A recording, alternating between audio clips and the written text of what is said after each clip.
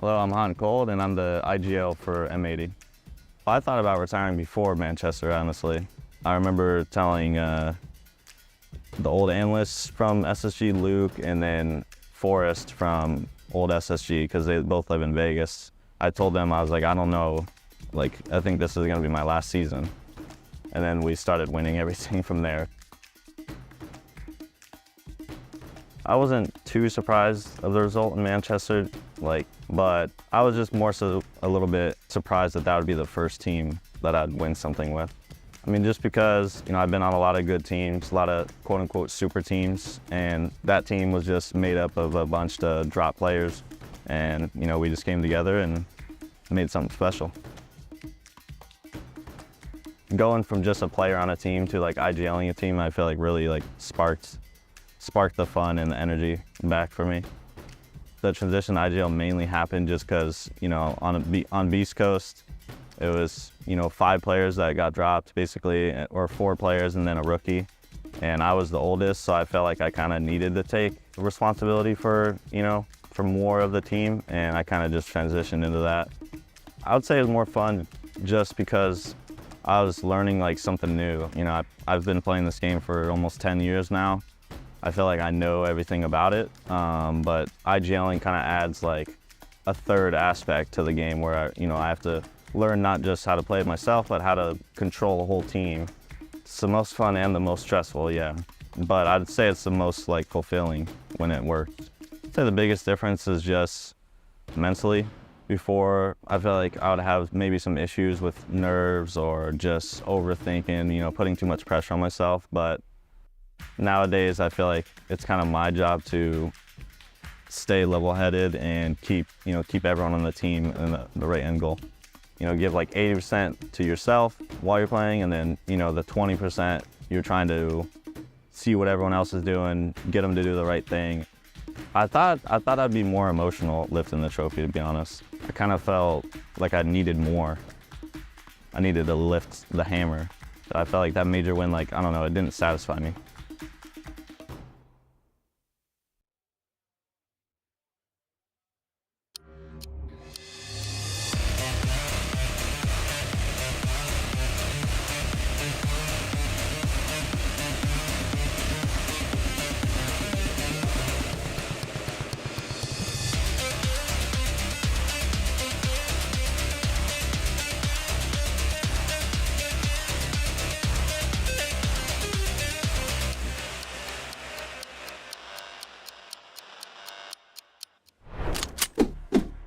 Good morning, everybody, and welcome to Reload in Rio. It's time to reload to survive, and it is survival day. Day number 5, round number 5.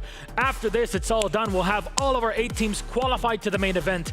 Let me tell you, the stage is looking real pretty in the back. We've eliminated a lot of our teams here. 5 of them specifically are out of the 20. We'll talk about that and more in just a second in our morning pre-show. Hello. How you doing? Leo and Fox together. We thought we'd bring the two blondie together, We were roommates before coming in. I would have used a different kind of word. What kind of words would you use? Twink and peritwink. All right. Okay, so we start the day like this. I see how you're hot, I guess. I think Chowderhead's watching right now, maybe Jesse and Darrow as well. I mean, hey, you know what it's about. Anyways, gentlemen, we have a great day today because it's all about eliminations. Really, since round 3, effectively. So let's take a look at the standings, really qualify things for you, because we have qualified 5 teams into that main stage. Loud, CAG Osaka, W7M, Elevate, and Team Falcons. They are all through. 2 really interesting points about this. The only reason Elevate is there, despite only winning 2 matches, is because they eliminated 2 teams, Scars and PSG Talent. And that gave them the extra 2 bullets to make it to 17 bullets and actually qualify. Second fun fact, look at Falcons right now. They're qualified on 16 bullets. Look at FaZe Clan, 16 bullets as well. So you might think, okay, head-to-head, they've not played each other. So then you look at round difference. They're both on +3. They have the exact same round difference. So the only thing that actually made it for Falcons to go and qualify instead of FaZe Clan was the round percentage win, and that was 0.1% or something. How deep into the tie breaks is that? What goes after that? Literally, if they had the same, it would have been a coin toss. So it was the 4th tiebreaker. At a 0.1% away from a coin toss to see who makes it forward. I was talking with Likefak yesterday. He told me like to qualify, we needed DZ to win, we needed Space Station to lose, we needed all of these things together, and eventually it happened. So they qualified. Well, gentlemen, we go from the tops to the bottoms, and from the bottom side there, 5 are also eliminated. Liquid Fnatic, Scars, Space Station, and PSG Talon Davide. Yeah, what a turn of events. I mean, a lot of people expected Liquid, SSG, some of these teams to be making it a little further into the tournament, but we have really had no expectations that have been met so far. This whole new tournament, CJX, it really has been showing the diversity in play, and one of the biggest standouts is obviously the APAC region. We got 2 teams that are able to make it to the next phase just off of winning, 2-3 games alone. It's an exciting format, and we're going to get to see these teams on the main stage. Yeah, we started with 20, we're down to 20. We are squeezing things down. Only 10 teams are left to fight in 5 best-of-1 series today, but yesterday was equally as exciting. Let's take a look at all the action. The 808 baseline check. They stay complacent, me, I'm a threat. Big moves only, I connect. Living it large, no need to reflect. Came from the bottom, now I'm on deck. They get stuck, well, I'm progressed. Can tell where it's going, I've seen this. I know all your steps. And we over that, tell me what's next. I'll show you what's next. Cause you ain't doing nothing unless you making them sweat. Unless you making them sweat. Watch this making them sweat.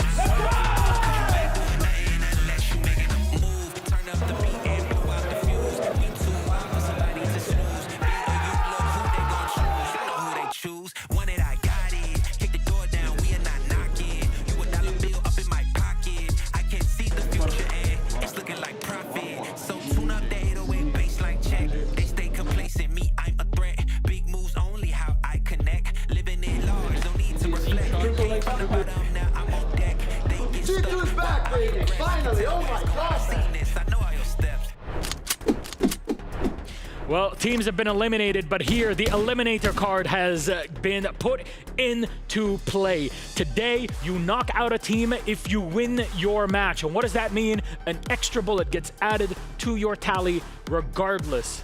The only caveat is, again, win. And that's going to be the big issue for me, because everybody has been reloading extended mags all over the round. And if you look at this right now, 1 bullet could make the difference. And it's going to be all about finding these other cards, like the Flawless card, for example, that gives you 2 extra bullets to make the difference between other teams. 7-0s are important. We are basically the Siege brand Oprah Winfrey show. You get a bullet, you get a bullet, and you get a bullet. And everybody gets a bullet in this rule set. 7-0s are tough to pull off, Davide. I mean, they're very difficult to pull off, but at the end of the day, it's not impossible, and there's a lot of strategy that goes into the map that you want to play, especially the play styles. Obviously, you want to be able to flip-flop in the way that you're showing strats round after round. You want to keep the other team on their toes so that they don't get a understanding for what you're doing. Well, we're gonna break things down and really get an understanding over our first matchup for the day. Again, best-of-1 series all through it. We're down to only 1 stream, Cloud9. Now, this squad was kind of celebrating yesterday regardless, but we want to dig into why. Because it seems like the pressure is off, but why? I think the pressure is completely off when you look at that lineup, right? You look at Silent coming from Luminosity, Packer from M80, Kobe from DZ. All of these guys, they had very short stint into Tier 1. GT, it's his first one for him. And like Dream, obviously coming in as a support. All of these guys, they were not expected to make it to our quarterfinals. This whole event has been a gift. And it's been a gift to train, scrim against the best team in the world, and get better. And C9 have gifted us some great games and good performance to watch. What have they loaded in for this matchup? Well, they've gone in with 4 bullets. The limiter of how many bullets you can load is not your own, but what your opponent has. The gist of it is this. That's the perspective. I look at you, Fox, and I say, I challenge you to 8 bullets that you have that I can beat you in this game. That is a perspective that you must have to understand the baseline of the format, and the maximum in this case is 4 that it can load. No extended mag, it's already been loaded up, it's already been used up. These boys, I mean, they're on the edge. Yeah, I mean, C9's obviously in a position where they're going for information, they're going for practice, they're going for reps, and they're going to potentially ruin M80's chances at making it to the next phase. And that's what C9 obviously wants to go for. This team, we talked about it, it's a band of misfits, almost like a mini Beast Coast.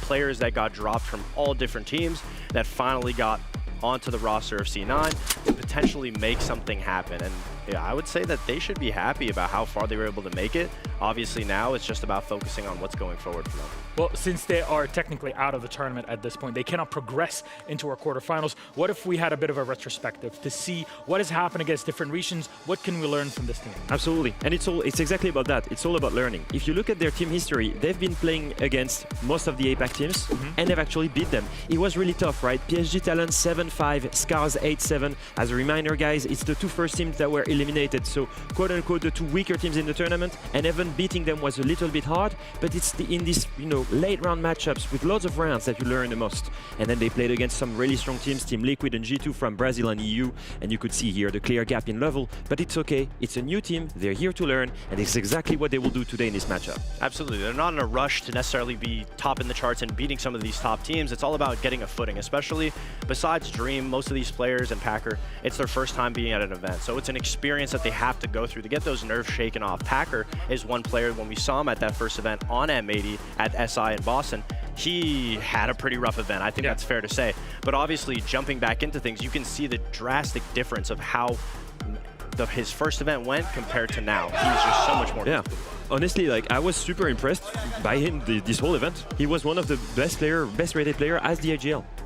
And that's kind of been the crutch of this entire tournament. We talked about it since day one, and of course on the IGL Summit that was hosted throughout the group stage. So their opponents, M80, on the other end.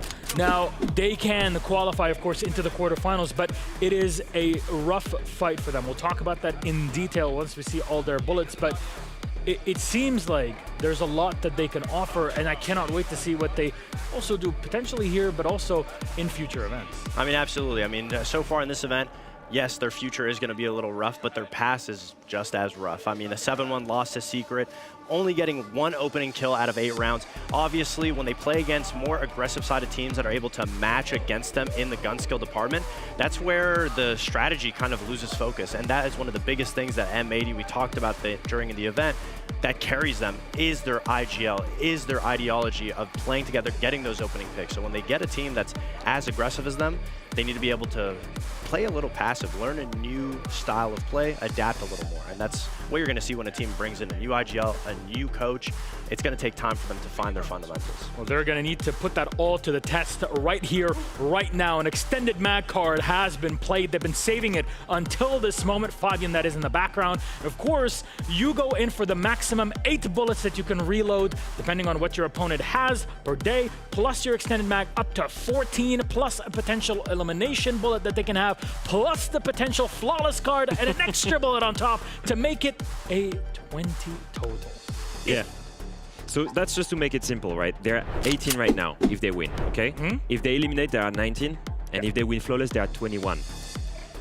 So they would need 21 bullets. And even in this scenario, even if they win 7-0, they would need a whole loads of other teams to beat certain teams. They would need Secret to win, they would need BDS to win as well. So let's just say this, right now, pressure is off the shoulders. Everything was taken on the Secret match and you lost it. It's okay. Yeah. You're here to learn, you're here to have fun. You have one chance to beat this, it's 7-0.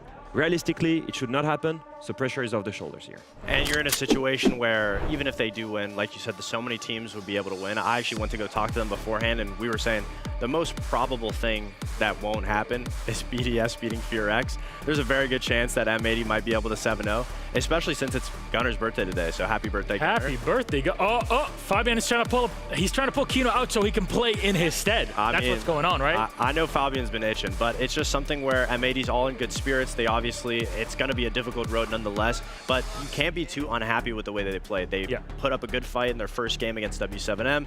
They had some good games where they were able to just dominate on teams. It's just going to take some time to develop that consistency. The baseline is, should Cloud9 win 1 round, essentially M80's run could be just done and dusted right here, right now. But what map will they have to perform flawlessly on?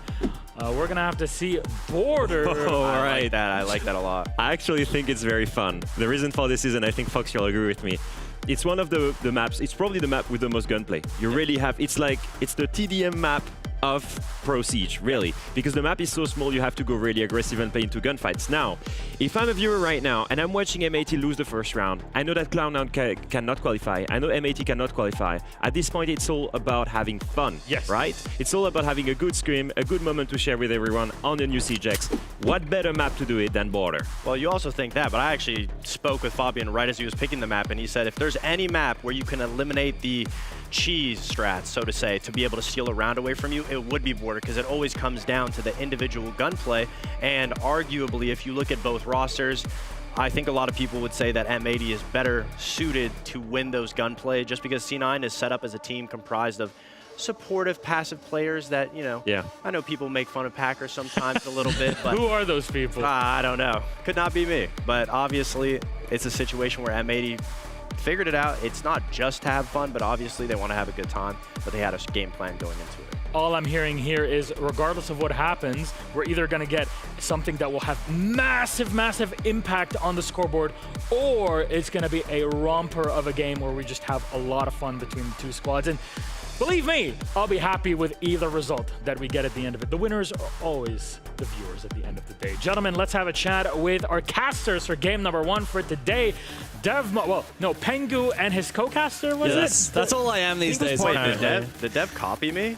I mean, there's a similarity. Oh my god. Wait, are you wearing, is that like the kind of the red burgundy colored pants as well? They're like dark. He is. Darker, yeah. They're like dark brown. Do you want to like change fits after this game and see if anyone notices? You're my partner, not Fox's partner. 2 bullets if you do it on camera.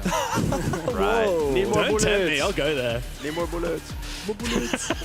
Gentlemen, we're going to have a lot of fun with today. You kick off game number 1, all yours. Thank you very much to the guys on the desk.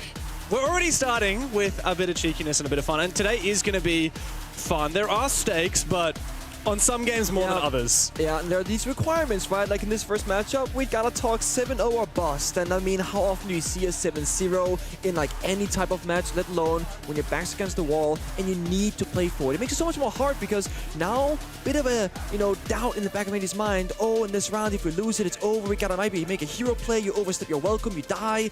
And they're playing Border, probably the most chaotic map in current map pool of Siege. Yeah, look, it's going to be a bloodbath. Hopefully for M80 fans, it's a dominant bloodbath, a massacre, because Cloud9, of course, all they have to do is play spoils by winning a single round, and M80 will not go to the playoffs no matter how well they play after that. C9, of course, have nothing to play for, no matter how well they play in this game. Even if they win a 7-0, even if they win flawlessly every single round, they still will not have enough bullets to qualify. And you can see, as a result, I mean, M80 is kind of laughing about this. Fabian was saying to us yesterday, this is kind of hilarious. We get to pick who is doomed. Yeah. Whoever we pick, they will not be able to win enough bullets to make it to the playoffs. Of course, let's see what you guys at home think 67 in favor of M80.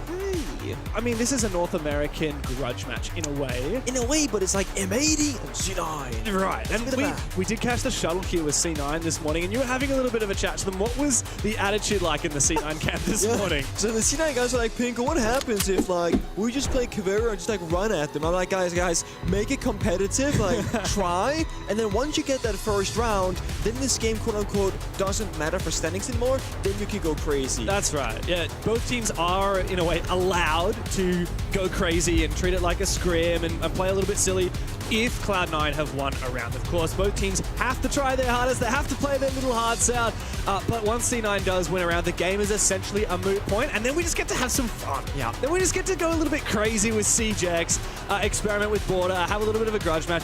And one thing that I'm really loving, we're already seeing a bit of banter in the all chat. We're already seeing these guys smiling in the face cams. Also, I guess we gotta get this out of the way. I believe it's Gunner's birthday today. Really? I believe so. You can triple check, but I'm gonna double check that because I'm always saying happy birthday and all. That's fantastic. I didn't know that. You know, it's been almost a year since he became a major champion. I think maybe just over a year. Just now. over, yeah. That's fantastic. Oh, wow. Border, such a chaotic map, glass band, Monty band, of course, they're spitting those kind of cheese one-off strategies. And that's what I mean for M80. Having to win every single round 7th round Border will be difficult. Yeah. Do we have a birthday boy? It is Gunner's birthday today. 21-year-old boy. Birthday to Gunner. Hopefully he gets a victory. And if not, he will at least skip Brazilian barbecue. Because the loser will fight for the winner. Oh yeah, I sure hope that at Brazilian barbecue later tonight, whoever ends up fitting the bill, whether it's C9 or M80, does give Gunner a well-deserved happy birthday.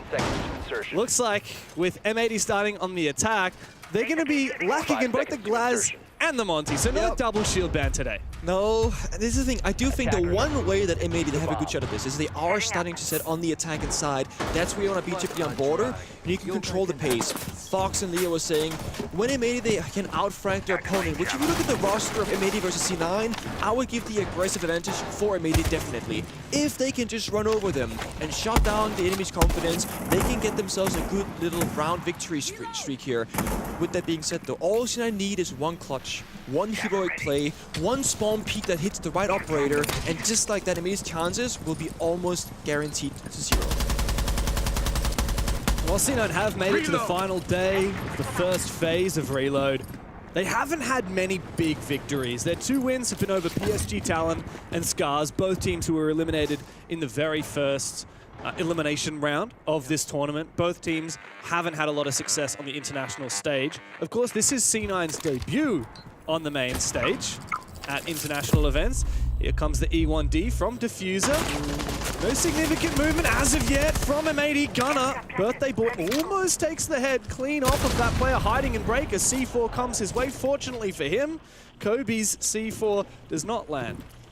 Just playing tucked in those corners, Cloud9, they're saying M80 problem solve this situation, get us out of these corners. One fire goes out, doesn't quite cover the entire area. It's kind of terrible. Silent is still safe, Kobe runs away though, and this grants M80 more map space to take east stairs, hallway, and start pushing security break room. How on earth did Kobe get out alive there? Here comes the Tubarão though. It is going to freeze that wall for a brief moment. Here's the opening. Angle isn't allowed. Pack of the Echo to go down first. It's a good pick from Gavin. M80 are just fishing, but guess what? They're the ones to get caught. Kobe finally finds a head. A good trade. M80 recompose, but Cloud9, they got ants in their pants. They're keen to keep on peeking. Maybe expecting it to hold those angles still. A bit of chip damage with both Giddy and Silent now, but I will praise C9 right now. They recognize they need to fight back for that map space. If they fall back just all the way towards the bomb site, they've lost the Echo, they've lost the plant deny. If they can keep stalling by swinging aggressively and not dying, they do have that 1c4 dream, which late round could make or break it by shutting down a possible planter. Of course, C9 cannot afford to just sit back and wait. Time is ticking away for M80 though. Boots in the building for Kino as he jumps into office. It's cleared. More smoke's going out. There's a deployable shield to contend with, but Giddy can't really play it. He is trapped here in the corner of Fountain, a common position. 20 seconds to play, and the final E1D will ring on out. A good swing there from Diffuser. He's got Giddy on the ground. Silent and Dream to try and stand up. Good spray here from the C1 from Silent, but Diffuser puts him to bed. Gavin to close. M80 off to a flying start. A sigh of relief there. M80 time was getting very low, and they weren't really making a lot of progress in that 4 versus 3, but good cover of each other there, making sure that any gunfight becomes a 2 versus 1 effectively in favor, of course, of the attack. Gavin in chat says 6 more rounds, easy. But looking at how this very first round played out, maybe not so easy after all. M80 were not quite in control, and they need to become the team that controls this pace on border when you're in the attack. Because if Cloud9 sits back and doesn't go for those macro swings, I don't know if they have enough time to actually get to the bomb site. The nature of border, though, it does come down to those aggro swings. And if you win your 1v1, if you win your 50-50 fight, it can turn the table of an entire round. The thing is, let's make a little comparison here. Of course, Cloud9, huge organization, infamous in esports, but when they made this partner team, when they brought these 5 players together, let's be honest, they didn't recruit the most sought-after talent in North America. They recruited some real big hitters. I think Dream is the main name on this roster. You think, wow, that's a big pickup, of course, after a phenomenal showing at SI in Boston on Unwanted. But M80, like, infamously, they love cashing out for their players. Yeah. Like, they had Spoit for the longest time. Yeah, they've just picked up Fabian, a very well-regarded coach and player in his former life. He's of course, he's all right, yeah. But you look at this stacked roster, right? Gunner, one of the most sought-after talent. Gavin as well. huge frag, hot and cold, one of the most experienced players in North America. Kino and Diffuser both really in their prime at the moment too. So in terms of winning those 50-50 fights, you're not going to back in the C9 players most of the time. You shouldn't be. And that's why that first round was a bit of a surprise factor, because I thought M80 that, you know, they would go out bigger, badder in that opening round. But with the first round being won, maybe a little bit of nerves is now released. They got the shield operator, got fire pop and flashbangs as well. Is there a kill? Packer, he needs some support here. He overswings though, but Dream does support for one. I do feel like Packer could have played maybe a little bit more passively there. A 1-for-1 trade isn't the end of the world for C9, but it does give M80 this very valuable ground. It does. CC as well as Armory, Kino's inside of Archives too, so the only Office defenders have now in control is effectively Office and the bomb site down below. And this time M80, they have so much more time to work with. They still got utility in the Blackbeard, just getting information, the air depths, locking down those flanks.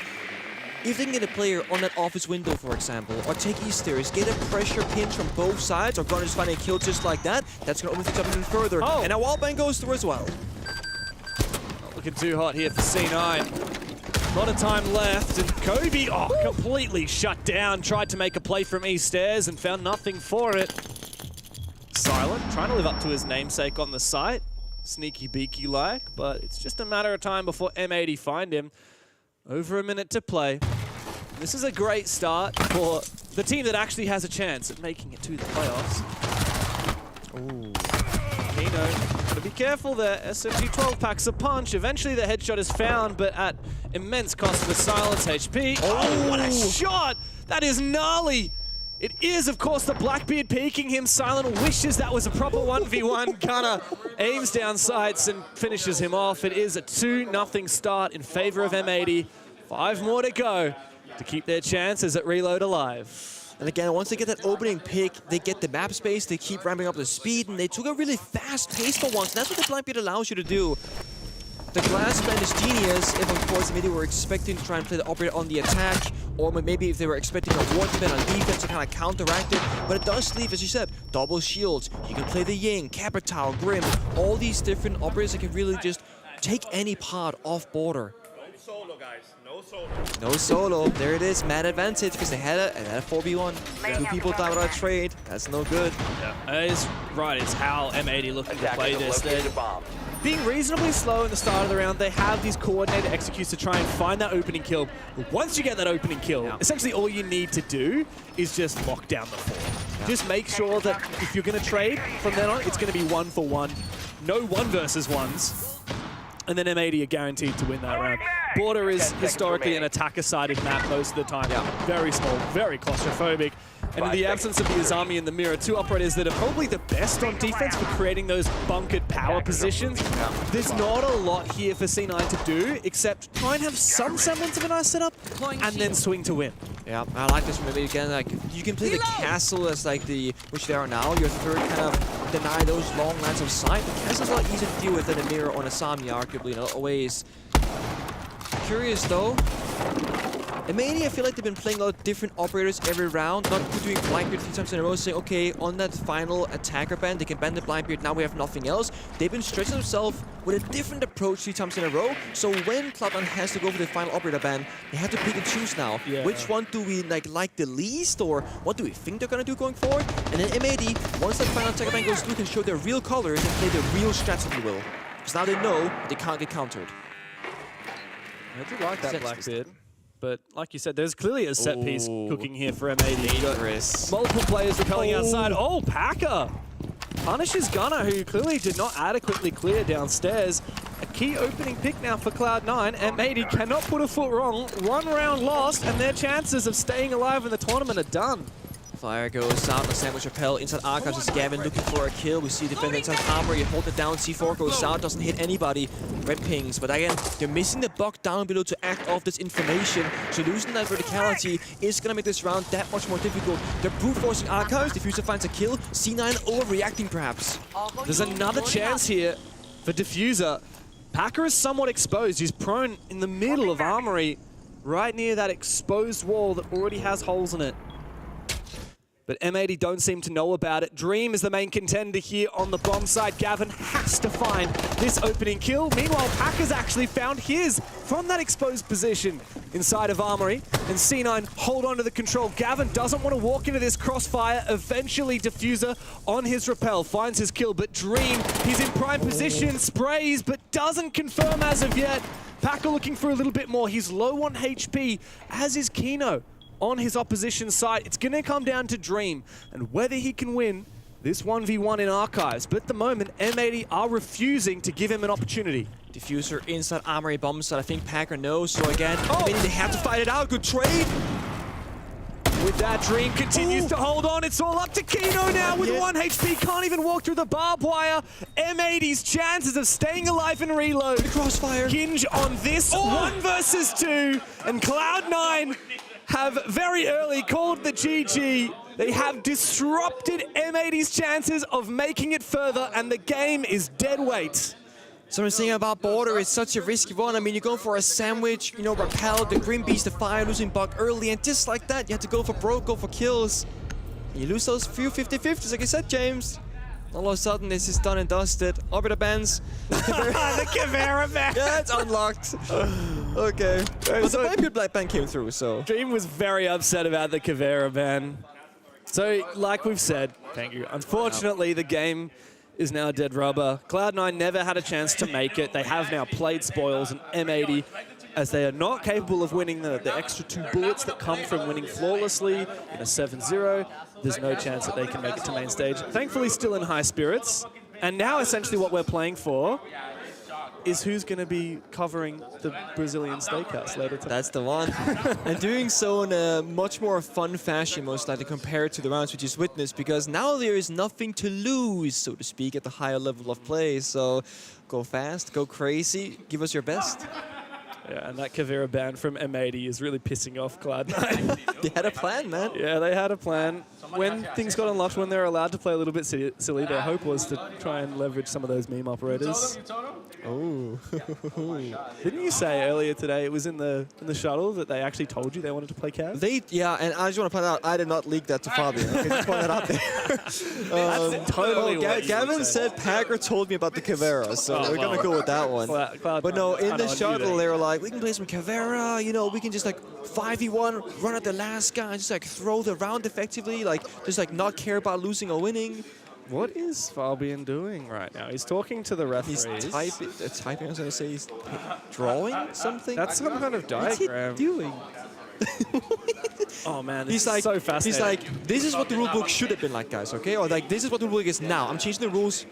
Is he looking for some way that perhaps M80 is still capable I feel like it's too late for that qualifying? now. Yeah, I mean, why would you do that after that round happens? He's trying to rewrite history, isn't it? I'm fascinated by the fact that it was actually like he was trying to draw something. I thought I saw Cloud9 call a tactical timeout. I thought so that first. round. Gavin's just sipping away. Fabian doesn't look like a happy chappy. I think Fabian's ultimate goal for this event, I haven't spoken to him about it, but I assume so, to try and get into the playoffs without using extended mag or try and go for like a lower seeded team, etc. Because they saved everything for today. And it only happened because yesterday didn't go their way. They had that really big loss against Secret, I believe. And they actually reloaded, like, I think 5 bullets on it or something like that, like a significant portion. So had they gotten those 5 yesterday, and they gotten like a decent win today, they go through the playoffs as the only team this event, I believe, without extended mag, without going for like a quote-unquote really weak team by getting a lower seed, etc. It's funny because they did beat PSG, but that was on day 2 when you could only reload 2 bullets. Yeah, and PSG picked them. Yes. Yeah. So M80 have not gone for like the weaker teams by weak-siding themselves, if you will. Yeah. I mean, in this case, they did have, I think it's second pick. I'm not sure. Maybe they had first pick last night. They were placed 15th. Yeah, but there's only good teams left, right? Exactly. It's at that point. Yeah, and that's why they picked the team with the most bullets that they thought would be the easiest target, which understandably is C9 on 12 bullets. Because you know, Fabian, we're going like, we're the only team to qualify without playing by the rules. We did it the right way, the way we're the best team qualified. I've heard a lot of a lot of pretty blunt analysis here and saying, look, if you guys can't figure out the format and then like kind of abuse it, then that's on you. You need to play the system. Like that's what the system is there for, right? You can't just play by your own rules. I've heard a few people say this event, like the support staff, the coaches and the analysts, they are really earning their keep this event, because to some degree it doesn't matter as much what's happening in the server. It matters about the out of game, the meta strategy. And for M80, I mean, you have a look at their progress so far. Their first game, they lost to W7M on the challenging. Sure, that's rough. And then they played PSG. They won very convincingly. They got the flawless card activated as they won 7-0, so that's an extra 2 bullets. And then they played Falcons, and crazily enough, they actually beat Falcons, you know, the second best team all of last year. And then, of course, losing quite dominantly to Secret yesterday leaves them in a position where they could get, in theory, their 3rd win of the tournament here and still not make it, despite other teams who have already qualified for the playoffs, only winning 2 matches. Oh boy, we're juggling now. You're terrible, Kia. To be fair, I could do any better myself. If you're curious what they have in their hands there, in case you are new to esports, those are hand warmers. You gotta shake them and expose them to the air, and then they get warm. And even if you're in a hot country, of course, there's AC first of all. So when you're sitting still with, you know, air moving around you, your hands will just naturally get very, very cold, and it's not very fun to play with. So you got some hand warmers. Some players have like electronic ones you can like have your hands on. So like Fabian and I, like hand in pocket, you know, hands in your pants, so to speak. Did you hear that, hands in pants? What do you think that refers to? What? Sorry, I was totally tuned out. I'm going to be 100%. No, you were talking to I was talking to our production while you were yapping, and then you look at me and say, what do you think? And I'm like, dude, I was not listening. What do you think about the hands in the pants? No, it's, oh, hello there, birthday boy. Oh, look at that cheeky smile. Looking nice. No, it's, I was explaining what the hand warmers are in their hands. Oh. I was like, some people might not know what it is. And I was like, some people like Fabian and myself, we do like the hands in pants. You put your hands in your pants. It's warm. It's very warm down there. Yeah. So, but, you know, a little bit sus. No. It would be selfish with somebody else's pants. You know, your teammates' pants, like you swap pants. Yeah, like that would be sus. No, this is fine. I love this. So, guys, for everyone at home, what's happening right now is the admin team is just looking into something that happened in that round that potentially could constitute a round replay. We're not sure as of yet. We just have to have the referee call as they have a look into it. So that's why everyone's just chilling out. Can I just say? So that's what he was drawing probably. Yes, he was probably explaining what happened, and the referees were taking a look at it. And that's what they're doing right now. Obviously, they can go and look at the footage backstage. They can look at the replay file on one of the observer computers. But for now, what we get to do is we get to play this game called Dead Fish. Did you ever play Dead Fish as a kid? No. No, it's this great game. Whoever invented this was a genius. Dead Fish. Yeah, so smart. Like, you know, I used to go to after-school care, which is basically like for the kids whose parents were like too busy to pick them up after school. Oh, you're abandoned? Yes. Oh, you would like basically like stay at school until like 5 or 6 p.m. Well, that was me as well with my dad. Yeah. There you go. So basically what happened is you play this game called Dead Fish. So the teachers are all around. They're like, all right, guys, we're going to play Dead Fish. You guys all have to lie down and not move. Pretend you're a dead fish. And if you move, you lose. I bet teachers love that. I know, it's just genius, isn't it? Oh, no. Okay. And like, imagine being like this 6-year-old kid and you're like, haha, I'm going to win this. All I have to do is be really quiet and really still. And the teachers are like, this is pure bliss. It's like, oh, you're so good at this, Simon. Yeah. That's exactly what M80 are doing right now. They're entering their Zen state. And then there's Gavin. He's rocking back and forth. He's like, come on, guys. There's always that one kid in class, you know? No, he's definitely a leg tapper, don't you think? Oh, yeah, for sure a leg tapper. I'm a leg tapper. I'm a leg tapper as well. Yeah, sometimes. I mean, especially when I've had 3 shots of coffee. When the caffeine kicks before midday, which was me this in. morning. It's evening somewhere. It is. It's 1 a.m. back home right now. Yeah, you need the caffeine then for sure. Oh my God, Gunnar is so locked in. Is that he's like, he doesn't know where he is maybe. Maybe he's locked out. He's like, what's happening, guys? I kind of feel like he was staring into space. I want to know what is going on in there. There was something deep happening inside Gunnar's mind. He's in another place, in another universe. I think he's like, am I really having to spend my birthday with Fabian like this? Sitting in a chair, waiting for something to happen? Like, I could be anywhere right now. Yeah. I think talking to Fabian a little bit, Fabian is very happy about the M80, like the atmosphere, the vibes, the passion, of course, the motivation to become the best, essentially. Yeah, I heard some blunt comments from him in relation to how his attitude is with M80 compared to some of the previous teams he's worked on. Yeah, he's a lot happier now. He's drawn some comparisons. I mean, obviously, working with PSG Talon, fantastic team, as you would know.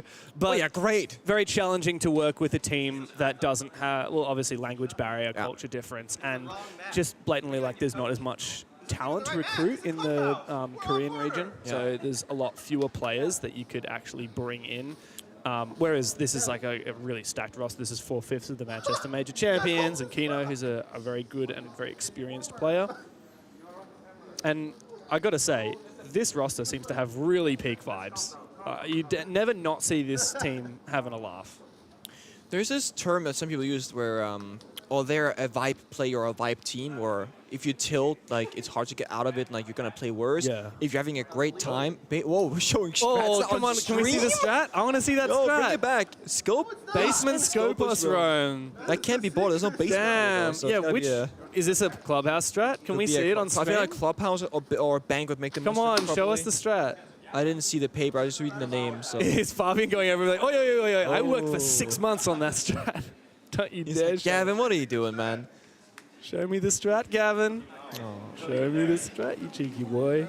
Yeah, it's funny. A lot of teams, if not all these days, they print out their strat book to have it next to them because you can't have notes. Is this? Are they having a paper fight with their strats and then they're getting told? All the hand warmers. Oh, the hand warmers. The issue is you can rip the bag. There's a bunch of like little seats in there.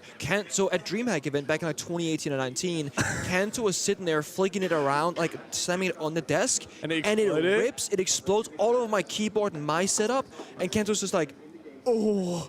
And then we spent like an hour cleaning it up. And is that like silicon or something? Yeah, I'm not sure exactly what. I think they're pretty hard, I believe. Okay, but is essentially, it toxic? Yeah, you shouldn't eat them. Yeah. Okay. No, you shouldn't eat them. Probably not good for your keyboard either. I came back home and like we play a full stage of Pro League, and I gotta pack my keyboard to go to a future event, and there's still those small black balls coming out the keyboard months later. Wow.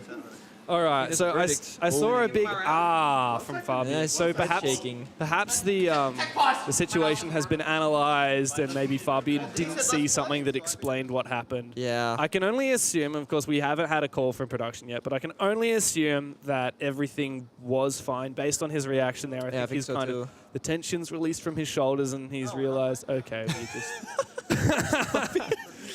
Doesn't want anyone talking. Are they doing no comms? Yeah, is that I what think they're right now doing? they're about to lock in for the future, maybe, or. Is that the rule now? Like we're playing with no comms? We're playing with no comms in time. Oh, here we go. Let's Red see. is hard roam to fight. Green roam 30 seconds. Leave Scopus blue turtle. Ooh. That's clubhouse for you right there. Yeah, I see Jim. I see the tunnel. Oh wow. I like it. So there's timers. So a lot of pro teams will play around timers. So either at X seconds you're gonna fall back, or X amount of drones killed you fall back, etc. Someone chat screenshot that. I want the Reddit analysts right onto it. Yeah, how good is this strat? Can we rate it on Reddit? Break it apart. That's probably a 35 IQ strat, I reckon. You reckon it's a 35 IQ strat? I just wanted to update you guys. There's still no confirmation. Oh, there isn't. There's still no confirmation. Obviously, I was just assuming based on what I was seeing. It looked like it, to be honest. Yeah. We're just we know the same information as you guys, so we're just kind of vibing. Or do we? Or do we? Are we withholding information? I would never withhold information from our illustrious viewers. I believe you. Okay. I feel like I'm curious. I heard like a very, very small, non-detailed I just heard the operator in question where it could be about, but I haven't heard the details of it. I am very curious, like what it could be, because we saw the round play out. And the only thing that happened that was like really bad for Mady is like Bok died early, which was just a gunfight. Yeah. Well, everyone died. That's the only thing that went wrong was that everybody died. Okay, that's great analysis, James. Thank you very That's much. why I'm the play-by-play. And then Capital dies somehow on Sandwich Repel. And we did see a Repel issue yesterday with the CAG matchup against Liquid. Okay. That caused a rehost. However, I don't believe that is what happened here because Capital was inside the building when he died. Yeah. So I frankly have no idea what happened. I don't think that was the issue. No, I don't think it's the issue. We may as well just wait. I mean, you guys at home, you can speculate. I want full-blown arguments in the chat. I want some... It was this, it was that. Oh, yeah. I want some structured debates going on. Structured? You're not going to get structured from Twitch chat. Are you kidding me? Comes up again, comes down. Looks like there's still in-depth discussions. Maybe Kino is explaining what happened from his point of view. That is not what's happening No, there. they're just having. I don't know about that. Starting with the fish hook finger, whatever that means. I don't know what that means. Man, I gotta say, these players are looking schmick. I don't know what it is. They're just maybe feeling balmy in this Brazilian weather. Maybe it's that we've just got the greatest cameras in the history of esports, but everyone is looking bloody fine today. Of course, we're here in the middle of Cloud9 versus M80 on the final day of the Phase 1 of Reload. We're qualifying teams into the playoffs, and M80 need a 7-0 to book their spot further into the tournament to play on the main stage here at the stadium this weekend. Cloud9, unfortunately, no matter how hard they play this match, there's no way that they can qualify for the playoffs. We've got 5 matches here on the A stream today. No B stream needed, and quite a few teams still yet to qualify for that main stage. We're just resolving a little bit of an issue that we had in one of the previous rounds. The scoreline we'll update you on very shortly. For now, we'll go to a quick break, but we'll be back before you know it to finish off Cloud9 versus M80. My name is Alex Goals 47, but around here, for some reason, they just call me Gringo. I'm a huge Siege fan, and after last year in Brazil, I would say I'm practically a local, right? Now, it's time to dive in and see for myself. Is Real ready for Reload?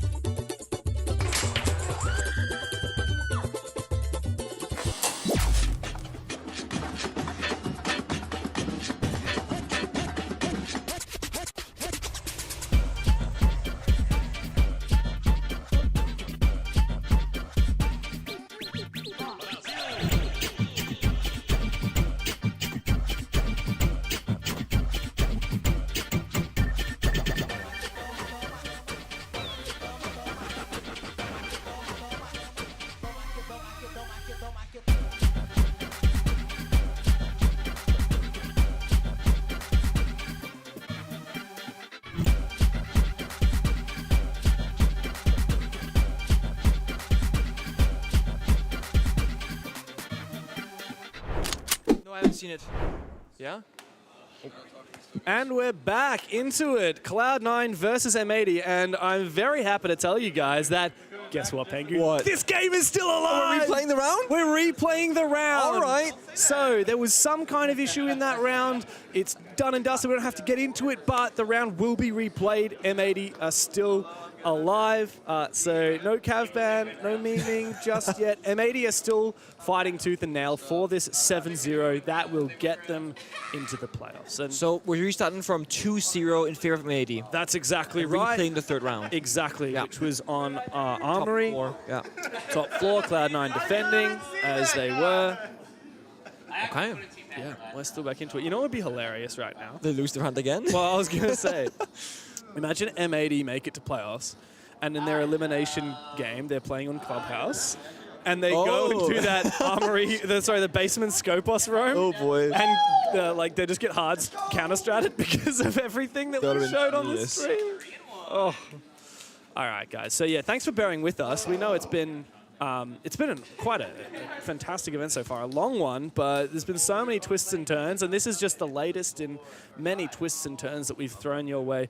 We hope you guys like excitement, because we've got plenty of it here. And C9 are still looking to play spoils. I think they'll be, if anything, even more determined after all of that faff around. They're sitting there like, guys, we just want to play the game. M80 is like contesting this issue that happened in that round. Come on, guys. Imagine after all of that, M80 lose the round. Cloud9 would find that hilarious. Oh, man. We're getting red, though. Oh, what is this game we're playing here? Oh, you don't know chopsticks? No. Is it like one guy's to move his hands, one guy's to like No. So you both start with like one finger on each hand, and then when you tap the other person, however many fingers I just tapped you with, you have to add to that hand. So I tap your one with my one, now you have two. Okay. Right? And then you tap me back.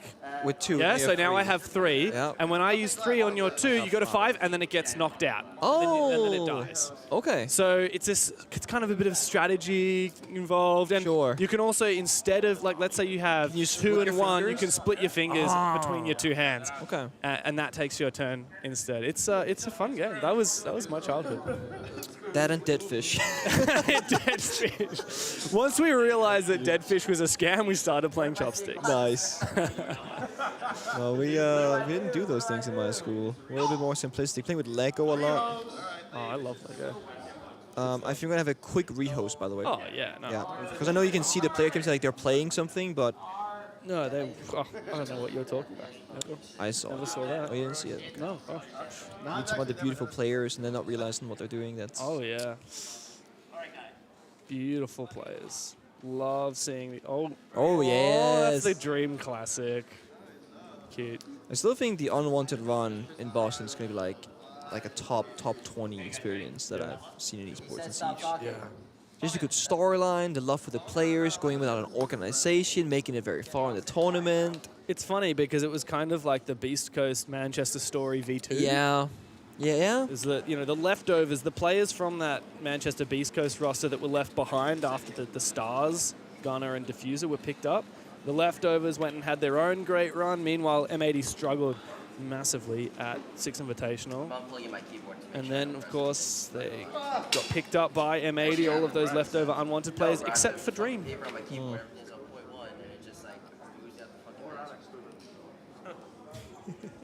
Oh, are we back in? There's so much interaction today. You know what would be hilarious? What? Can you just can you dub this over? Like, what are they saying? What are they saying? That's the issue. I ain't got no clue. All right, guys, I just wanted to let you know that I had the pork sausage for breakfast today. Highly recommend. The pork sausage at the hotel, very good. That's what you were saying. You love Hey, it. guys, I want to pose devil's advocate. The pork sausage is not as good. The couscous is where it's at. Have that with a little bit of the Greek yogurt. And honestly, dude, I just had 3 servings of chocolate cake. Guys, that was breakfast. they had at the hotel. pancakes this morning with chocolate sauce. Hot and Cold's like, I haven't eaten in 2 weeks. Hina's like, wait, you guys have a hotel? Pancakes.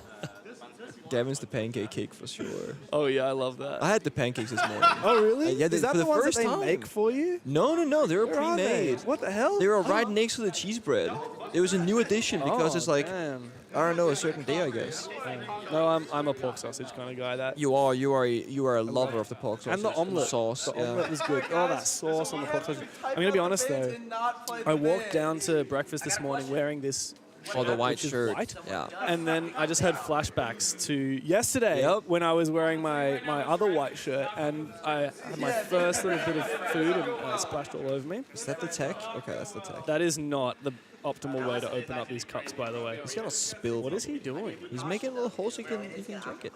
Look. Yeah, but this is actually not the right way to do Water. it. It tastes good. So, do you know how physics works, Pengu? I mean, I did drop out of school. Okay, so well, technically, in order to drink from that cup, right, the water has to come out, which means that something has to fill that space that the water was in because of pressure, right? Okay. So if you put your mouth over the entire hole, then the water isn't going to be able to come out. That's why I leave a without small air. gap in the hole. Exactly. So Yeah, you leave a okay. small gap. Or what you can do is you can pierce a hole on the other side of the film and it'll come out faster. What I would Physics. do, I would put the cup on an elevated position, and then I would just keep putting stuff inside the cup to fill that space, and it overflows and drips into my mouth. What I personally do is I don't actually pierce the film at all.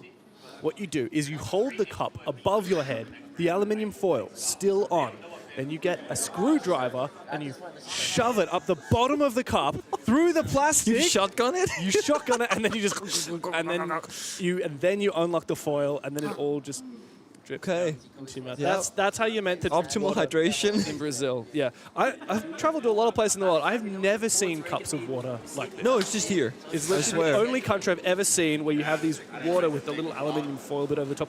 Isn't aluminium really expensive, by the way? I couldn't tell you. I'm not that kind of guy. I thought it was pretty expensive. Like, why would you? I mean, I guess it's probably better for the environment than plastic, which is cool. But like, why are you using aluminium foil? It's efficient, I guess. Sure. Isn't everything about efficiency these days? Sure. You know what pisses me off? What pisses you off? The new like caps we have in Europe where they can't go off the bottle. Oh, you don't they, like they, this? they wiggle. No, because they like scratch you on the side of your face as you're drinking your water bottle and stuff. And you Yeah. can't tear them off very easily. And it's like, who throws them into like the wild? You put them back on the thing. Yeah, well, Like, let me have freedom by choosing where to put it, you know? so my dear friend Brandon, who works for Ubisoft, he's from Australia, but he's been living in Paris for a few has, years. yep. And he's just visiting Australia right now, and I saw him post the other day. He said, you can tell that I've been living in Europe too long, because he was in Australia and he'd had a cap of water and the cap had just fallen off on the ground because he wasn't expecting it not to be stuck on. Oh no. We're back? We are We're back! so back. We are so damn back. That's right, guys. You heard it here first. It's Cloud9 versus M80 in a historic matchup that matters absolutely not at all for Cloud9, but matters quite a damn lot for M80. They need a 7-0. We had a little bit of drama. We had a round that is now being replayed. M80 do have another chance, but they're going to have to make it 5 rounds in a row. A flawless attack off, and then their first round of defense. And after all of this anticipation, I tell you what, they better win this bloody round. They do. There is no way they're gonna go back to losing after that big pause. Let's see the kind of different operators now. Hacker, C9, playing to like more time denial with the Ela traps, the Goyo canisters, a great pick from Kino on the Twitch to counteract already 3 saps, 3-piece opportunity gone from the map. But M80, the big thing for them, get the opening pick, or at the very least, trade it. When, you know, the one round that they did lose, it was Gunnar dying early. They played the round 4 versus 5, and that's exactly where they do not want to be. So a slow early round here from M80, set things up, play together, and then don't die alone. That's the big thing to look out for here. Twitch drone goes in. What's it looking for in the archive site? At the moment, there's no castle. The absence of the Azami in the mirror, it's very hard to find anything that creates fortified positions on water. Are we going to see a bit of Vertigan? Last time, remember, the Buck tried to play below. We don't have Buck this time, but we do have Gunnar entering downstairs. Yeah, if they're going to play more like on the same side of the map, push on over, don't have those, again, isolated pieces that can die off on their own some. Diffuser CC window, cutting off one portion with this breach open as well, making Break Room a not very fun place to be if you are a defender. But we see the idea from Cloud9. They're playing the corner in, we call this Ninja Wall where I'm from. It's an office. Really? Yeah, they're playing 90. They're playing the rotate in CCTV itself, and then playing that by the bomb side.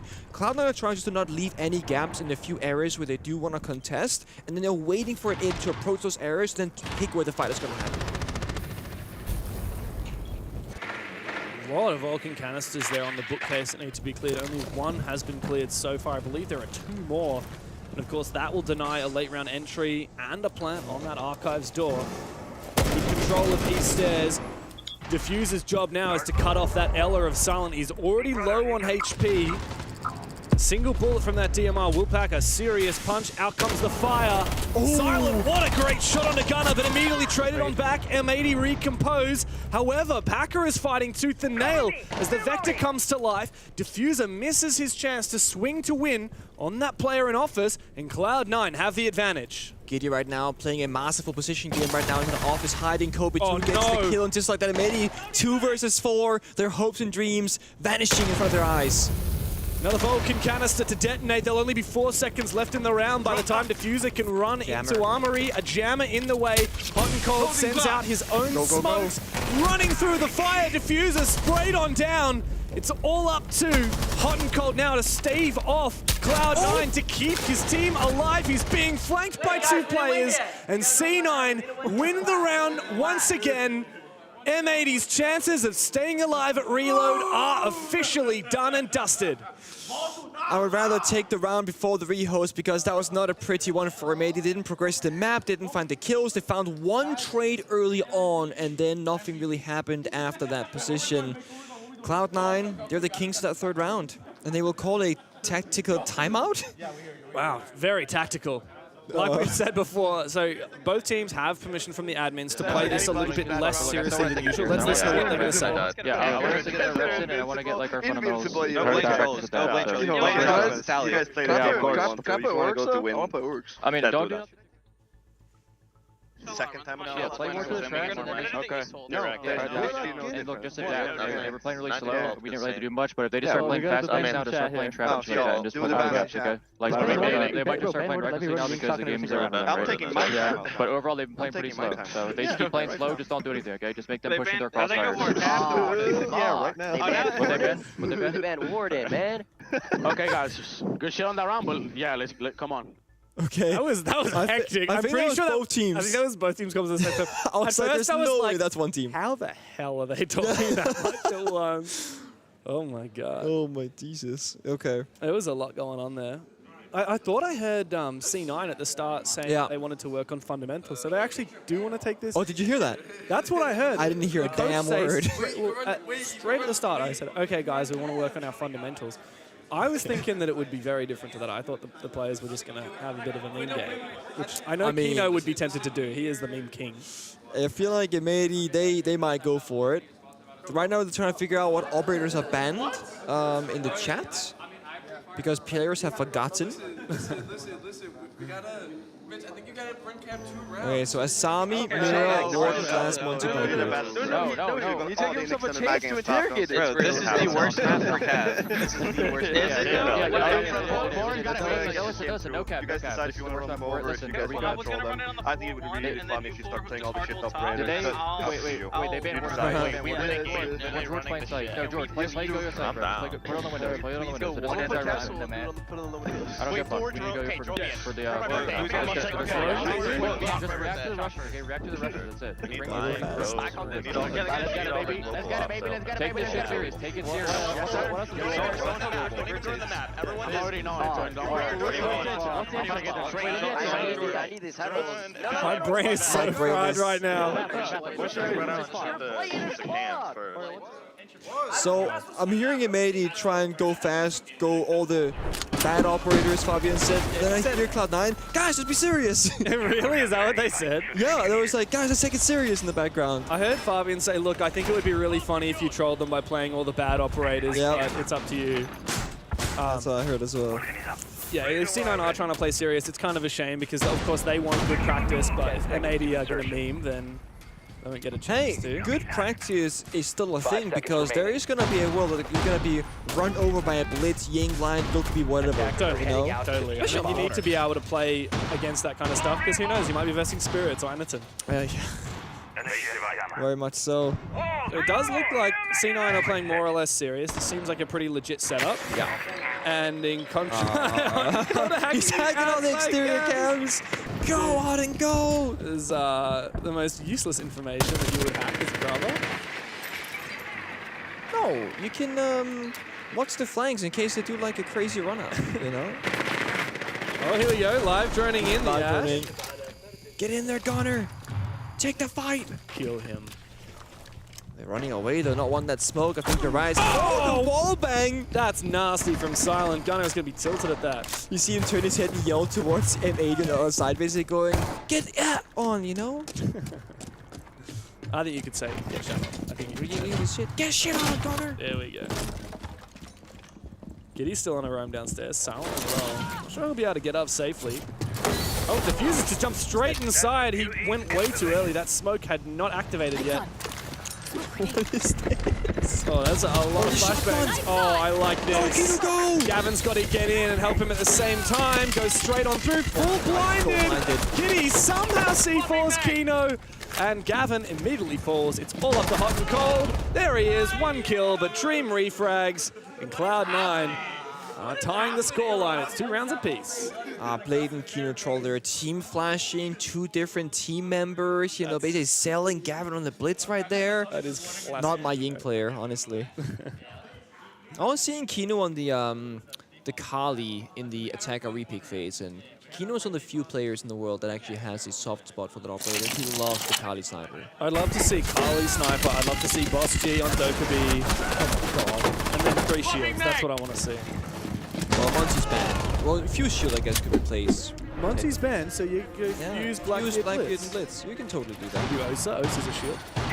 Osa is like half a shield. It's like not really a shield operator. It's like a shield operator if nothing else is left. I guess. Right? I think Blackbeard's more of a shield operator than Osa. Yes, I guess 100%. I guess he does function more like a shield. He always has the shield out. Osa has optionally the shield out. So I think it's like Monty Blitz, Blackbeard Fuse, then Osa. I never thought about this. Can you put the shield away as Blackbeard? Yes. On Monty and Blitz, you can put it away. So yeah, Blackbeard can just run the rifle if he wants. Yep. I was shocked when I found out when I accidentally did it. It's like, why would you?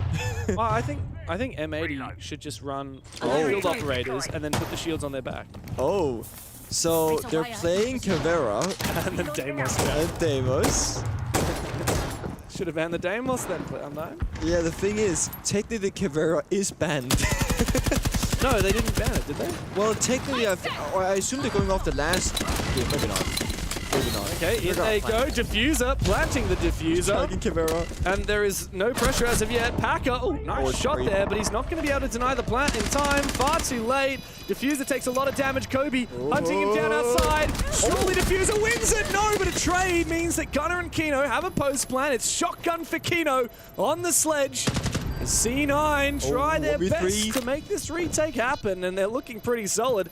It's 1 shotgun versus the world, and Giddy will make that retake happen to perfection. C9 have taken the lead. Oh boy. I mean, the shotgun in the hands of Kino, though, it's not really fair because he's just a better shotgun player, but they played smart. They hold a long-range angle to DMR, force him in the door, and that's it.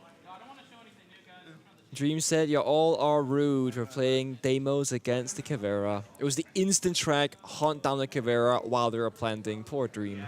No fun allowed. I like the idea.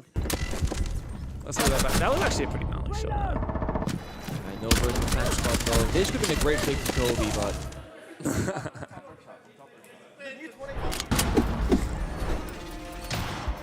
It's 1 HP. That's what you say right after you get deleted. Yeah, and you like barely hit him. Yeah. Dude, every rank Dude, he's 1 player HP. He's 1 HP, swing him! I think he was... You swing, you shoot, and the guy's literally like 80%. It's like, my guy, he was not 1 HP. I start asking, literal 1 or 1 HP?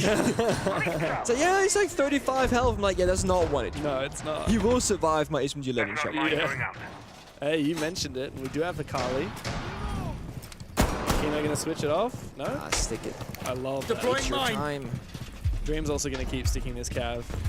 Didn't think it was gonna be Dream on the Caveira, to be honest. Kind of thought somebody else was gonna play it. Tracking you again? Oh no. I'm not on the Cav, I He's swear. lying. He's blatantly lying. Alright, Gunnar, good luck. Yeah, Dokkaebi's unbanned, right? At this point, I don't know what's banned. I think Dokkaebi's unbanned. But the third ban, I don't know.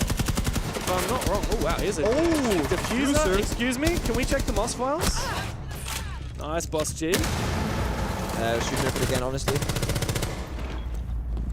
Oh, damn. Hello. I got you. Thankfully, Kino is there to catch him. And bonk, bonk. Let's see this Kino action. Rappel one up, and Akasuna get posted. Long line of sight, little one-tap Aruni here. Oh, here we Where's go. the Sorry, track? Dream. Sorry, buddy. Oh, it feels bad, man. They should call him a liar in chat. Liar! And Eddie knows he's a filthy liar. I can't believe that Packer got hit by that Kali sniper rifle and is still alive. I would feel so robbed right now if I was Kino. Oh. No plan denial. I think this is free. Yep, just like that. Nice angle. Oh, hello! He's in there! No way, Surely Dream! Come on! Oh, yes! What? A second one? No! Can't go for it. He does eventually get finished off. It's Kino versus the world. Packer, low HP, Silent still holding on.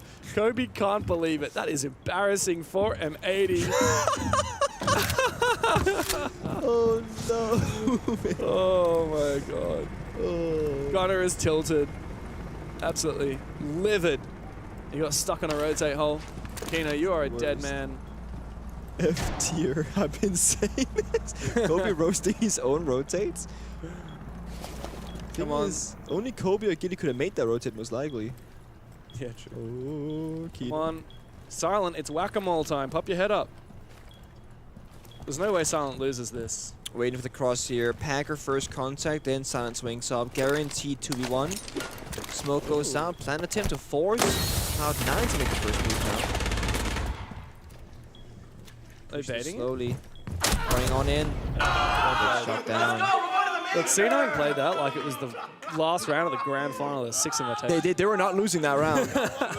But I feel like this is one of those things where a lot of teams, at a very high level, will actually mess up like the 2v1, like how to play it out. If Silent swings up his head, there's a chance he just gets shut down, right? Whereas Packer is 1 HP, deep inside of Office Fountain. When he shoots the Bushy Bullet, that's when you gotta have the L and Armory swing up. That's like the most effective way to do it, essentially. That's what APAC really gets wrong on like a base level on fundamentals. It was the first thing Fabian taught PSG when he joined that roster last year. And what's more as well, you could see that Kino tried to bait, and it was well timed. Yeah. Like he baited the sound of the plant with that smoke grenade, but C9 was so chill. They know that they don't actually have to push. Like, it could be a post plant, and they're chill because they've got 2 versus 1. They'll likely win that in the post plant. It's not really possible for Kino to get outside and get into a solid post plant position. This was ninja stuff from Dream. Plan was almost down as well.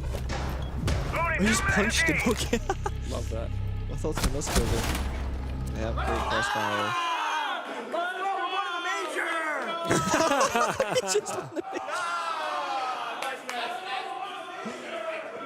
That's Kino smiling through the pain right there. Yeah, it's okay, guys. It's okay. Oh my god, we got Rook Doc. This is an OG combo. Are we in year 1 again? Shashanka. Bring me back the old Shashanka gadget, dude. Get the turret poster with the bulletproof glass as well. It was so fun. Such a meme operator. Yeah. We actually had one strat in pro play back in G2 days where on Cafe, where you play like deployable shield with the Tashanka turret behind it on cocktail, locking down cigar, won the round. It's one of the only meme Tashanka strats that won in pro play. It was a serious one. I used to play ranked with this guy many years ago who would unironically pick Tachanka. It was one of his most played defenders. Oh. And he was a diamond player with Tachanka. And it's not the Nico guy, yeah? It's not him? No, it's not Nico. Nico. Because Nico's a troll player. Nico loves that. But no, this was someone else. And he would unironically like bring Tachanka to diamond rounds and actually win. Oh, tight angle. Oh, Kobe's gonna trap he is so trapped in there. I'd say air jab if I could measure, honestly. Oh, he got healed through the floor. Oh, that is nice. nasty. And again, he's getting stimmed twice. And the Rook armor. Yeah. I mean, they gotta come for him technically or leave him be. He's got no impacts left, unfortunately, to make himself a rotate out of there. But yeah, Kobe should be able to kill him. He's gonna try and jump outside. Kobe's gonna be there waiting for it. Yep. Bottom east gets caught. Kino gets that kill into Shanka. Great roam game there. The Lord has returned. I mean, good discipline from the Oh, wow. That's awkward. Oh, he Kobe wins does that? get him. Okay. I'm impressed. He might have been flashed there, but he did make it work. Oh, look at that. Oh, we're out. Oh, Gav. Rock Fire. Traded by Silent, but the damage is done. I don't care. Sure you don't, Kobe. Oh, no. Poor Silent left alone outside. In a 1v3. Tashanka Kino challenging. Bates back on the ankle. The Lord, is he superior or not? We'll find out in just a second. Oh my god. Connor. Selling Kino short. That's with the Ying Flash, buddy. Gunner, you got this? Silent's still trying to make this work. Good smoke. This is the smokes. Here's a terrible rotate. You're not going to be able to vault through that easily. Force the 1v1 here. Freeze goes out from Tuberau. That smoke's gonna disappear very soon, my friend. You're gonna be in a lot of trouble. He's just waiting for it. P90. Knife him, knife him, knife him. Oh my. Show off the new inspect as well, the weapon inspect. Don't quite mind that. Still waiting for an inspection one tap. You know, a little trick shot essentially. The chat's going crazy. Aura. That's pure aura. If you are inspecting and you shoot, do you have normal hipfire accuracy for that first bullet instantly? I would imagine you have normal hipfire. So you just like, your weapon's facing the sky and then immediately you start shooting. It's pretty baller. Boom, that's how it works. I want to see a hipfire only round here. Pick all the good hipfire guns, like the P90 is good hipfire. Well, he belayed me his one tap Kino. That wasn't even. No, there was no hesitation. No.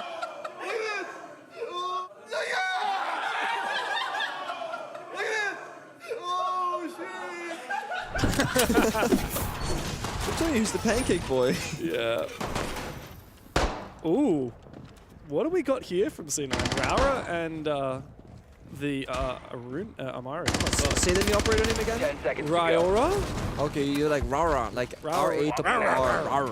5 seconds to insertion. That's when I talk to my dog. When I tell her off. She's like stealing Attackers are moving to defuse my a bomb. dog tries to drink my coffee. That's not good. If I leave my coffee on the coffee table, the dog comes up to it and licks it blatantly out of my coffee cup in front of my eyes. You know what they say, the dog's like their owner. And you're a coffee fiend, so I am. You did this. 15 seconds into the round and half the server is dead. Oh my God, this has got to be the fastest round of competitive Siege I have ever seen. Plant going down, 25 seconds in. Gavin looking to deny it. Excuse me, Kino! How do you miss that? Eventually he finishes him off. It's up to Kobe now. 35 seconds into the round. This is the fastest I have ever seen Siege go. It's a 1v1. Time to ace up. Time to make up for the failed 1 versus 1. It's Kobe versus Gavin. Gav, if you were to be nice, you could give up a pistol, but no, he sprays him down. M80 win the round, and Kobe, once again, cannot win a 1v1. Spray and pray from the P90. Not a fair fight if you ask me, but it's not about fairness, it's about being the better player. And Kobe, just like you said against Rec, finds himself a bit short. Yeah. Kobe cannot win 1v1s, I'm sorry, bro. It's not you, man. Yeah, he's Not being that bullied guy. by everyone about that. He got destroyed as well. The worst part was, he told in the interview, they did like a in-house like 1v1 tournament style thing, and the winner would be like the person fighting in the 1v1. He didn't even choose to play. He just happened to be the best one, or everyone else threw against him. Oh my God. Just hold down left click.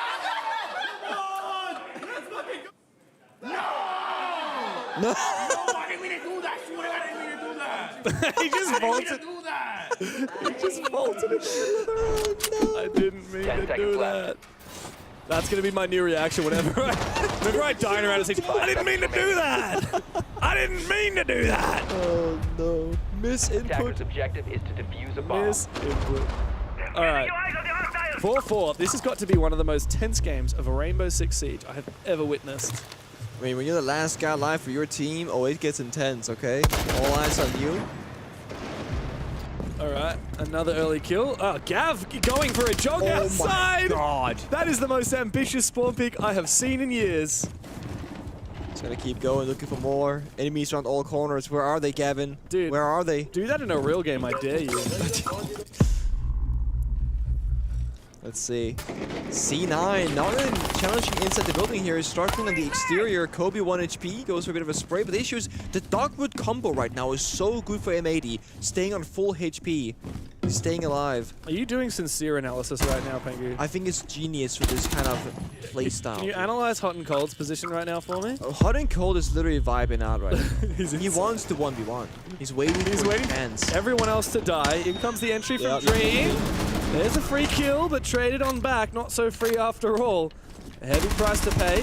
Kino's loving the Tachanka. Silent, I'm not sure you're aware, but you do have to get into the building at some point.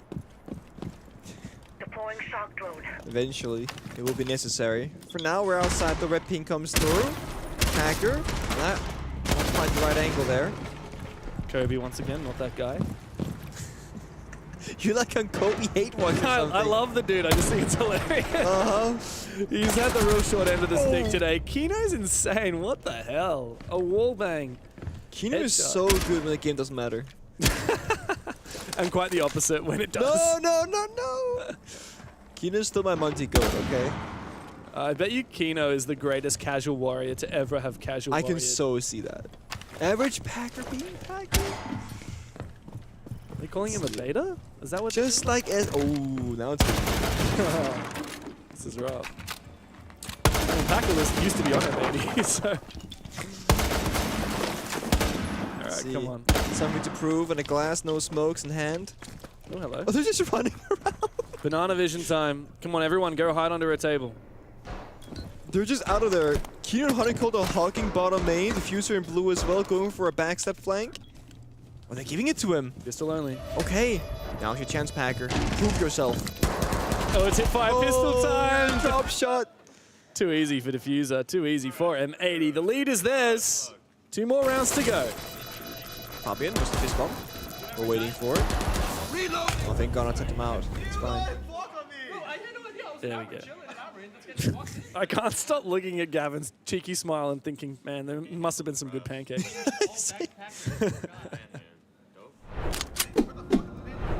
So good boy in chat, okay. Oh. Not the player, but the praise. Everybody likes praise.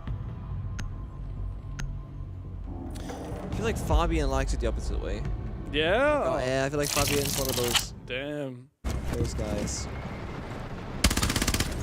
Also, how after all these years is Fabian still the interview goat? Like we're at the draw show 2 nights ago, and Secret they're about to pick up next. And in the background, Fabian was locked in, earpiece in his ear and everything. And as Secret started talking about who they want to pick, he packs away, corrects the jersey, you know, puffs out the chest, and they go, "We pick M80," and he goes, "I knew that was happening." Stands up and goes, "There's only one thing that can save you guys now, and he's not far from here on a hill, and it's Jesus." It's just like no one talks like that but Fabian in like interviews. You went and saw Christ the Redeemer, the Jesus statue yesterday. I did. What'd you think? Smaller in person. Really? Like, calves are still hurting, so that we hiked up and we hiked down. Damn. You know, that's funny. That's what I thought when I first saw you. Everyone says that. Actually, no. Everyone says I'm taller than they think I am. Really? So I look short on camera. Do you? People say, "Oh, you're taller than I expected." Well, Parker's pretty tall, and I'm pretty tall, and you're used to standing next to us. That's so it's probably not doing you any favors. But like, even as a player, only Fabian was taller than me. I was taller than Goga and Kanto, and same height as Junis, I think. KS I was taller than, Falco was taller than. That's alright, bro. Just stand next to guy energy. Stand next to Xenox, you'll be fine. Or Derry. Catching strays now, everybody. So, the Tachanka ban. Oh, wait. We didn't end up seeing the Tachanka ban. I thought we did. But Oh, we did. I'm confused. He really doesn't say it, but oh well. He's just found a nice little peek, and here comes the black bit. This is not fun. And Kobe gets his kill. Numbers advantage for C9. M80 looking a little bit lost here, and well, Ghana's here is going to be quickly thwarted by Kobe. It's all up to Hot Cold. He is so dead. They're just going to troll him. They're just going to troll him. Oh no! Not laughing now, are we? Oh man. I love that. You should have waited for the nade to go off.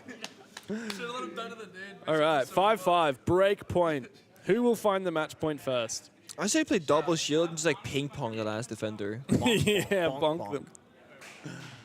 Had that happen in a ranked game once with triple shield just surrounding the poor guy. You know what I want to see? I want to see triple shield and a Maverick. And I want the Maverick to blowtorch the guy to death. Oh, by getting bonked around? Getting bonked Wait, around. that's actually nice. That is the most BM way possible.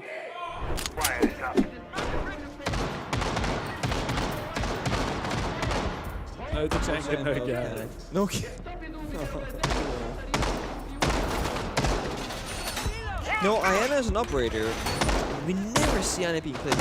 And he was like the #1 attacker for a while back then. Yeah. It's funny how things change. And he's getting picked off of it. And it's off Iana again, yeah. Not to be that guy. What? But Mira is banned. 10 seconds to insertion. It doesn't matter. For those not aware, like when we rehosted the game earlier, the bans reset, so we've just had to informally tell the teams the bans. Mira is banned, by the way. Just, You know, I don't think anybody cares. No. I don't think anyone could care less. I think it's like, yeah, Banned. find me, you know? I don't care. I'm going home anyway. I'd love to know what C9 do when they're like, hey, hang on, is that a mirror? Are we not allowed to play that right now? I reckon if I'm C9, just start picking Monty. Yeah. He just saw the mirror window. There's a few shields. They got 2 shields. They can bonk someone. Get the ping pong angle that goes out. The mirror window is there on Armory Wall, though. I'm not sure this is going to be the right play. Oh, good smoke grenade. Yes, get in it. No! A lot of damage from Gunner. High rate of fire. Takes down that fuse. That shield not protective enough. Still got to use Dream. One shield left remaining. Gavin still waiting here with the P9. Easy kill. Oh, another spray down. Look for more. Gavin taken down. All up to Silent now to stave off match points. 1v3. Still got to contend with those mirror windows. One smoke in the pocket. One Twitch drone trying to bait out this peak. Diffuser on the other side. Vulnerable. A single bullet will finish him off. See if the run happens or not. There it is. An Armory side going back inside of Armory. Geisha. Geisha. Oh, it's a classic. Geisha only assists on like 1 map for a call out. That's not a call out. There comes the liar accusations. This time very much true. Oh, nice shot there from Diffuser. All right, Pengu, it's match point. One of the greatest games of Siege ever. I've been waiting for this moment for the last 5 rounds. And you know what? This is my favorite round because no matter what happens, either the game will end or we'll be in overtime. We're almost there. Yeah. Oh my God. All right. C9 played spoilers very early on, and then M80 has seriously done a bit of trolling. At least give us something entertaining. I mean, it's been entertaining its own way. Absolutely. I just, I wanted like a 4-0, 5-0, like the intensity to build, and then maybe M80 lose, but they lost the 3rd round, replayed the 3rd round, lost even harder the next time, and that was that. That was the most disappointing thing. I didn't even mind replaying the round, but the fact that the replay was so terrible. Yeah. I would rather have them lose the first way than the second. My God, you don't often see the punch hole meta anymore since it got nerfed, but... Oh my God, absolutely. Oh. Remember the bullet hole meta, man? You played through that meta, didn't you? I'm not gonna lie. I was playing against Doki in scrims back before he was in G2 and I was in G2. I was just flaming him every round. So we're playing Clubhouse, and like 3 rounds in a row, I down to a bullet hole. I'm like, Doki, like, stop. You're so bad. You're horrible. And he's like, what do you mean I killed him? Like, yeah, but once they patch this, you'll be nothing. He won SI after it was patched, so he was clearly something. I mean, nothing quite like spawn peeking with your gas babes and the SMG-11, right? Oh, God. Oh, okay. That's not it. What? I wish I could have seen this. Poor Kobe, it's always him catching strays with the spawn peaks. Funny because he's fragging out like crazy. He's the top fragger in the server, despite copping so much flag. Apparently the P90 is now tech, guys. I saw a Reddit post about that. It's actually insane, that gun, by the way. Like, obviously everyone loved it on Solus, but with the ACOG, it's even better. Oh, here comes a big explosion. The gas pipe, a lot of damage on a diffuser. Giddy trying to hunt him down, but he's low himself. Meanwhile, Gunner looking for a bit of a retake upstairs. He finds it. It's a 4v1! Silent against the world! With everything to play for! What's he gonna do? The first kill of many required to keep Cloud9's hopes and dreams alive. They're going for the run out. All 3 players, let's go! Finish him! Finish him! He's running away! Coward! He's a coward! Craven! Silent, get back here! Partners with the catch. Wallbang gets it. Kino instead. M80.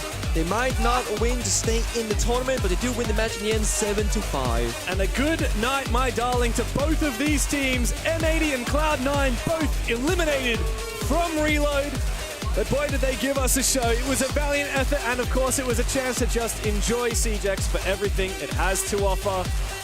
Hugs and commiserations all around. No love lost between these two teams.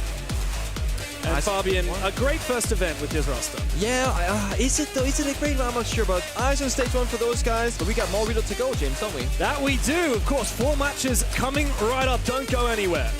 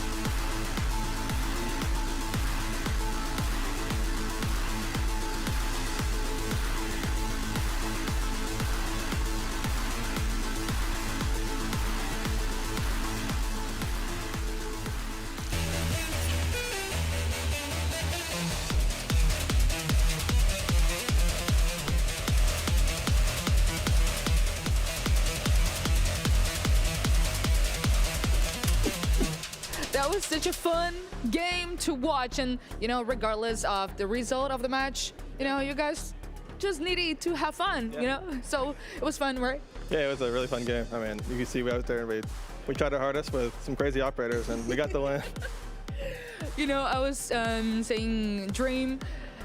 Typing in the chat like, no, I'm not playing Cav. I'm not playing Cav, and he was playing Cavs, and you guys was just laughing at each other. We were just talking back and forth the whole game. I mean, we knew this game kind of meant, for the nothing because we were already out, but we needed a 7-0 to qualify. Yeah. So once we lost the first round, it was kind of play what we want, type, have fun. At the end of the day, it was a fun game. I mean.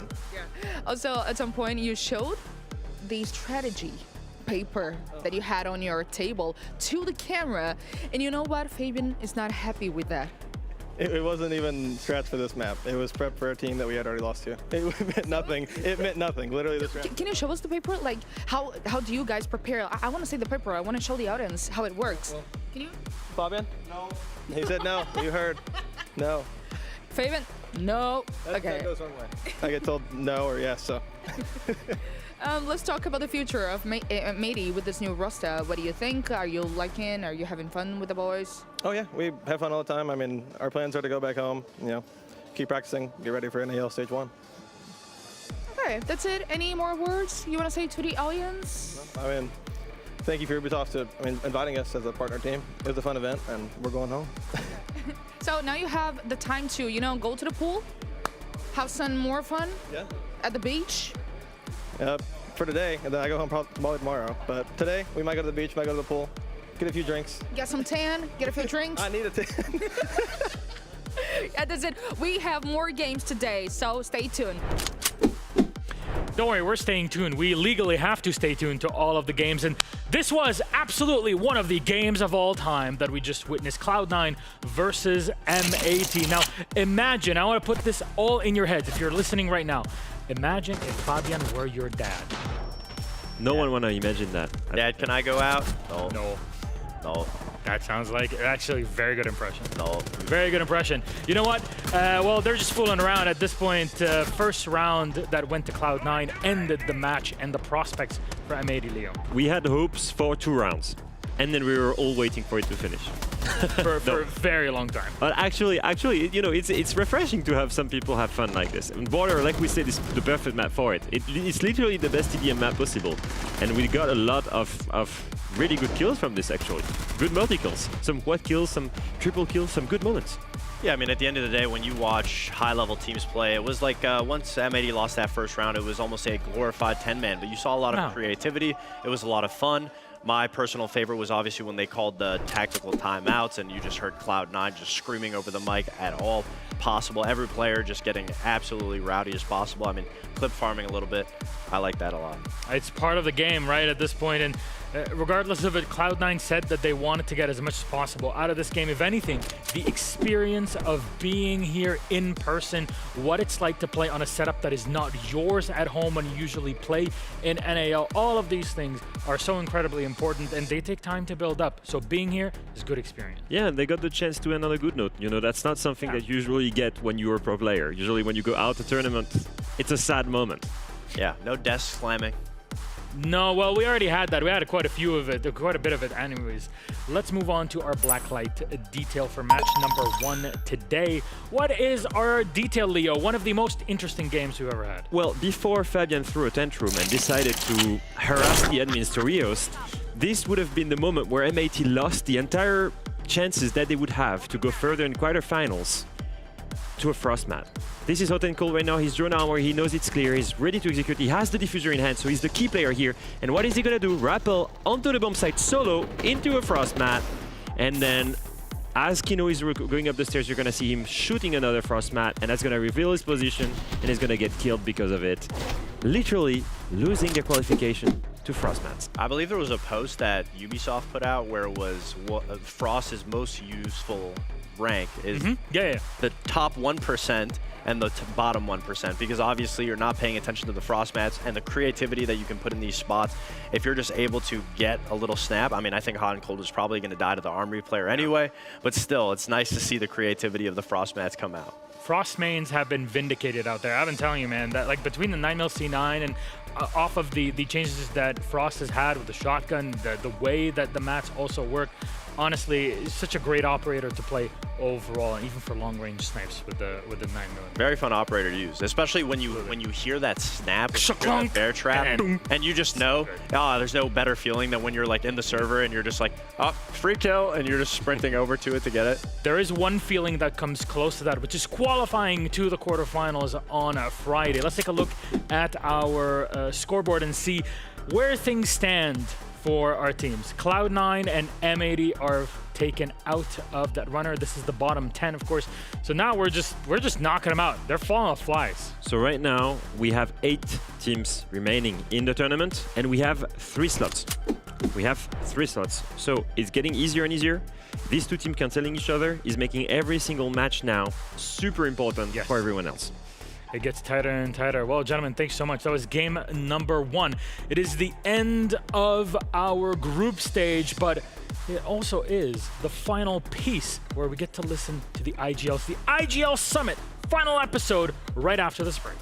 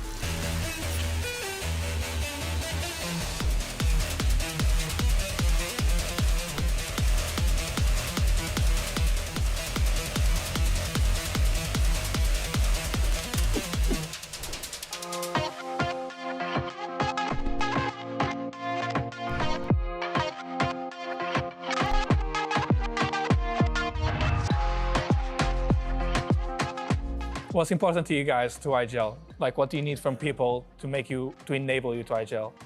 I think the main thing is trust. They're like confidence and trust in you, because there's nothing worse than like, you know, you have a call and someone like hesitates or like, I don't know if I should pick that operator or should do this play. So I think trust is a big thing. 100%.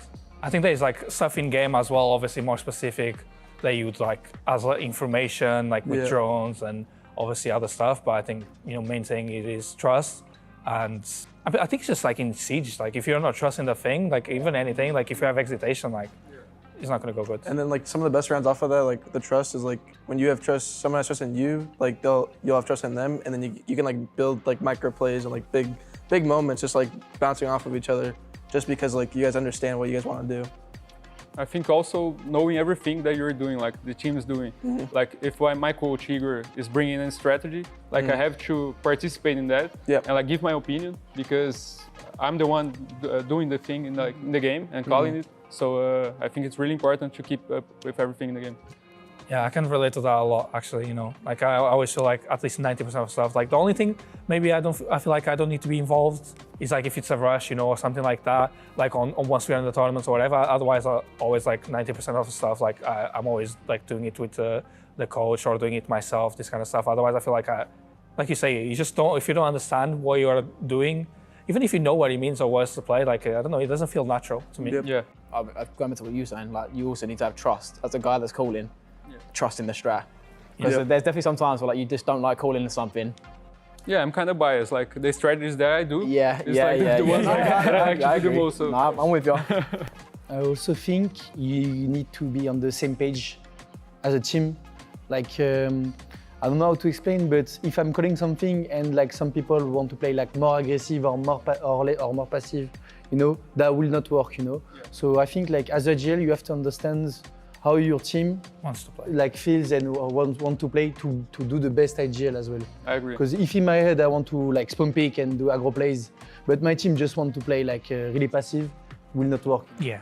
I guess you also need on that for your team to express themselves. You know, that's a big thing as well. It's like you got to have vocal people on your team too. You need to always say like at least 2 people like voice, you know, in the team, you know, like how you got like Solotov and you on your team. I've got now Mowgli on my team. I feel like at least that 2 players like is really good. It also like helps you like change like the pacing of like sometimes like your strats, because like they'll see like a gap or something, and then you can change like what you want to do based off like what they're seeing. So like I feel like that's a big thing is like IGL, like understanding, or your teammates understanding what they are seeing, and then they can relay back to you. It makes definitely your life harder if you don't have that kind of player, like that can at least tell you like how they want to play, you know. So we are agree on we need a shot call as well, as an IGL, because as a GL alone you can't do anything. No, it's actually too much. All on your own. Right now in Siege it's too much if you don't have that. I know for you guys, but like for you two and you, like who would you say you guys are like your next, I guess your partner man, you know, the next guy? What for? Like who's your shot caller? So I say like who's the next person? Well, I think since getting him in Citizen, obviously like Ben's like he's got the experience. Same for Pam as well. Like he's obviously like quite a guy on the team, but like his understanding for the game is actually quite high. Like when we talk about the strategy, like being involved with the coach and new ideas, like he's actually always there for that kind of stuff. So I think someone that actually, because it's all well and good like us knowing like, okay, we're doing this attack, you're doing this, you're doing that, you're doing that, but they also need to understand like what other people's roles are doing. So like that gives them confidence. Then you can be quicker, you can like progress quicker, all that kind of stuff. So I think I'd say probably them 2 the most. For me, it's Hurts. He's a really aggressive player, you know, Hurts. And sometimes like I really want to do a passive play, like doing the strats, and he just goes like, I want to enter here and do an entry, and like I try to incorporate. Yeah, exactly. Yeah. Makes sense. I would say mostly for me it's Dream and Silent. Silent's more initial because he's more of an entry, and then Dream's kind of like late round if he's seeing something. I feel like maybe he uses util or something, he'll call like what we need to switch to doing or whatever.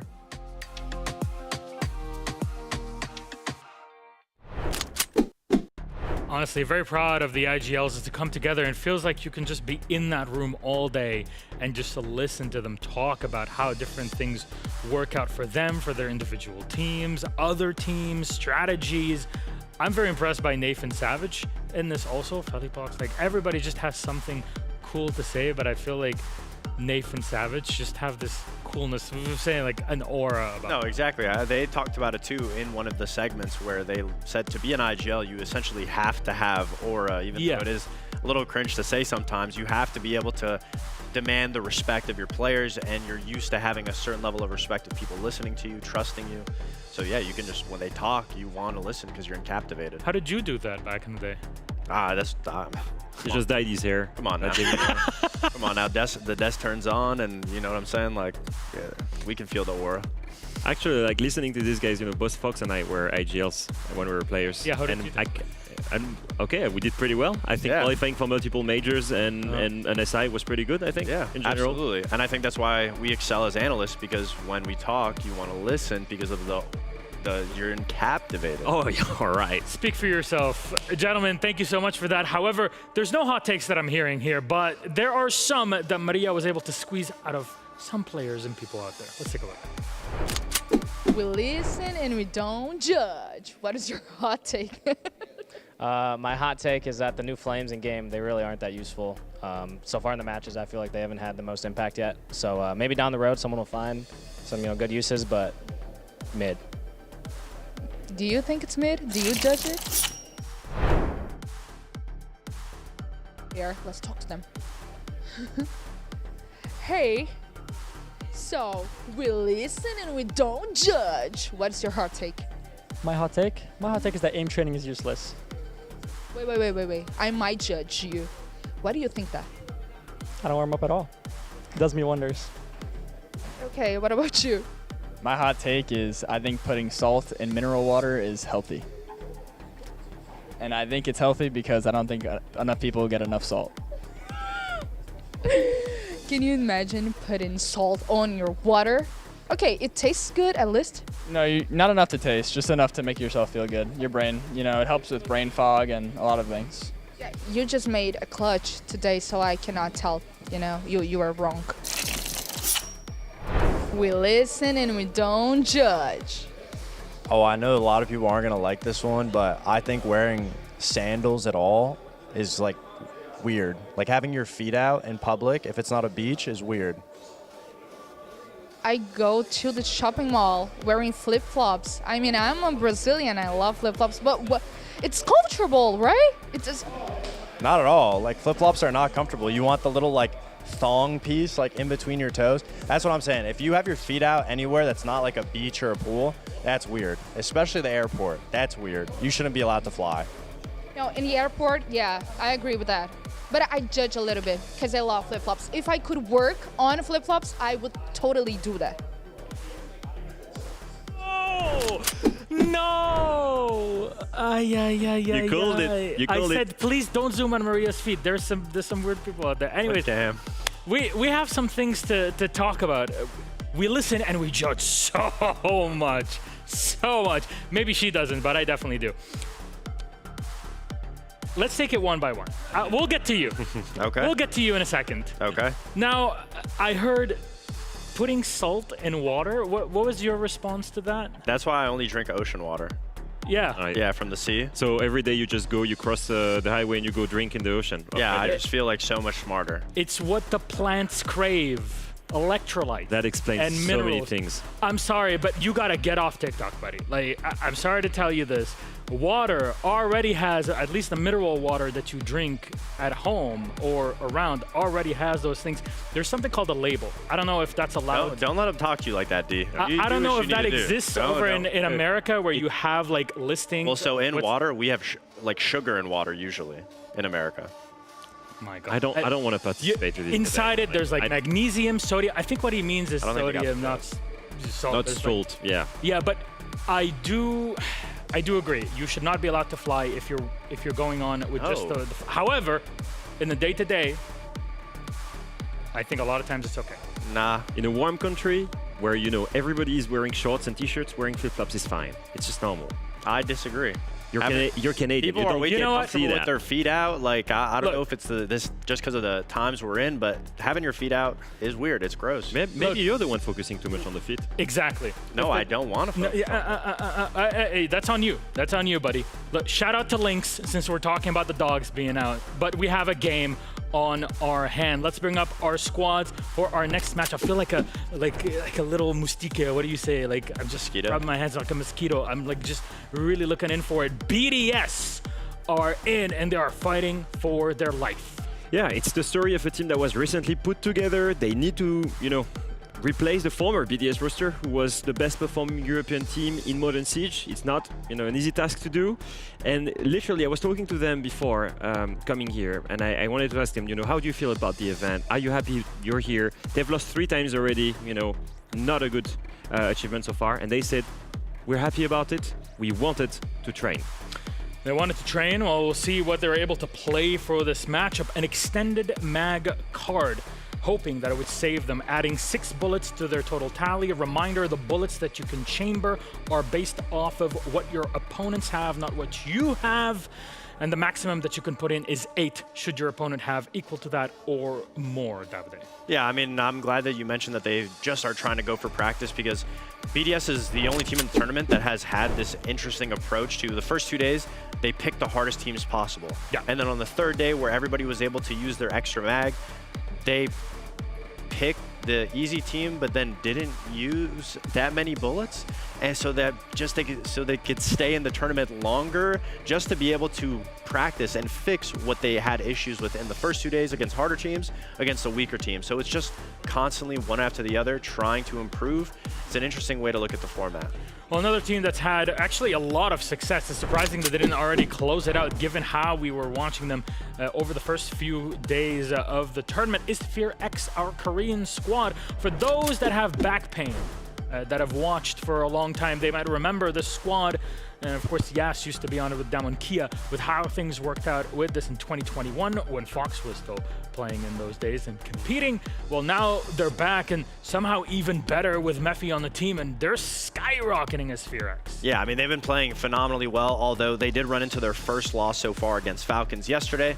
And it's a situation where if you look at the way that APAC plays, with a little bit more time and there's a little bit more footage, APAC can definitely catch teams off guards in the tournament. But once the footage is out, that's where teams getting understanding for how they play. That's one thing that we've always noticed about the previous Damwon Kia team, and then the core from that team being on FearX is they have such an aggressive way of how they play as a team, that it's team-orientated aggressive siege, but they don't really rely on the strats too much. The funny thing is, I said that in Sao Paulo in November 2017 about Mantis FPS, and look at us now, continuing the same conversation about APAC teams many years down the line, and now they'll risk it all. 6 bullets, you have to play those, that extended mag. 11 loaded in, Leo. So in total, they can get 22, and mind you, with the Eliminator guide and the Flawless card, if they go 7-0, they could go all the way up to 25 bullets. Realistically, if these guys wins, I think they're making it to quarterfinals, and to be honest, they deserve it. Absolutely. They've smashed G2. Yes. They've smashed Space Station. They're a roster that surprised everyone. And honestly, coming from Korea here, they're the best looking APAC team. And I hope they don't get shooken up by their loss against Falcons, because the first 3 teams that they played, CAG, G2, SSG, like you said, very aggressive teams, and they're matching up well when it comes to in-game gun skill. They lost to Falcons because Falcons is able to slow it down, play the more strategical game, but that doesn't mean that what FearX is doing is wrong. It just means that they have to go up against a team like that to be able to learn how to process the next time they go up against it. And now BDS is a situation where they are a little similar in being able to play a little bit slower, but still, BDS still has some kinks to work out. FearX started very high, and they're on a downward trend right now because everybody's analyzing them. BDS started very low, and they're on an upward trajectory. Now is the question, do they match perfectly? Are we going to have a really tense matchup? And that's what I'm hoping for right now. Well, let's visualize it all together here on the screen. We'll pull up that scoreboard one more time just to give you an overview. 5 teams have already qualified, and there are, well, it used to be 10, now we're down to 8 that are fighting with these spots, and, well, FearX is just there. They're doing quite well. FaZe, Wildcard, remember, there's 3 spots left, and they need to get as many bullets as possible right now, win this game, to really put themselves in the top 3. This game has a lot of impact, because if FearX wins, they're stealing a spot from the 3 remaining. But if they don't, if BDS wins, then everybody else still has a chance. Theoretically, if G2 beats Dark Zero, then it means that BDS could qualify after winning. Because BDS right now is all the way low. There are only 5 bullets. So right now, the only scenario for them is, let's try to win 7-0. Let's try to win as much as possible. And then we just hope for G2 to be dog 0. And it's not a situation you want to find yourself in if you can get that win, that you have to rely on another team to be able to perform. Out of their control. Out of their control. But that's the first start for you to make it. But if FearX can just play as consistent as they have been, don't let that loss affect them mentally, we could see a situation where, for the first time ever, where you have 3 APAC teams on a stage. That would be incredible. We've been limited to only 2 and only around 3 events in total where we had two teams, and we kind of guarantee it here depending on how the match goes. However, our map for this series, what will it be? Again, a best of 1. Today is the last day of BO1s, and we're going to go to a lair, more strategic between these 2 teams. It fits both teams' playstyles, to be honest. Lots of space to play around, lots of space to try new strategies, lots of vertical play, which will fill both of their playstyles overall. It's pretty balanced for both teams, actually. So I think no big surprise here to see Lair here. Not at all. I think when we get into the server, because BDS is starting on attack, I'd imagine we're going to see a little bit of a one-sided series, because defense will favor FearX and attack will favor BDS, because BDS need to be able to work around that aggressive playstyle that FearX has, especially on Lair. So obviously, whichever team is able to accumulate a little bit of a lead, once they swap sides, I think the momentum starts early on. Before the Falcons game, these guys, FearX, had 77% win rate in defense. And their starting defense right now, everything matters on this first side. Their attacks also is close to 60%. It's incredible what they've been showing, but that's a match we look for. Our casters have wooed in the back of this studio. Whoa. They're all hyped up and ready. Hey, James. Hey. We're so Are we ready? doing like a majorette kind of thing? No, we're not doing that. We're not doing that. We're also laughing at jokes, by the way, Milos. I'm not sure if you heard that. Thanks. We're laughing. I'm told Alpha is very funny. Do you guys have your feet out? Dogs are not on You want to podcast. see what I'm wearing today, folks? Good. I like seeing the shoes on. Guys, keep them on. Hopefully you can keep everything on during this game, because it's about to go down. Pengu, Marta, all yours. Thank you very much. Yeah, I hope that we keep everything on. I hope that these teams turn it on, because this game actually does have ramifications. Unlike what we saw earlier today, this is a big one, and it's big for both teams. Obvious, it's BDS's debut with their new roster going up against who look to be the best APAC team in the game right now. That's right, it's FearX. You know them, you love them. We have seen them upset team after team here at the Reload. We've seen G2 Esports fall. We've seen Space Station fall. Can BDS join that? It is a dead set 50-50 from you guys at home. Pengu, do you have an inkling here? Which way are we leaning? Honestly, I am a FearX believer. I think they played good Siege. I think they're fun to watch. And also, we have not get to casting yet. So I'm also a little biased here because, you know, a little first-time experience. I will say this though, BDS on day 3 coming against CIG, only reloading 1 bullet. That's where they lost me. I was like, that was what they gotta go all in, get ahead of the curve. Now they're in the slumps all the way down here, and they find themselves in the brink of elimination. Yeah, BDS have had a very unusual strategy during this tournament where a lot of teams have really gassed up all in one match in the earlier phases. BDS have been so shy every single time it comes to those reloads. They played 2 of the hardest opponents straight out of the gates, FaZe and Furia. They did beat CAG, but then lost to Loud.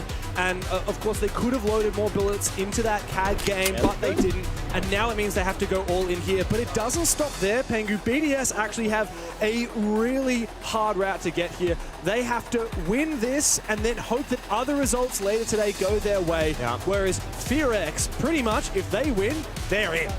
Clean sweep, just like that. I mean, they said it, they deserve it, right? I do genuinely believe that FearX should make top 8 for main stage and get a shot at that crowd game, because that's what you want to be as a player. Playing in front of a crowd, having a great time, and getting that maximum amount of international performance to take with you back home for stage 1. To then be victorious in that stage. Of course, and we've actually never seen these FearX players play in front of a crowd before. You remember all the way back in 2021, on the tail end of COVID, when we went to Yavle for the Sweden Major. That was your first event. That was my first ever event. as a commentator as well.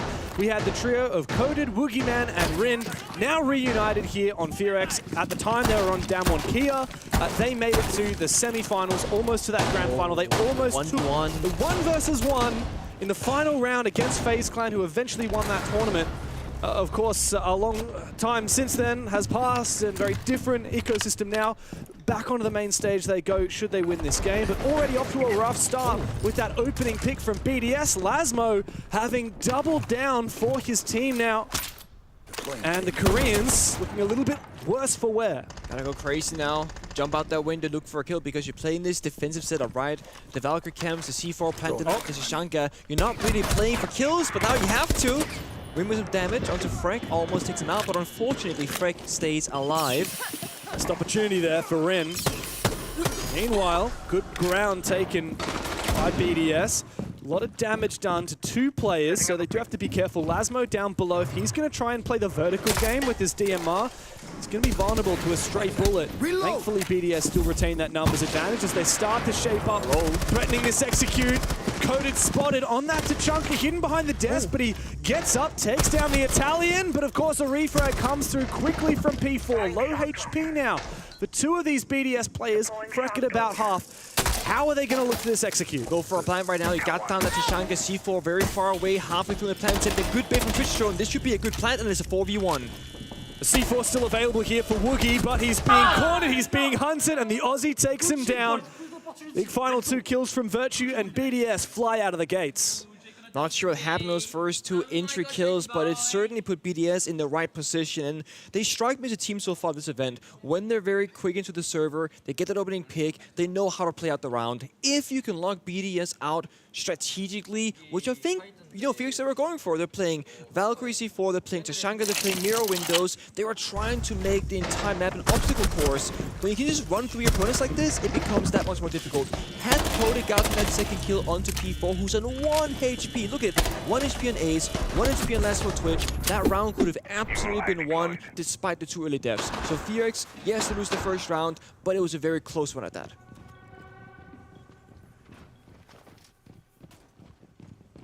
FearX aren't going to spend too much time going to that top floor after losing it. They'll go down to the basement. In terms of the operator bans that came out to kick things off, FearX really, they want to keep their eyesight. They're going to ban out that Blitz and Ying. 10 seconds to go. I think a good move. Of course, Blackbeard's still in. Of course, all the hard breaching capabilities still in, and further enabled by the fact that Kaid is banned on out. Mirror did slip through, and we have seen a bit of Mirror play on this map, particularly on that top floor. I was kind of surprised to see Coded go in for the Tachanka last round. I think... I love that pick, actually. Really, dude? It gives me... It's like one of the 3 bomb sides where Tachanka's very strong. Consulate CEO defense, bank basement defense, and also top floor here, Nighthaven. Or there, rather, sorry. Because you can just Tachanka fire default plant. Like over and over. It's just a small plant position. 1 single Molotov will cover the entire area. You have 20 of them. There's this operator, though. I'm not sure you've heard of it. He's called Smoke. You only have 3 canisters. He's got 20 fires. Yeah, and how many times do you think, in the entire of the history of competitive Siege, have we seen a Tachanka use all of his fire? Like once, surely. It's like superfluous. It's a moot point. He didn't end up actually using his gadget at all. He was hunted down. He was playing in an aggressive blame his position. teammates. They died too early. Yeah, he did. Yep. He needed to play further back for sure, but of course, didn't help that FearX lost 2 players early. They're much slower start to the round. It was 19 seconds in that BDS found the opening kill in that first round. Now, FearX not looking to push the fight. Now again, FearX are playing utility. They want to play time, they want to play the bombs, they want to play the crossfires. BDS, they're dependent on getting those quote-unquote either easy kills or early kills to speed up the pace of the game. They're not being given that this time around. Bird is good, they've done the roam clear, they're locking down those staircases, and this Ram Boogie drone getting impacted a little bit late there in the round, but eventually does go down. But it's such an effective operator at just getting that verticality done. It's very safe from C4s. Half the round spent, not a single gunfight. We hear Mephis, Meistercamp sapping some drones downstairs. 7 still left remaining for BDS to use. Yeah, and Freck, of course, he's got both of his drones either out in the field or destroyed. He should be trying to target those Evil Eyes. Perhaps he was unsuccessful. Now he's looking for an entry. I can only assume he was unsuccessful at hacking. Wow, nice little bit of free cam there, having a look at what's going on in the basement. But for now, Freck does find his opening. Good kill onto Rin. Thankfully, no util dies with him. Yeah, Rin swung out. It's one of those, like, Rin is the aggro player of the squad. He's going to make the hero play as often as he can go. I mean, Woogie, man, your feet are getting completely obliterated right now. Be careful. Through the wall, through the hatch. drop down actually. Robbie out of nowhere gets shut down by Coded. No, but they're all gonna send it. Here comes the collapse, and guess what? Good boy from behind. One hit on the castle barricade, but he needs to land his shots. Out comes a C4, but he has been an adequate distraction for Woogieman, who's cleaned house with 2 big picks, leaving BDS bloodied, desperately looking for something. A lot of damage done to Freck. P4 desperately trying to use the remaining 8 bullets in his magazine, and he does finally put Good Boy down. It's up to Mephi now to hold the fort. It's an evil eye. He can still use those evil eyes. P4's going to push this. He's going to go for the kill. He's sprinting as fast as he can, doubling back and going for the plant once again. Mephi coming forward. He spots the plant. Out comes the pistol, the bailiff.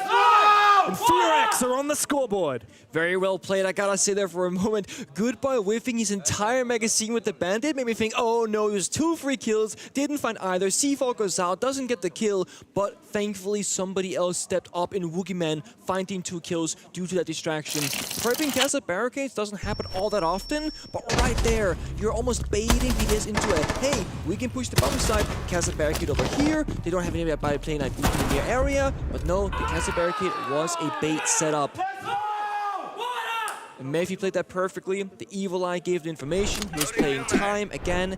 It seems like FearX's game plan so far, first 2 rounds, has been rather passive. Besides Ringo and aggressive swing, of course. But this lineup, very different right now. You're getting answered the Solos, the Scopus, etc. But this side is a vertical one. You can play 4 or 5 defenders up above the bomb side and just look down below. It's why you got Woogieman on the Warden, because one of the counters, of course, to smoke things off or to spam flashbangs and then try and go for a plant in the middle of that.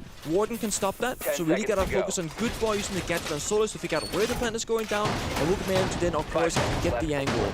Likely BDS of the counter by actually clearing top floor, I mean that the bomb side might not matter all that much this round. Yeah, of course, most teams will try and clear this top floor first. If you don't, I mean, we saw that. We saw quite a few matches. I think it was the Team Liquid played this map a couple of times that we commentated earlier in the week, and pretty much every single one of those rounds, the attacking teams that tried to ignore the top floor and go straight for the bomb sites got absolutely obliterated. Oh, I like this actually. So Robbie, they blind picked the Brava, likely because one of the big counter plays in this map is to play, or this bomb set rather, you play the Maestro, 3 evil eyes, just like last round, you play up above, and you can hide the operator. So if one defender goes undetected, you go, they might have a Maestro. Likely why Brava came to play, and that's why we see early on here Robbie looking to get inside the bomb site.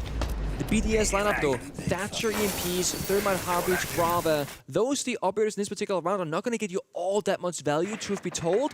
Maybe there's a way we can like throw a smoke grenade, EMP their ceiling, and then maybe like deactivate Woogieman's smart glasses, and maybe cheese a plant, but it's hard to rely on that. This is good value though, finds the bulletproof camera. Yeah, that's the key thing, because this bomb site does come down largely to information. If you don't know that they're planting, that's the main way that you lose. But this is such good coverage here, such a good position from Woogie. It's nigh impossible to contest this from a defensive side. Robbie is really not favored in this fight, but he does get a lot of damage off. 2 bullets land onto Woogie. Robbie himself only takes a little bit of damage. Woogie repositions. Another angle, this time through the hatch to watch that entry. But guess what? It's a rotate from BDS. They're going for the backside, and the exothermic charge is going to make a gaping hole in the bomb site. So Coda's now lift the bomb site itself, being the only eyes are from up above. Look at that from the staircase. A flanker roof from Brain gets a kill to P4 now, despite, you know, both heartbeat charges has gone off. So Thermite's done his job. Don't peek. Oh my god! Balls of steel for Mephi. Freck goes out. Much needed for Mephi. And now the story has really changed. Very few ways for BDS to bring this back. And you got the Solars, you got the Warden upstairs, no way for a plant really, but Robbie and last one, what can you do? Go up above, you're playing 2v5, go on the bomb site, well you're also 2v5 from the vert. If you have 50-50 right now, I see the vision. Robbie has to make a huge play upstairs. Barbed wire, oh, bit of a swing there from Woogie, doesn't work. A lot of damage taken from that barbed wire. Good Boy swings and finishes him off up to Lasmo, who was expecting that swing but just didn't land the bullets with the hollow sight. And now I believe that's Rin on the side looking for something a bit cheeky.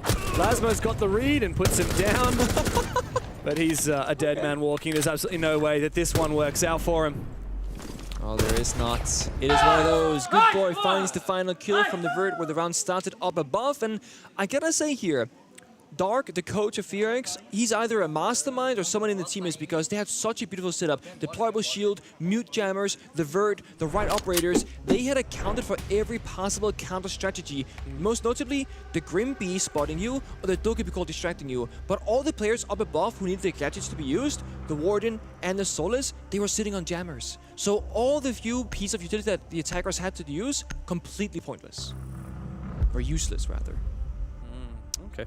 Curious to see that the bans coming out, Pengu here, aren't actually operators that we've seen much of so far, if at all. Like, we haven't seen a single Monty pick. Let's listen to what the strat is. Exactly what Jack says, sorry. I want you guys to stop forcing your plans. If it's not working, don't force it. Nico, listen as well what people are saying. I know that you want them to tell you why they can't, but also if they can't, let's reorient something, okay? Let's go and get the advantage number. Please calm down your voices as well, okay? We're starting to get pretty intense. We're starting to get into the spamming and we don't listen to each other. Calm the voices, breathe, calm down, and get an advantage before you execute, before you try to force a plan, okay? Yep. Face obstacles, it's annoying. We target. Okay. I really like the way that Laloon there was acknowledging and still kind of disagreeing. Yeah. I can't remember who she was talking to. Perhaps it was FearX. She said, I know you want to know why we can't work it, but in the moment, in the heat of that moment, when someone says, no, I can't do that, what you're asking of me, you just need to accept that and move on. The why isn't important in that moment. Exactly. There's no time to discuss in the middle of the round, right? And it comes out again, BDS, so far this event, they have shown us they want early pick, into advantage, into execute, and use it as well. In that previous round, the attackers who don't tend to take the top floor there, it doesn't end well for them. Yeah. And we saw them, they've thermite breached both the walls in the exterior and the interior, but what can they realistically do with that? Nothing. And then we see FearX with beautiful aggression in the right areas at the right timings, picking up those players, not moving in the right directions, and the round is just over. So BDS reorient the attack right now, the approach, play together from one side, and again, don't overforce one strat. It's okay to adapt in the middle of the round and go for plan B or plan C. And of course the voices, the comms, right? They're stressing it, guys. Yeah, no, I have a lot of respect for the way that BDS functions. I mean, obviously a new roster, but in a way they have 4 out of several players core. I mean, obviously you still have Lasmo and P4 from the old Wolves roster. You've got Laloon and Helby still on the support staff. So there's definitely still a foundation that it was built off. It's not like a team like C9 where it was literally just 5 different players from 5 different places. But still, a lot of changes. Freck obviously being a real up-and-coming star player. Robbie, who's been very well known for quite a long time and had a stint on some interesting different teams. Virtue, of course, world champion, formerly. Virtue also played for Fnatic. He did. You go even further. Yes. I mean, 5 years ago, he knocked you out of Six Invitational. He did. Then we picked him up. Yeah, then you picked him up. And then we lost a lot together. You won some things in Europe. Won one thing in Europe, the finals. Was that all? We won one event. We had a whole year of losing. Didn't make any events. Well, I mean, there were no events in 2020. Yeah, fair enough. But we wouldn't probably have made any events. Maybe one, we'll see. But I was going to say for FearX, they've been a team that's been... Oh, God. Damn. Good night, Grim. They've been a team who's known to be like overly aggressive and kind of annoying to play in the server, but they've really upped their strategical depth right now as a team, likely thanks to the Dark, again, the coach, the support staff behind them. And now they're a much more fully rounded roster. Also, Wookieeman joining with the old school Korean IGL formula. Every single team in Korea wanted Wookieeman, by the way, in the offseason. And FearX, well, they got him. Together with Coded. Yeah, you'd know. Obviously, PSG tried there. We all wanted Wookieeman. Good. Frex one thing. Yeah, we're getting a little bit lippy in the old chat from both teams. FearX started it. What you guys didn't see is during that tactical timeout, Coded actually typed in the old chat, merci beaucoup, taunting the French. Thank you. Changing max. See this, the final 60 seconds, and it's not an advantage for BDS, but they've even numbers to a 4v4, so it's not all too bad. And they're right by the bump side door and the hard breach. Could walk in, but we see a 4 in pocket, 3 toxic babes. A plant spot here, likely successful, and Rin finds another in Virtue.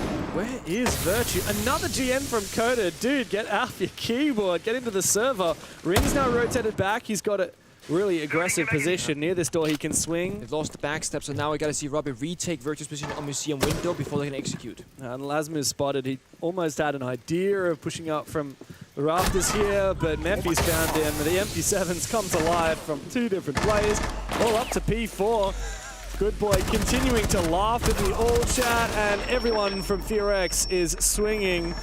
Coded is going deep. He's alive as well. Yeah, P4 is going for the plant, but it doesn't land, and the Koreans are starting to dominate on there. This is ridiculous. In the beginning, I thought, it was, oh, the dead guy's talking, you know? No, he was alive that whole time.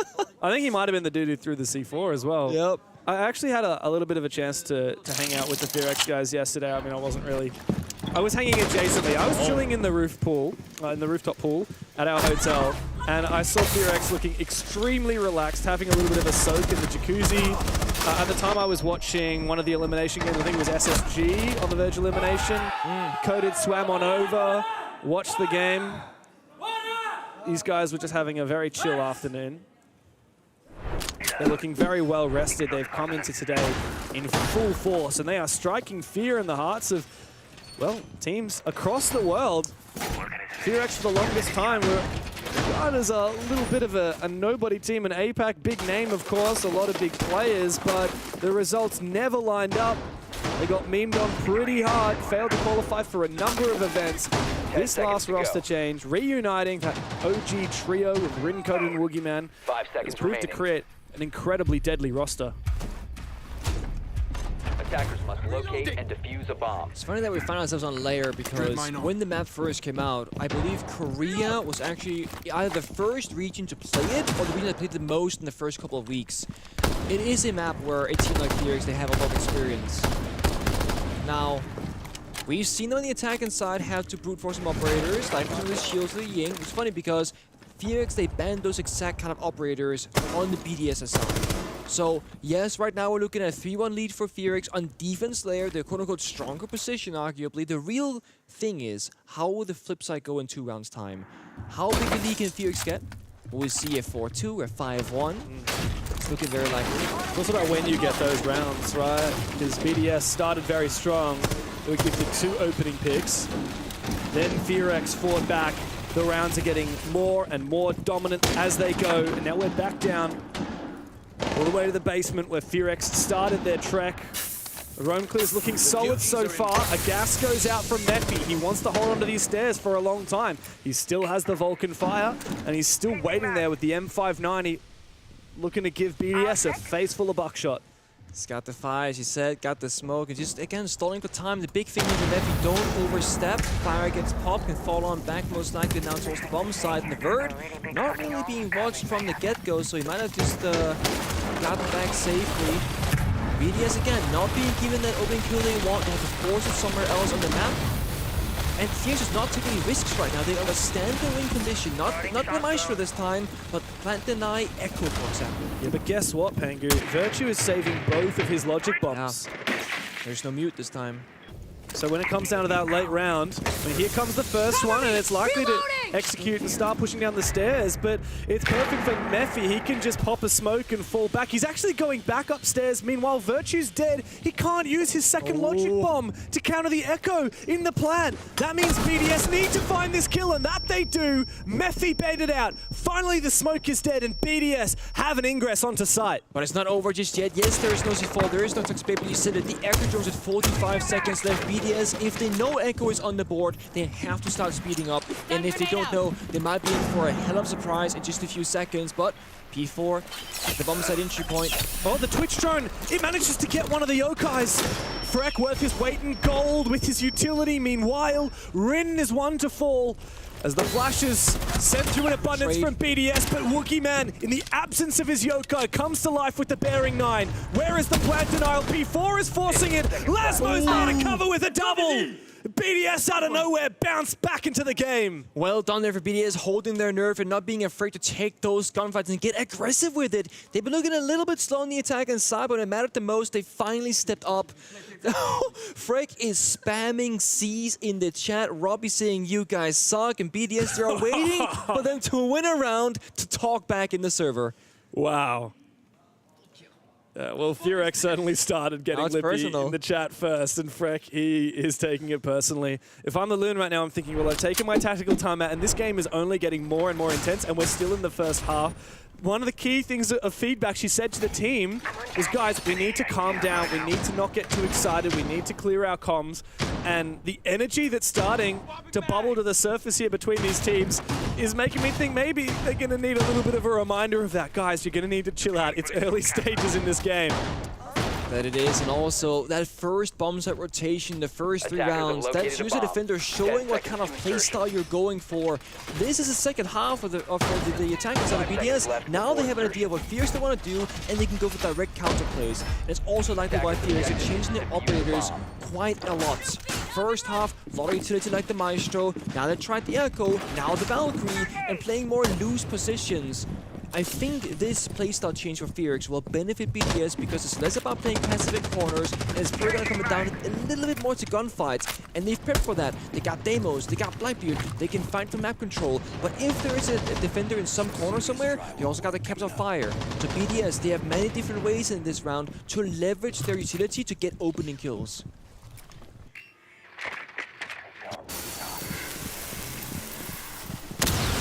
Final round of the attacking side for BDS. If they can even this up, definitely changes the conversation. FearX can have a couple of dominant rounds in the middle of this half, and it really doesn't matter at all if BDS can get back on that horse. I'm surprised to see no Dokkaebi at all. Rather, the roam clear operator pool comes down to that Deimos and, of course, the Blackbeard. He can really force these FearX guys back. I think they need the aggression, the confidence, and again, enforce the gunfights. I mean, we know they love to play mute on defense, and Virtue has been dying in these kind of catch positions on the cutoff area, so I think Gridlock might be more consistent, if you will. Ooh, Robbie has snuck in on the backside. Now, this is exactly where BDS need to take, but they've run away. A very different interpretation of this hold, strangely, from FearX. Previously, it was all about holding onto this top floor. They've flipped the switch, they've dug deeper into the strap book, they brought something else. They're holding onto this hallway here in storage now. Mephi with that shotgun. There's 2 players around the corner, one of them being a Blackbeard. He needs to make sure to win this fight. In goes the Blackbeard. Lasmo finds a double. The nade finds a kill onto Rin. How do you make that mistake, Rin? Oh no! That's a huge blunder for FearX. Not to lose 1, but 2 players on that roam clear. BDS should surely have this round. Ring Swan the nade with low HP, taking the right play to trade his teammate, but the nade ends up killing him and he finds nothing in return. And now they can hold on to these final 60 seconds. Just play it nice and slow. Drone, check everything. The thing they're missing on attack, they have no real vertical operator. So the bomb site itself is very playable for FearX.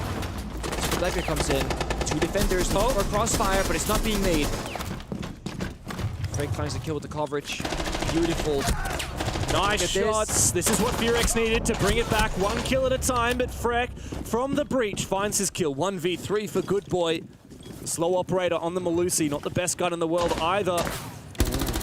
He knows Freck is still outside that breach, and there's also another opening onto the site here. He's waiting for Robbie. The Deimos here, getting the track onto the Malusi.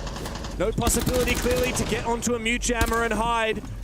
So he falls on back. The plant's starting to go down from Virtue. He kills Robbie. Can he find the second? Good Boy low on HP, but Virtue gets off the plant. Him and Freck together tie up the half for BDS. And now all of a sudden it's an even half. Loon's timeout really paying off. The adaptations from BDS, and again, I think the biggest thing for them was the change in operator lineup, being more front heavy on the intro kills, more comfortable in the server. Something like the Deimos, you isolated to 3 separate defenders, either on intel or positioning, really buying space for your team.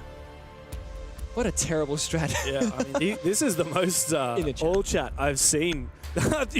Anyone that thought that was you saying it? No, that was Freck saying it. Are you guys trying to boost my stats or what?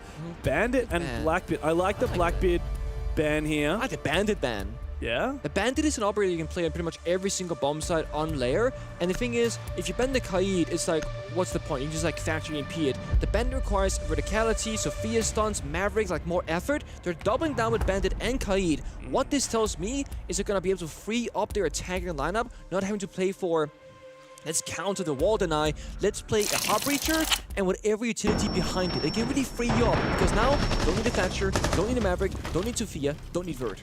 Well, let's have a look at how that happened. That highlight presented by Game Pass. For last round, BDS, this was the turning moment for them. Not only that early kill, the double from Lasmo on the Blackbeard, but this perfect cover, Virtue even faking it at the end. A picture-perfect round for BDS to get them back into the game.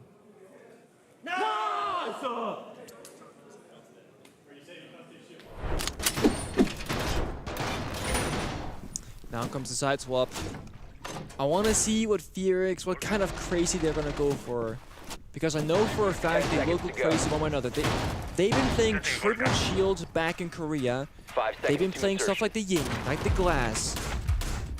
And this is the thing. There was a match between PSG Talent and FearX back when Layer first came out, and it was literally just a matter of who can do the craziest stuff. The thing about FearX is that they're not afraid to full send it in the window. Yeah. And normally in Europe and North America, we see teams not go for rush strats on Layer necessarily. This could catch BDS off guard if they go very fast. Yeah, the downside is, of course, they don't have many choices of shields. They had to go with that Montaigne. Blackbeard and Blitz, both teams, funnily enough, doubling down on the same type of operator, right? You said it before with the Kite and the Bandit double electricity ban from FearX to enable the hard breaching, reduce the necessity for EMPs, BDS banning 2 shields. Oh, that's unfortunate for Rin, losing his drone early before it's even able to take down the proximity alarm. I love these blue cast barricades. It just looks, it's like a nice color of blue. Yeah, well, I genuinely realize. In Siege X, the gadgets are actually colored based on the team colors. So if you, in your own game, change your opponent color to red, for example, or blue, or orange, the color of the gadgets will change with it. That goes for barbed wire as well with the little ribbon. Nice little update with Siege X. Oh my god, what a big C4. Woogieman tanks it. A lot of damage dealt, especially when it comes to the late round with P4's gas. He will be very vulnerable. In comes the gas. Not detonated as of yet. Playing passive in the interior of the door, just stalling for time. Want the vert from Good Boy. Yep, this is pretty smart. Oh, he sees him. The ankle. Great kill. That's an instrumental moment there. 2 players immediately drop and hunt for Good Boy. 3 players go hunting. Lasmo finds it. If FearX know, they need to make their move now. There's only 1 player on the top floor. And there he is. He doesn't see him. Now he knows. 1 HP of Woogieman with the fuse in hand. But time. There's been enough of it for BDS to get back into sight. Virtues hold down the fort, and FearX have been picked to pieces. What a round from BDS. And now they have taken the lead. After a strong start from the Koreans, the Europeans are back into it. It might look a little bit troll at first that 3 defenders dropped downstairs for a single attack, but you had those good canisters prepped on most of the doors, which they can pop and buy 20 seconds of stall time, and that really helped out. Woogieman didn't check the far left corner, got shot to a single point of HP, and then I want to say, FearX, they pushed aside, yes, but there's a big gap between the Monty entering and the follow-up behind him. So, bit of a missed time in there perhaps, but I love the verticality usage with the buck downstairs, the Monty getting information, just getting that kill. Then what do? We're stuck being hunted. Now we're hiding an operator in the drone phase of Caveira. Speaking of sticking things, I thought that Cav was just a little bit of a joke, but it is being stuck here. There is a drone, I believe that's Good Boy's drone is in sight. It didn't see the Cav though, it's now hidden on the B-bomb. Virtue's likely to find it. Surely this Rayora is not going to get stuck. Eventually he does lose his drone. The Cav was not found there. No Deimos to hunt down that Cav. Oh, as I say that, Mephi switches onto it. Of course, you still need to ping that Cav before you can hunt it down with the Deimos, but Deimos and Dokkaebi are both counters to that operator. Massively so. It's kind of annoying, like, oh, I got the perfect flank, and then the call comes through, I'm like, nice, okay. What is the set piece idea here, though? Because clearly there is something cooking for Woogieman with the Sens. You don't pick Sens unless if you have a really specific idea of where you're going to place those gadgets. Well, it's great because the Sens rework happened a bit ago. The projector walls don't count as a smoke grenade anymore, so Warden can't see through it, not with cameras. It blocks all lines of sight effectively. So now FearX, they have a chance where they can go for a plant, hiding in the wall, cut off lines of sight, but they can also use the Sens upstairs to then also get an entry point above. So it gives you a lot of options in it, essentially, but it does require you to do the the prep work beforehand. You can't just wing that operator, like you said. Grenade rolls off, the window slit, that's not good. Just cook the grenade, Mephi. Oh, wait. One of those. It's very fickle these days. Those grenades, the way they interact with castle barricades, very hard. to destroy a castle barricade with a grenade. All it takes is a slight roll and the explosion won't destroy it. I'm not gonna lie, but if you're 2 attackers on a window, I think it's like punching it takes about the same amount of duration. You're vulnerable to C4. I think that's the reason they're not doing it. They don't want to take the risk of a C4, which is fair enough. But now you spend 2 grenades. Well, maybe still doesn't matter actually. That's unlucky. There's a silly Valkyrie with a nice angle right by this high wall being shot now. Odin's in a great spot, but FearX, he's feeling himself today. He's getting all about it in the all chat, and now he's getting all about it in the server as well. Fortunately, though, for BDS, it's not that easy. Maybe it is if your name is FearX. The Dutchman is flying. 4v2. Ren and Goodboy, whatever plan there was with this Sens and the Deimos, it's gone down the toilet, and now they just have to frag out. Haven't gotten to see much from it. Call came through, but again, what are you gonna do? Jammers on the walls. Rin looking for a kill, hunting downstairs, but he's pretty much alone for now. FearX will be in his hoist to his left eventually. But FearX, they have one plan in motion now. Go for kills, win your 1v1s. No other choice right now. FearX the one to worry about. He's found a quad. Eventually the trade comes through for Goodboy, but it's not going to be enough. 1v3, and now it's Robbie's turn to put the Zeds in the chat. 45 seconds to work with. This is a clutch that I just don't see happening. Oh, I mean, you got the call, but again, 35 seconds. Gotta walk through the building. There are jammers in place as well to stop it for Virtue, for example. Just one good boy against the world. How good is he? He's walking into a crossfire here. The feet holes, looking his way. Sprayed through the wall, but Robbie gets in with the SMG-12 nonetheless. BDS have well and truly taken control here on Lair. FearX have been left in the dust. A 2-round lead now for the Europeans, 2 more, and the game is done and dusted. Still curious about what the plan was, but FearX will call a tactical timeout. Let's listen in. Change about the threats. Don't put the mind inside this threat now. I want to put the mind if they're going to start to play like a Cyclops guys, for example.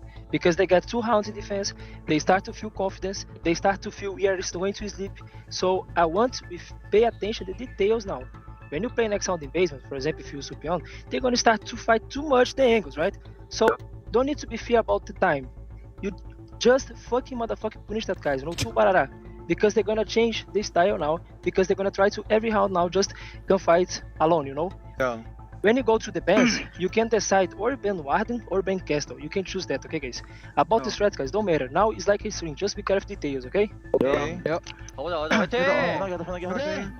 There it is, about a change up in strat and approach because BDS now are on fire. So don't worry about the executing, the plan, and all the fancy gadgetry. Focus about how you're gonna take those gunfights because they're gonna be overly swinging you, and then the round will play out by itself. Time is not gonna be a problem. That's right. You can have a plan in mind. Like that round, clearly there was something with the Sens. Yeah. But you don't want to focus on it too much. Now, FearX was really the name of the game here. In the Game Pass highlights, a 4K from him. A huge impact on the round. For FearX here, another note to say, I mean, obviously the players all speak Korean, and their coach Dark is Brazilian, so his first language is Portuguese. It's just incredible to me that you've got second language English speakers coaching other second language English speakers, and then immediately FearX, as soon as they finish their tactical timeout, finish hearing what Dark has to say, they switch back to Korean. Yeah. That has got to be such out to locate a bomb and defuse it. I want to say something on broadcast, I probably shouldn't, but there's got to be such a way to like screw with your head. And I have so much respect for the people who can do that. Here I am. I think it comes down to good prep work, and I think that's where Dark can be very analytical as a coach and have his pinpoints and his notes and everything else. And I think you can visualize things with pictures, maybe even some videos sometimes.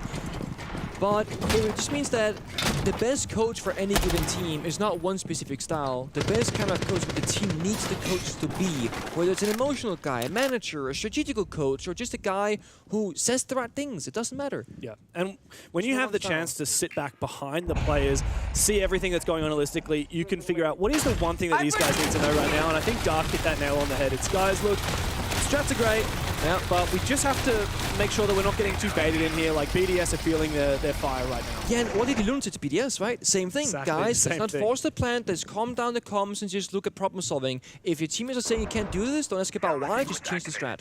Very similar things, set very differently. Again. Looking to bully that Montaigne.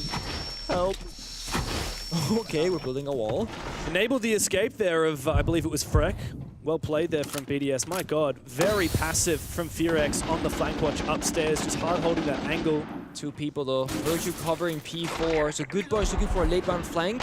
P4 is holding good on bomb side. Virtue is his bodyguard. This should be a free kill here for Good Boy. He's been waiting for so long and he finally gets it. That is the read that Dark was saying for FearX. Don't overcomplicate things. Just chill out and they will come to us. Virtue got antsy because he thinks that he has to make a move. And now FearX have the numbers advantage.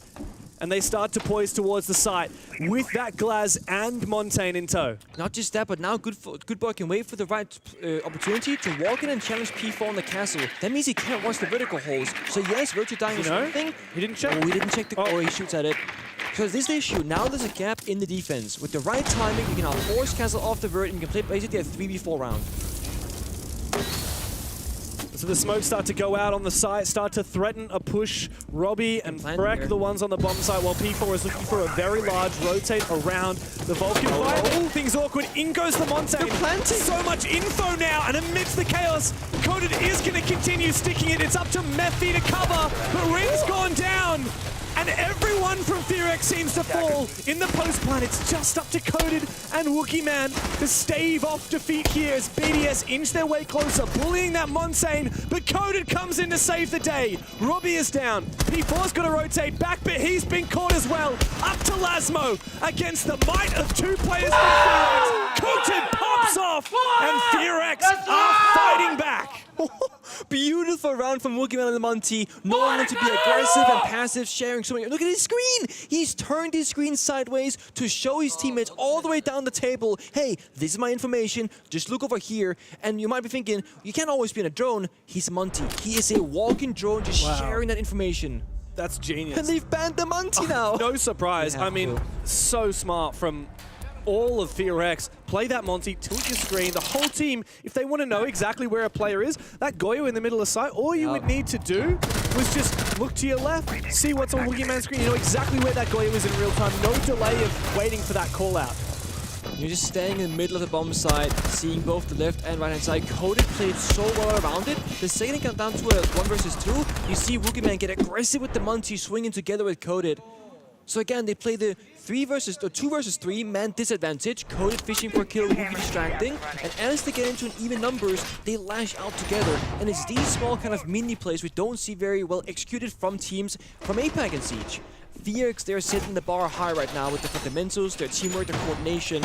Yes, they're down around right now, but they're looking good in these many of these rounds. 10 seconds left. That they are. Now they found their first attacking round. It was a very strong start to the defense. Dark flipped that when he took that tactical timeout. It worked like a charm, and we saw that read come out. Like we said, BDS falling straight into FearX's hands with those flanks. And now it's on BDS to adapt, right? I mean, Siege is not a game where you just put your strats up and then they sort them out. Whoever has the best strat wins. No, it's a game of constant adaptation. Yeah, it evolves, especially the operator ban system. 3 operator bans from both sides. Attackers ban defenders, vice versa. So as we saw, BDS target ban Wookie's Monty, triple shield ban here on Lair, and FearX banned the Warden. And recall back to the technical timeout, Dark, the coach of FearX, said either Warden or Castle talk about it. Yeah. Now that you've banned the Warden, you'd think maybe some more classic in gameplay. That hasn't been the case for this particular round.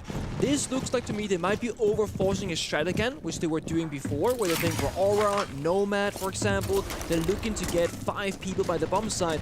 But to me, they're missing the wow factor. There's no Capital Grim, there's no Ying, there's no real easy way to execute on the side itself, especially with the loss of all the shield operators. So I'm curious what the plan is of FearX. If they can't find easy opening kills, how they expect to plant in this round. That's right. Sometimes you see the Rayora pick and you think these guys are maybe forcing something that's a little bit too niche. At least an operator like Glaz, you know, you actually have a decent fragging ability. You've got nades if you decide to use them. Whereas Rayora is just so niche, like only very specific places you can place those, only on doorways, not even on windows. Yeah.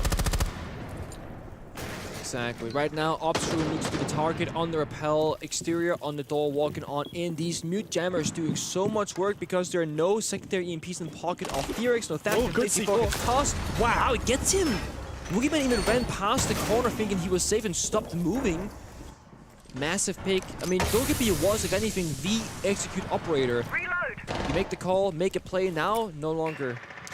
So I don't think it's absolutely essential. Rin wants to know if he can lurk in here. The problem is he can get into this room and he'll just be in a crossfire. He can be swung from the stairs after it's taken by Good Boy. Oh, he's going to push through the smoke. This is deadly. It's dangerous. AK comes out. It's not the greatest weapon. Very slow fire rate as the teammates come in to support, and P4 falls on back. BDS have seceded that map control. Yeah, just get out of there. You already got the first pick, and now Goodbye's worried about the flank. He's been found out. Took a bit of damage. There's a guy down here too. Oh, no. He does no. Oh, no. But this is 11. P4, you can't be affording to lose that. Good Boy, though, still caught out of position. He doesn't know if he can move. He doesn't know where P4 has gone. He's going for the vert, though, regardless. And now it is on P4. Does he try and save his teammate? Flanking. Good Boy needs to win this fight. P4 comes as info, and he gets the kill. Meanwhile, still the vertical ability comes through. Ren's gone big on sight. And FearX are about to tie this up. It's all up to Lasmo. But he's got no C4, but they don't know where he is. Pops up for one, hunting for a second. Oh, forcing the plant down. Except the Maestro can't win it. Ren, meanwhile, a team kill. But if it's all up to Virtue, I don't think BDS have a chance. Rin just holding the line. Good Boy close up. The Deimos tracker comes through. Good shots here from the Aussie. Can he go for a revive? I don't think he's able to. Lasmo, he's looking for information. Virtue's got no idea where Rin is. He's still got that evil eye scouting for a bit of info. An aggressive swing from Rin. Virtue still plenty of points to breathe fire, but Rin wins his ones. And FearX, they have closed the distance. They are still fighting for their survival. And the attacking round, they were everywhere. Downstairs, Good Boy, distracting players. One flanking him, one on the vert. That's one attacker taking attention of two separate defenders. While that happened, Rin and the rest of the team runs into the bomb site, get those kills, and they stop planting it. I looked at the health bars. 1 or 2 more saps from the Evil Eye, and Coded, who was planting, would have died with 0 seconds left. We're talking maybe 1.5 seconds of difference, and that would have been an easy 0-second victory for Virtue and for Team BDS. Instead, it's a clutch, and we're now an even 5-5 round score. What a influential round in this game. Let's go see the highlights from Game Pass and see exactly what unfolded, because everything leading up to this moment, that round was massive, and it all hinged on Good Boy. His ability to cover his flank, his ability to disrupt the side while Rin covered. Oh man, FearX are well and truly back into it.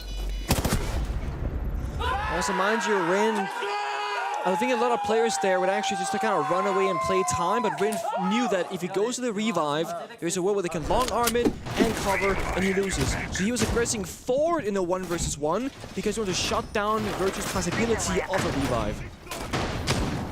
Oh man, the intensity, it's amping up. You said FearX were discussing whether they ban that Warden or the Castle. Castle's in the game now. It's in the round, brought back. And if I'm not wrong, this is the first floor bomb site that we saw so much of earlier as well. It often comes down to that top floor. As we've said, no thermite this time around. Bangu, you were saying before, FearX really need to bring some of those execute operators, some of those cheeky ones. What have they gone for now? Well, you got the Ying, you got the Grim, as well as the Dokkaebi, and that's going to cause a lot of distraction in the server. Then they take Woogieman or Nurk as well for a backstab somewhere, possibly for a lurk that can't be seen by the Evil Eyes or any of those gadgetry, those cameras. So I think FearX now, they're playing a mental game. It's not about the strat, it's about being in the minds of BDS saying, hey, we're over here, look over here, and then something happens elsewhere, the backstab attempt. Oh, Frag almost goes down. He was the hero last time with a 4K on this bomb site. Gets injured, but the coverage is good. No, Rin actually confirms the kill. When taking a little bit of damage. It's a slow round for FearX, but with that opening kill, it's going to buy them a lot of time to ramp up later. Yeah, it's deadly. FearX now been overtaken. Both Lasmo and Rin have more kills than him, despite having such a strong, influential start to their defensive half with that big 4K. Good Boy, notable is the fact that he's actually running the Ying with a shotgun. So he's looking to play around this bathroom. He's looking to play around these close encountered hallways. So out goes the Dokkaebi's logic bomb. Virtue down. Where was that step up Woogieman? Just on a random staircase, you know what I'm saying? Paul goes out, he follows, and Good Boy does not stop there. 5v2, FearX in full control. Yeah, now Robbie's getting antsy. He feels like he's got to make a rotate, but he can't really aggressively play. look to try and push R6 room. Oh no, guess what? The Nook has come out of nowhere, but P4 somehow turns on him. At least for FearX, they now know where P4 is, and he's trapped. They have vertical dominance. Robbie still waiting for his moment to retake upstairs. Yeah. It will take some heroics for BDS to keep this alive. P4 has to stay alive. Well, they know. Robbie has to go flank, but again, yeah, they have the yellow ping. They can actually bait this and quote-unquote execute the bomb site, wait for the flank, and it's all down to P4. No call from Dokkaebi though. Can't happen. So it's all about timing right now. So what is the play? There's plenty of info on site. That's dangerous, popping your head up like that, good boy. Outcome, the Dokkaebi hacked cams. The logic bomb has already gone by, and well, amidst the chaos, FearX collapse. BDS have nothing to show for it. P4 helpless. And the Koreans have found themselves on match point. BDS staring down the barrel of elimination. 3 rounds in a row. They figured it out on the attacking side now. They really have it solved. Here we see the opening death. FearX actually pushed into the bathroom, and that's how he got shot down. We saw off-screen Wookie Man. We call it new bridge to some teams, but essentially they crossed the map, found a sneak kill as well. And the second Wookie got that initial opening, he backs off. Dude, isn't it just unreal that FearX took their tactical timeout? Dark, the main thing he said is, guys, don't worry so much about the execute. Yeah, play it slow, they'll come at you. And BDS are still running at them. Yeah, they are. But that's again, like, if you're Lilun in the background and you're going, I know what the problem is because I see all the perspectives. I hear the communication as a neutral listener. But when you're a player in the server, you might be thinking, oh, I can beat them in a 1v1, or oh, they're not going to be watching this angle. Now it's been 3 rounds. We really see BDS realize what the problem is. And I think it was Leakyfag in the IGL content piece before this game started that was like, an issue that you can have with IGL is that you might want to call an aggressive strat, but if your teammates aren't up for it, aren't aggressive players, it's not going to work. So you have to adjust your communication and your strategy and your leadership to what is going to work for the team. If BDS is saying that they're playing aggressive, that's the wrong call. If they're saying that they're playing passive and individual players like FearX is choosing to be aggressive in his own, that's his problem. The team has to resync. Get on the same page. And there's no tactical timeout to do it. No. Leadership now. P4, Frank, the vocal players, Virtue with the most experience in the whole server. I mean, he has to be like, guys, listen up here. This is what we gotta focus up on. And Virtue has put himself on camera operators a lot these rounds as well. You teamed with the guy. Is he the kind of person that gets in the comms like that and takes that leadership? I was back when I played with Virtue, he would wait until it was like the most dire. He normally that's like the leadership stuff, but if nothing's working and no one's calling it, he will eventually step up and say, guys, enough's enough, listen here. And I think with Virtue playing Maestro, he's going to set an example as well, because you can now call from the backline and look at the player positions and go, okay, don't overstep over here. Hey, FearX P4 play together. Because when you play on the front lines on defense, you're worrying about a lot of things, right? Angles, sound cues, etc. I'm expecting Virtue in the backline now to take a little bit of control. As we say that, FearX taking control of ops. Reaching silhouettes activating a lot below, actually. I see 2 silhouettes, FearX and someone else downstairs. They're almost giving this to FearX for free, having a win conditions late round. But last time around for FearX attacking this bomb site, it came down to the Deimos down below. Yeah. Often it does come down to the vertical game. A lot of pressure on Yin Candelas and the logic bomb from the Dokkaebi. What is the idea here? Now, there's no entry hole. Robbie shot that out, but meanwhile, collapsing onto our 6th room from the other side. It was a bait all along. And now FearX have control of the bomb site. BDS caught out of position. So many of their players downstairs. They've made their rotations up, but it might be too late. Impact's putting the pump under Rin. He goes deep, looking for another kill. As BDS, they forfeit the bomb site to play down below, but it might be too late. Maybe's been running around looking for a plant spot, finally finds it, but again, now there's no cover. Impact goes out. Mephi, you gotta find a safe position. Code with the third, 2 guys left on defense. And the plant is all but confirmed from Mephi. Easy. P4 and Lasmo, where are you? You need to get back to site, son. You need to have an impact here. When FearX come calling, do you have a response? Flawless. It's a flawless end to the round. A flawless end to BDS's run and reload. The Koreans have made it to the main stage for the first time in 4 years. is. Sometimes you really need to play the opponent, the mind game, saying they're expecting us to go aggressive, to do these things, we'll counter it. It was a mental battle back and forth. Oh, and a call in chat. Do you want us to have the honors? I saw Conan say BDS is nothing without Shaiko. BDS Dude, is nothing without Shaiko. Savage. Absolutely savage. An unbelievable performance from the Koreans. We had high expectations, and by God, did BDS fight back? They can hardly believe it. They played so well this tournament, not just this matchup, but how they got here, beating good teams, showing up, giving 100%, and it comes down to the final day of survival, and they come out victorious. How many years have these players been playing the game? You can see how much it means for Rin. So many times we saw them go global, so many times we saw them the first team to exit the tournament in Manchester, in Montreal, failing to qualify for the 6th Invitational this year. Finally, roster changes that proved to be their blessing, and FearX are back again. Heartbreak for BDS, but of course we'll break it all down after this.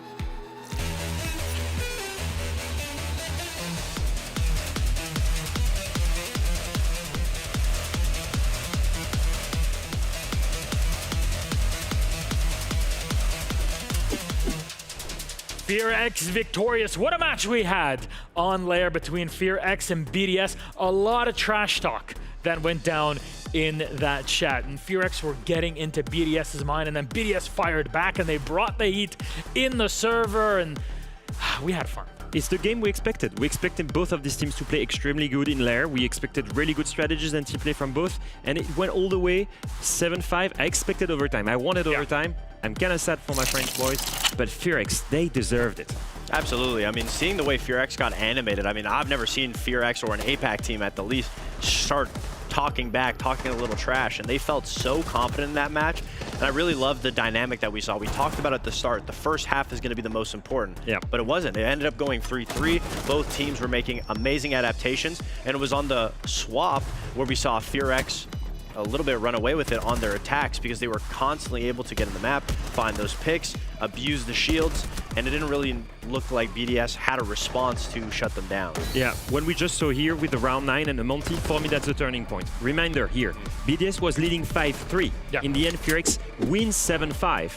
You will see here in the match summary, when we're going to take a look at the rounds, you're going to see here when everything started to Swift is the round 9 with 4 rounds in a row. That's what changed. The Monty came coming in for a perfect execution. And the biggest issue with that is after that round where BDS understood if we let these guys go for an execute off of the back of a Monty, we have to start making these plays. And the issue with that is we saw several retakes from BDS to try and shut down a player playing vertical or the isolated player on FearX, but immediately once they got those picks, it was just an isolated player. There was nobody else from FearX there. They were swarming around the map, constantly putting pressure from all angles. So even if BDS got one, they were giving up the site in turn. Gentlemen, we got a barn burner of a game, a homninga, as Mr. Ace. This is a UK thing, apparently. It was just a wonderful matchup, and for that, we need to go to Maria for a quick interview. FearX is playing in the arena. How cool is that? I'm really happy for you guys. You know, you're happy as... I cannot cuss on live, but you know what I mean. Yeah, I'm very fucking happy. Yeah, you can say that. You can say that. So let's talk more about the game. It was the first layer that you guys played in Reload, so it seems like you were cooking something, preparing something for this moment. Yeah, we was very big confidence about layer because our scrim recently was so good, and then we have many scrims in bootcamp, so we make a very high confidence about layer. So when we're gonna talk about our map bans, just like say us, we have a very prepared with this, so let's go do that with them. So, and then we just choose layer. Yeah. They choose layer, so they, you know, just choose the wrong map for them, the right map for you. Did you guys did bootcamp in Brazil? Yeah. 1 week. Yeah, 1 week. Just 1 week. 1 week. It was good. Did you see any improvements from the bootcamp? Yeah. This here region have a very good scrims, better than Asia. Yeah, I agree. Yeah. So we very try to hard, like play many scrims on here and try to improve our important things. So we improve many things. Yeah. It worked, you know? You just won the game, you were playing in the arena.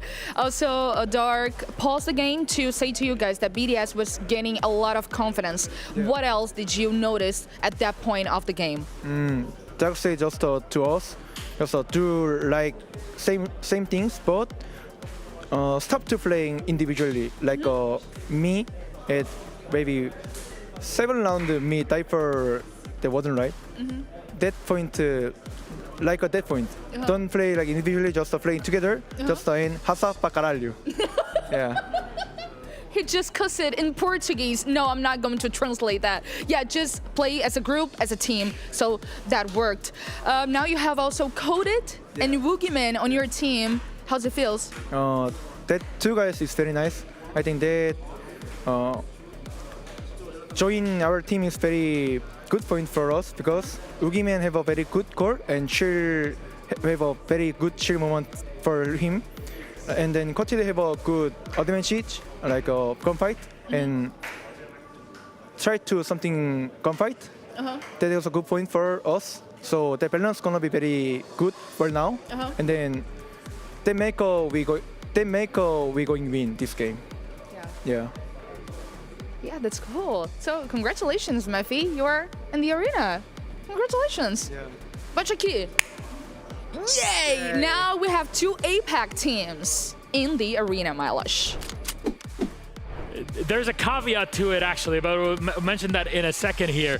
BNK FearX officially qualify to the main stage, a Korean squad playing in there. It's been a long time since that has happened, Davide. Yeah, I mean, it's been a very long time. Obviously, FearX deserves it, though. The emotions were just raining through. Very well deserved. They've hard fought all the way through. The teams that they beat to get to this way were not easy teams in no way. And to say it, this is the first time in history that we've ever had 3 teams representing the APAC region playing on a main stage. I know Maria said 2, but I think she forgot that Elevate is comprised with all Brazilian players, but they are now playing in the APAC region. So the first time ever to have 3 APAC representative teams playing on a main stage. And you have to reside in the region that you play in, so it's not like they're playing remotely from Brazil. But a bit of a history lesson, because the last time, we've actually had multiple times. Of course, back in the day in Pro League, in the olden system, you used to automatically qualify 2 teams from each region. I'm setting that aside. I'm talking about the last time we had 2 teams coming from APAC directly onto the main stage.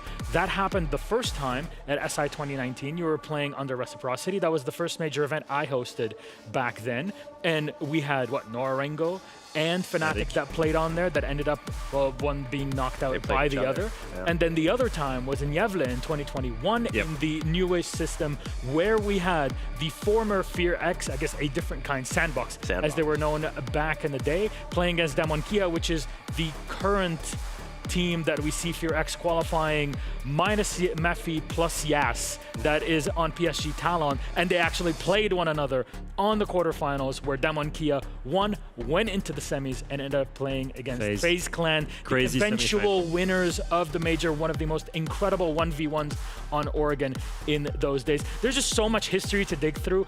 Imagine, we're just now starting with Siege X. Imagine in how many years' time we're going to be looking back at this moment mentioning, yeah, this was the one where it all started with 3 teams from the region. I'll say this, Yavle was almost 4 years ago. Yeah. I don't know if you realize how long that is for an esports player. I can tell. I lost my hair also. Yeah, and we retired, both of us. So you can imagine, like, a professional player, usually the length of the career is 2 to 3 years. If you're a good player, right? These guys, they've waited 4 years to come back to a main stage. It's huge for them. You can see how much it means.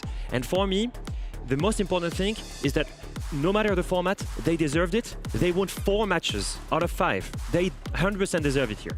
100%, and for that, we need to kind of look at how it happened, because strategically, FearX were on another level. I mean, absolutely. There's a little bit of creativity in the way that FearX played their lair defenses and holding the green stairs specifically. It's something that we've never really seen before, but this little lockdown where Rin and Mephi are able to both have the dual shotguns, one holding the bottom of the stairs, forcing a pick, which in turn makes BDS have to make a play to try to push him off of the stairs, but here's the other shotgun right at the door. So the way that Mephi and Rin are aggressively using those shotguns to lock down that staircase is a position that we haven't necessarily seen been played, and they consistently did it to stall time, lock it down, and then fall back down to site almost every single one of their defenses. There are so many moments that we could look back on, but I think there's one that deserves to be our blacklight detail for this matchup. Leo, this is all yours.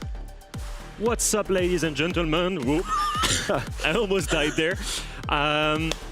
That strategy is really good. The strategy of standing for an entry point is actually very smart. Now, if we're going to take a look at this defense, I want you to pay attention at Woogieman. What is he doing here? He's preventing the first entry point going aggressive. Exactly what Foxe was saying right there. Second thing is, they're also preventing a second entry point on the top green side with a double crossfire. Now, if you look at the way that BDS is adapting this time, they're actually in the building. They've went for a different take. And I want you to pay attention to how they're going to cut them off. Virtue right now from outside is preventing Woogieman to go help his teammates. That means the only thing you have to problem solve right now is that double crossfire. Now, if we play around, you're going to see utility is the key here.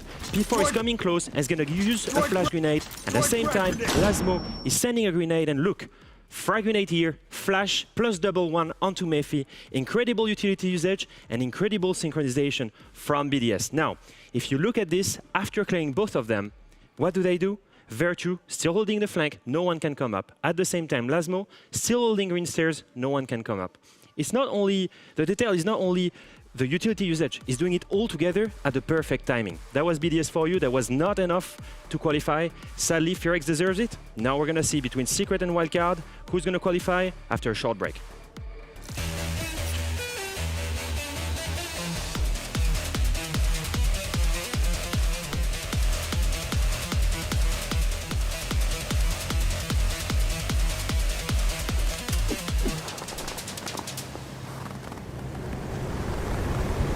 Keep an eye out for contact.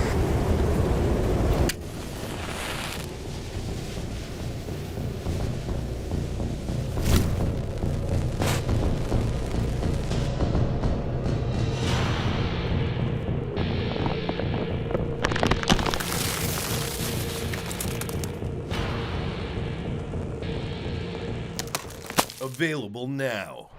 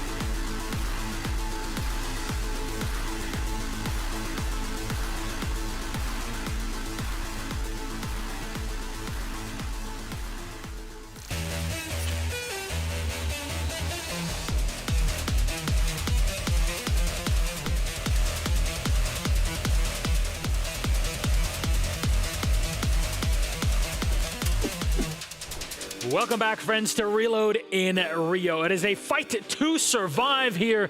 And, well, one team we said goodbye to now is BDS. FearX were victorious, 7-5, a wonderful game that we got to see on Lair. We broke all of it down. There's so many records alone that were broken in this, being the fact that now 3 teams from the APAC region have qualified. But the emotions on the BDS side were definitely as visible, although on the other end of the spectrum, compared to what we had at FearX. Ilun, the coach, comforting Freck on the squad.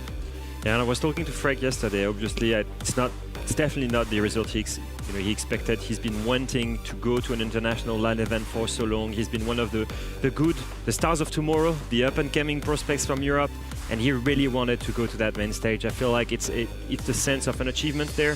He doesn't have that achievement of facing a crowd. In my opinion, that's something I told them yesterday. You can be proud of going all 5 rounds. You can be proud of having faced so many good opponents. Yeah. It's going to be better for you to come back later in the tournament, in the season. I really love the way Lune was comforting him, because a good coach will always know when they need to be able to be there for the team. Obviously, you're focused on the game, but at the end of a devastating loss, regardless of the situation, the game plan going in, you have to be the mental coach too at the end of the day. You essentially are the parental figure for your 5 players, because they're all young up-and-coming talent. They haven't necessarily experienced trials, triumphs, defeats, but Lune's been there on that stage before, so she understands in a way what the players are going through. So any coach, that is a good quality that you need to have to be able to keep your spirits high for your players, because there's more games to come. Not at this tournament for BDS, but in the future. And Laurie Lune has been around since forever, ever since I can remember anything about Rainbow Six. She has been a big part of the French scene, European scene, and international one of Siege. She's our esports commandee for 2024 back in Sao Paulo. And actually, a few days ago, Maria sat down with her to have a little chat. Let's take a look. I'm here with Lilo, the coach from BDS, and that you also the only woman working around here, so I'm really glad that we were talking. So how's it for you to be a coach? You know, when did you start it? Are you liking your life as a coach? It's great. I started back in 2018. I was a player before, and then I swapped to being a coach. I started as an analyst, actually, and then I realized that I wanted to actually more like work on guiding players, working on psychology as well. I'm enjoying it a lot. It's very stimulating. It's very interesting. It's a challenge of every day. It's different with every single player you work with and every staff you work with. So like, it's very stimulating. I really like it. Really like it. You mentioned that you studied psychology, right? Kind of. I'm not studying psychology, but it's like you get into the surface of psychology. You have to. But it's just like working with humans. That's it. But that also, I guess, helps you with being a coach. I mean, sometimes you have to babysitter players, you know? You never want to have to babysit them, but we work with young men, right? Like we work with really young players, and you have to teach them some things about life that they can apply in their job as like professional athletes. Like it's a part of it. It's very important. Also, we are in Reload, so that means we are in Rio de Janeiro. Do you like your staying? Yeah, I mean, so far I haven't been able to visit much. I would love to, but we arrived, and then right away after, like we arrived on an evening, and the next day we had media the whole day. So I've seen Sao Paulo before. It's my first time in Rio. Haven't been able to visit, but I do want to visit. Okay, cool. Neither I. We've just been working a lot, right? Now, so BDS has a great history in Siege, and you are the new coach. So do you feel under pressure because of that? Do you feel the need to keep that good history?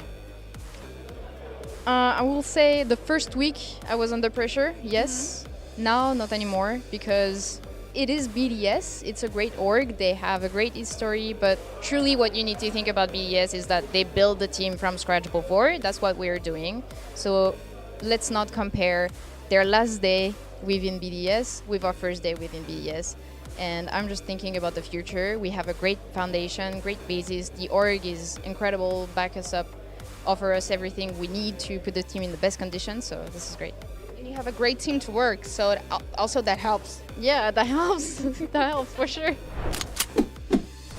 Well, the future is now, what do we like to say? Because the future begins with our third matchup of the day. Still a fight for elimination. There's only one spot that's been taken away from the 3, so there's 2 still left up in the air and floating. Let's go on with our team, starting with Team Secret on the block, who, I have to say, surprised everybody because they faced off against some pretty tough opponents to get here. Yeah, clearly. They've played against Loud, they've played against Liquid, they've played against MAT, and they beat all 3 of them. And by the way, the MAT win, that was a 7-1 on Clubhouse, super dominating. The only loss they've had is against Furia, and even that one was really close. So they've showed incredible talent and incredible quality since picking up Noah and Mugli.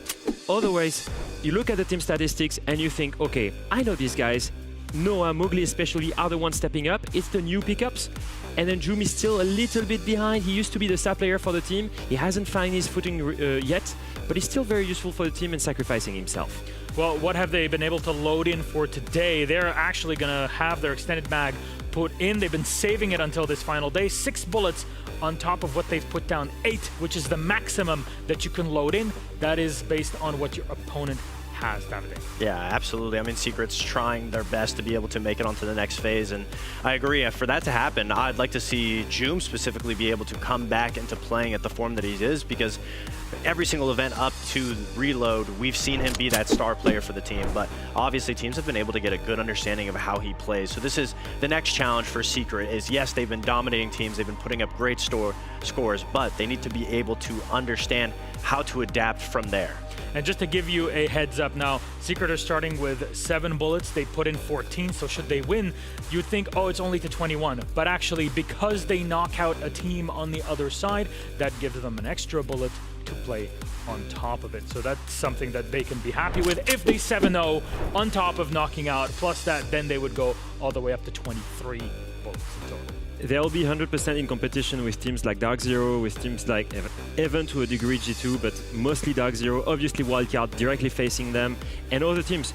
Out of all of this, the next 2 matchups are probably the ones that are going to be the closest in terms of bullets and who's making it to the quarterfinals. Well, let's take a look at Wildcard on the other side, a team that also surprised and loaded so many bullets throughout. They gained so many throughout the tournament here. These NA prospects are looking, they're hungry for more, Davide. I mean, absolutely, and it's been such a thrill to watch Wildcard play because no one had any expectations of them, and the more that they get to play, the more that we see that they are a team that is able to compete at a higher caliber, obviously because of their leadership. That since bringing in Dash, of course they brought in Baby Shark too, but Dash has been such a pivotal player for them because he's been keeping this team on a great pace, and their win conditions, being able to identify it, is what's been carrying them through every single match against other top teams. Well, now let's see what they've loaded in for their matchup. Another extended mag. They've been saving it for this moment. 6 bullets on top of what they had to load in. I believe that was 7 bullets. 7 that they started with? Yes, math.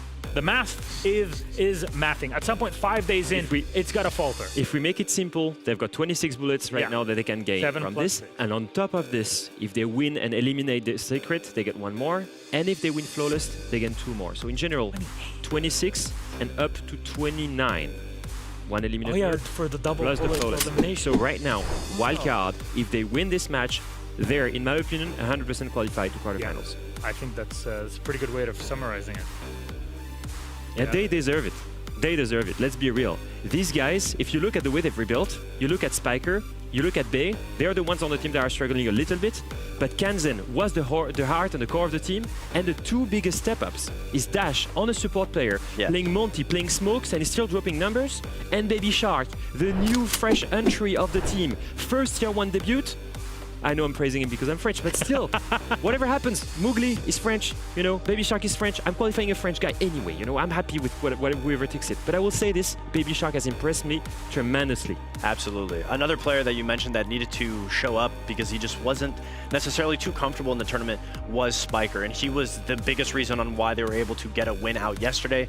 He was able to just completely slay out because he was a top fragger, and to do it on a support role. And the other reason why Dash is up there is just to constantly show how important he is to the team, constantly being able to be that IGL, because in North America it's very difficult to find experienced IGLs. You have to pick up a rookie, so to be able to speak on a different language that's not your primary language and still find so much success to be able to get wildcard further and further in this tournament, especially when everyone doubted them, is a beautiful sight to see.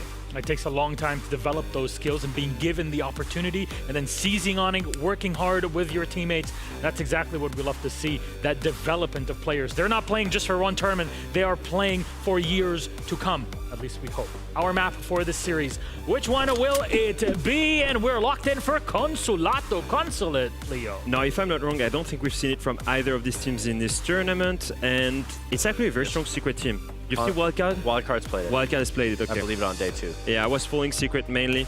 I think in general, what is interesting with it will be with the new CJX and the rappels. That's something I've not seen enough. I feel like the rotations between the two sides of the map are especially more interesting. You can switch from an admin take to a yellow take in a matter of a few seconds. And for two teams that are super dynamic with fresh IGLs and new ideas, I think it's going to be interesting to see. No, I'm excited to watch Wildcard play on it again, because the last time that we saw them play it, they were using such innovation in the operator lineups and being able to bring out the pulse that we haven't seen in so long, to go for those 2-on-1 retakes. And obviously on attack, they would be abusing the Glaz, they would be abusing the Grim, they'd be abusing the Sense. And it was a situation where they were constantly having different looks. But I'm excited to see their teamwork be put up and how Secret manages that, because it's been in the VOD for this event. So the footage is already there. Just correcting myself here, like you've said, actually Wildcard beat G2 on Consulate 7-3, very decent showing, and Secret also played it and beat Loud 7-5 on it.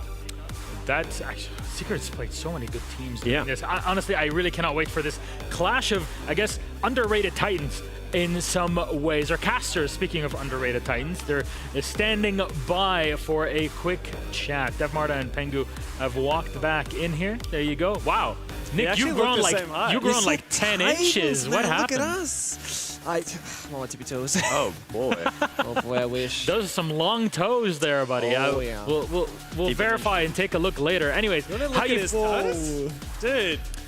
That's kind of in the pool. That's just how it is, gents. We got a game on our hands, and these two teams look like they're just at one another's throat. Well, are we gonna get trash talk in the chat again, you think? I hope so. I reckon so. I mean, Doom's been like, I'm not gonna lie here. He's been kind of terrible this event.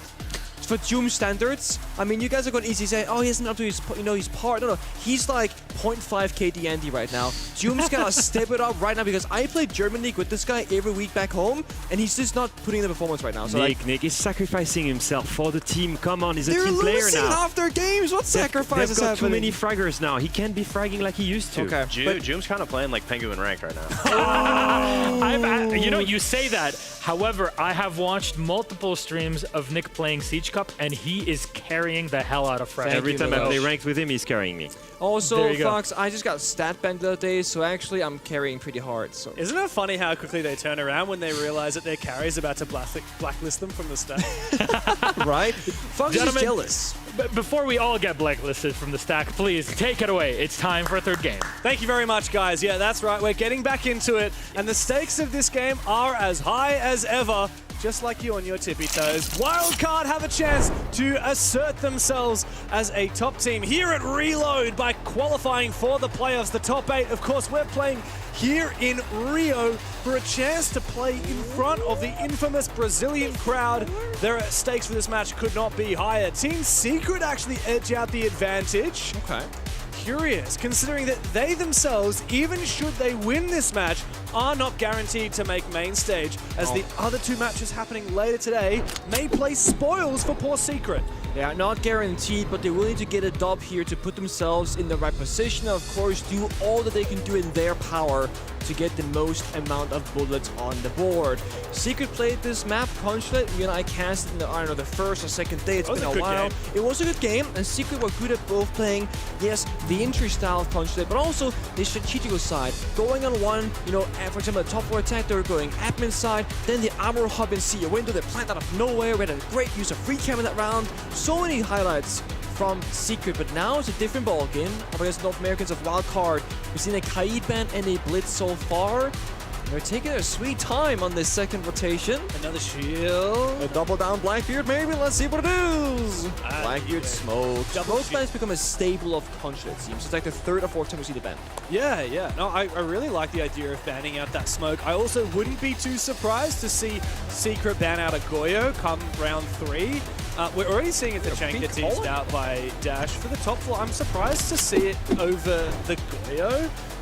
We'll get into that in a minute, but yeah, the way that this map plays out, I think does change a lot depending on the bans. The top floor, it really can be so challenging to take control of it. You have essentially two main schools of thought. You either do a full map clear from the admin side over, or you just go, guys, we're going to send it in CEO and go for a rush plan. That's where the smoke comes in. Right here on those CEO windows, that's where that smoke is the most powerful operator at denying that plan. The second most powerful operator, James, because I think Tashanka is stronger. There are 3 bomb sites of which Tashanka excels on. This is one of them because teams will go armor in, you smoke, they jump out. The armor in, you smoke, they jump out. And what do? Then you armor in, smoke them out, and by the 4th time there's no smokes left. With Tashanka, you have 20 Molotovs, which means you cannot just cheese a CEO window plant. What this means is unless Tashanka gets killed, or you have insane vertical control below in piano, you need to go for admin attack or not plant CEO defense. The way you're speaking, it sounds like there was a statue of Tachanka on that hill in Rio, not of Jesus Christ that you saw yesterday on your hike. Oh, no, but it's just one of those, like, I really respect when teams that play like a unique operator that just works for one particular bomb site, and Tashanka is this for top floor. Now, Spiker and Walker were hiding this operator of pulse in the beginning of the round so that it wouldn't get droned out by Secret. That's gonna, of course, give a bit of information. You can run around, check the move, are they going admin, are they going CEO? And Secret, we know that to do the mental game. They poke and pry and apply a bit of pressure everywhere, and they rarely show exactly what their plan is until the 3, 2, 1, go sign. Right now, Vert downstairs, Doom, who's playing Deimos once more, looking for that CEO player, but we know it's a Pulse looking straight at him from basement. The Pulse is so deadly in this map. So much soft floor. Those C4s very impactful. Out comes a little bonk of bees from the Grim. Nothing really as of yet. Still so much info. I mean, not only does he have the potential to go for a C4 here, he doesn't find anything. That was a bit of a mistake there. Well played from Doom. Just keep at bay any potential threat from Wildcard. Poor Spike is now considering, does he overstay his welcome? He's kind of ineffectual here. Meanwhile, the rest of Secret are starting to make that push.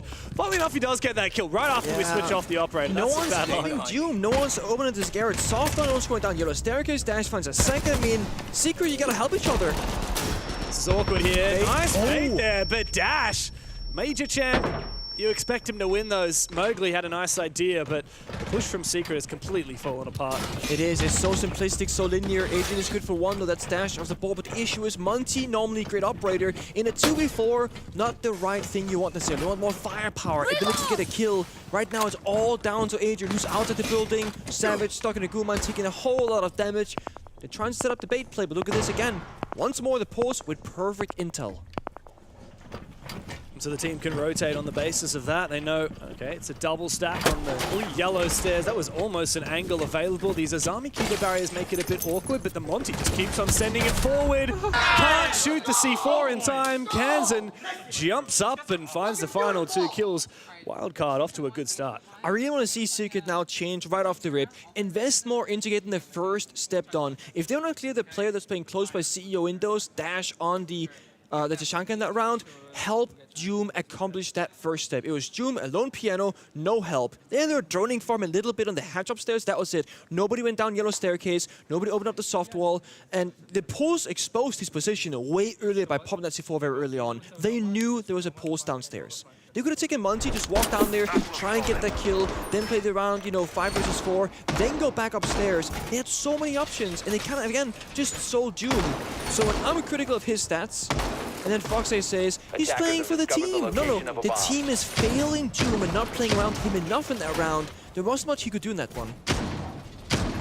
It's rough. Yeah, it just started with that and it fell apart henceforth. Wildcard are going down to the basement. Now, one big hitting operator that Secret missed out on banning is that Miro. Now, she's not great on every bomb site on this map, but on this basement, she really locks down those yellow stairs and those garage pushes from the breach. It forces you to play vertically. It forces you to clear out those positions, which is a lot easier said than done. And of course, how do you counter vertical play? You go and roam. You make Secret have to do so much work just to get that single step of vertical play. And we're seeing Baby Shark here on the Vigil already doing that. That's what I like about the lineup here. Nomad and Demonte can take map control, lock down those flanks, and buy you some space and safety inside the build. But Construct, it can be very hard to enter just the first room. You see it, they break down a door, impact upstairs, forcing the attackers outside once more. So if Wildcard could just keep doing this, you know, they see an entry access, they do get over the penalty, they can keep stalling for time and forcing it into a bad situation. I guess the saving grace is they do have the Maverick. So whatever wall deny there is, for example the Bandit, they can send the guy out, stop torching up the wall, and even if you don't get like a way into the bomb site, it is going to apply a little bit of bomb site pressure itself and stop Wildcard from like running around freely. But it's Bay upstairs in the Capcan. It is Baby Shark top floor, the two roamers working together. Bay's been spotted a few times here as well. He's being held at the moment from outside that Visa single window. I believe that was Noah. Meanwhile, Joom is watching the deeper angle. Wildcard have Bay essentially cornered now. Secret know exactly where he is. Oh help, there's no rotate. Yeah, but he might be able to make a rotate for him. Meanwhile, amidst the chaos, Adrian falls to Baby Shark upstairs, continuing to be a thorn in their side. On this roam, see, the thing for Wildcard here is they don't have to commit to this. They can just continue falling back piece by piece. Look at the clock. Time is ticking away. Meanwhile, Secret decided to flip the switch, trying to contest the Nira here in servers. Monty's a good ingredient for that. Oh, dangerous. Oh, careful now. Dash cannot afford to reinforce that wall while that Monty is staring him down. He really wanted to, but again, you said it's not worth the risk. And even if he did, there's a semi charge right behind him, no real wall deny. Monty finding good value on the hallway. Where's the crossfire? Not yet established, and Miro gets the kill. Oh, Dash. Oh. Can he hold down the fort? A C4 comes out. No. Savage down to a sliver of HP. Oh, Secret. That is not going to work out for you. Pushing from the same direction. Wildcard have no issues dealing with that. That's why I pick up my boy Dash. You melee one player, the shield of course to stagger him, flick over, get the kill in the second again, and then Monty forced into extending that shield or just die into a gunfight. Secret will call the tactical timeout after being down 0-2. Guys, listen to me. It will be good. We'll be doing some of the different stuff as well for the other side once we are doing the third ban, so that's fine. The thing that I want you guys to focus right now is recompose yourself, breathe once I'm speaking, and focus into the flanks. Let them come to us and we punish them coming, you know. Let's try to keep it up with the plan that we have, and we let the person that will be punishing them come into us because they won't do shit, you know. We are trying to move around to try to punish them, and we are being punished onto that. We have a good plan, and I trust our plan as well, and I'm pretty sure you guys as well. So let's go with that. Yeah. Let's try to follow into that side. Piano now. What you guys want to go for? The bait or the the bait or the other? So there's a lot of things that are being said, of course, as we always often see. Compose yourself, breathe, like don't be so tensed up. And talking about like how they want their opponents of Wildcard to make the mistakes. Looking back at that round though, I don't feel like Wildcard were showing that they want to run into Secret. It was baiting and falling back. If anything, I think Secret, what they're missing is what we call the good old hammer and anvil. What that means is that one part of the map, the Monty for example, will push the roamers in a direction. Then you have somebody holding a cutoff somewhere. Let's say for example the main lobby door where Bay was playing, Secret were missing an anvil. They kept shoving the roamers back, shoving them back. But what's going to happen? They're going to end up back by the bomb site in a 5v5. A lot of ways you can do that. Have someone on the spiral stairs, bottom floor, for example. I mean, it's easier said than done. It is way easier said than done, but I feel like if their plan is to let Wildcard walk into them, I don't feel like that's what Wildcard was trying to do at all. I mean, so many ways that Secret could have done it on the roam as well. For example, having someone outside the lobby door when you were forcing, I can't remember who it was on that roam, back further and further. Visa side and Tellers all the way towards Piano. If you have someone pushing from Piano, from Yellow Stairs, have someone pushing from outside a lobby, there's more to be met there. Yeah. But Secret need to tighten things up. At least now Twister's had a chance to talk to them. We saw how impactful it was in the FearX versus BDS game. Those tactical timeouts, immediately after Lilun called hers for BDS, they won, I believe it was 4 in a row. Yeah. Same for FearX, they won a slew of rounds in a row. And speaking of rounds, every round counts here for Secret. Oh, 100%. So it's going to come down to round difference. Even if Secret win this game, they are not guaranteed to make it to the playoffs. It's going to come down to, do they have the round difference advantage over DZ and Furia? So they need to make sure that they don't let any more of these slip through their fingers.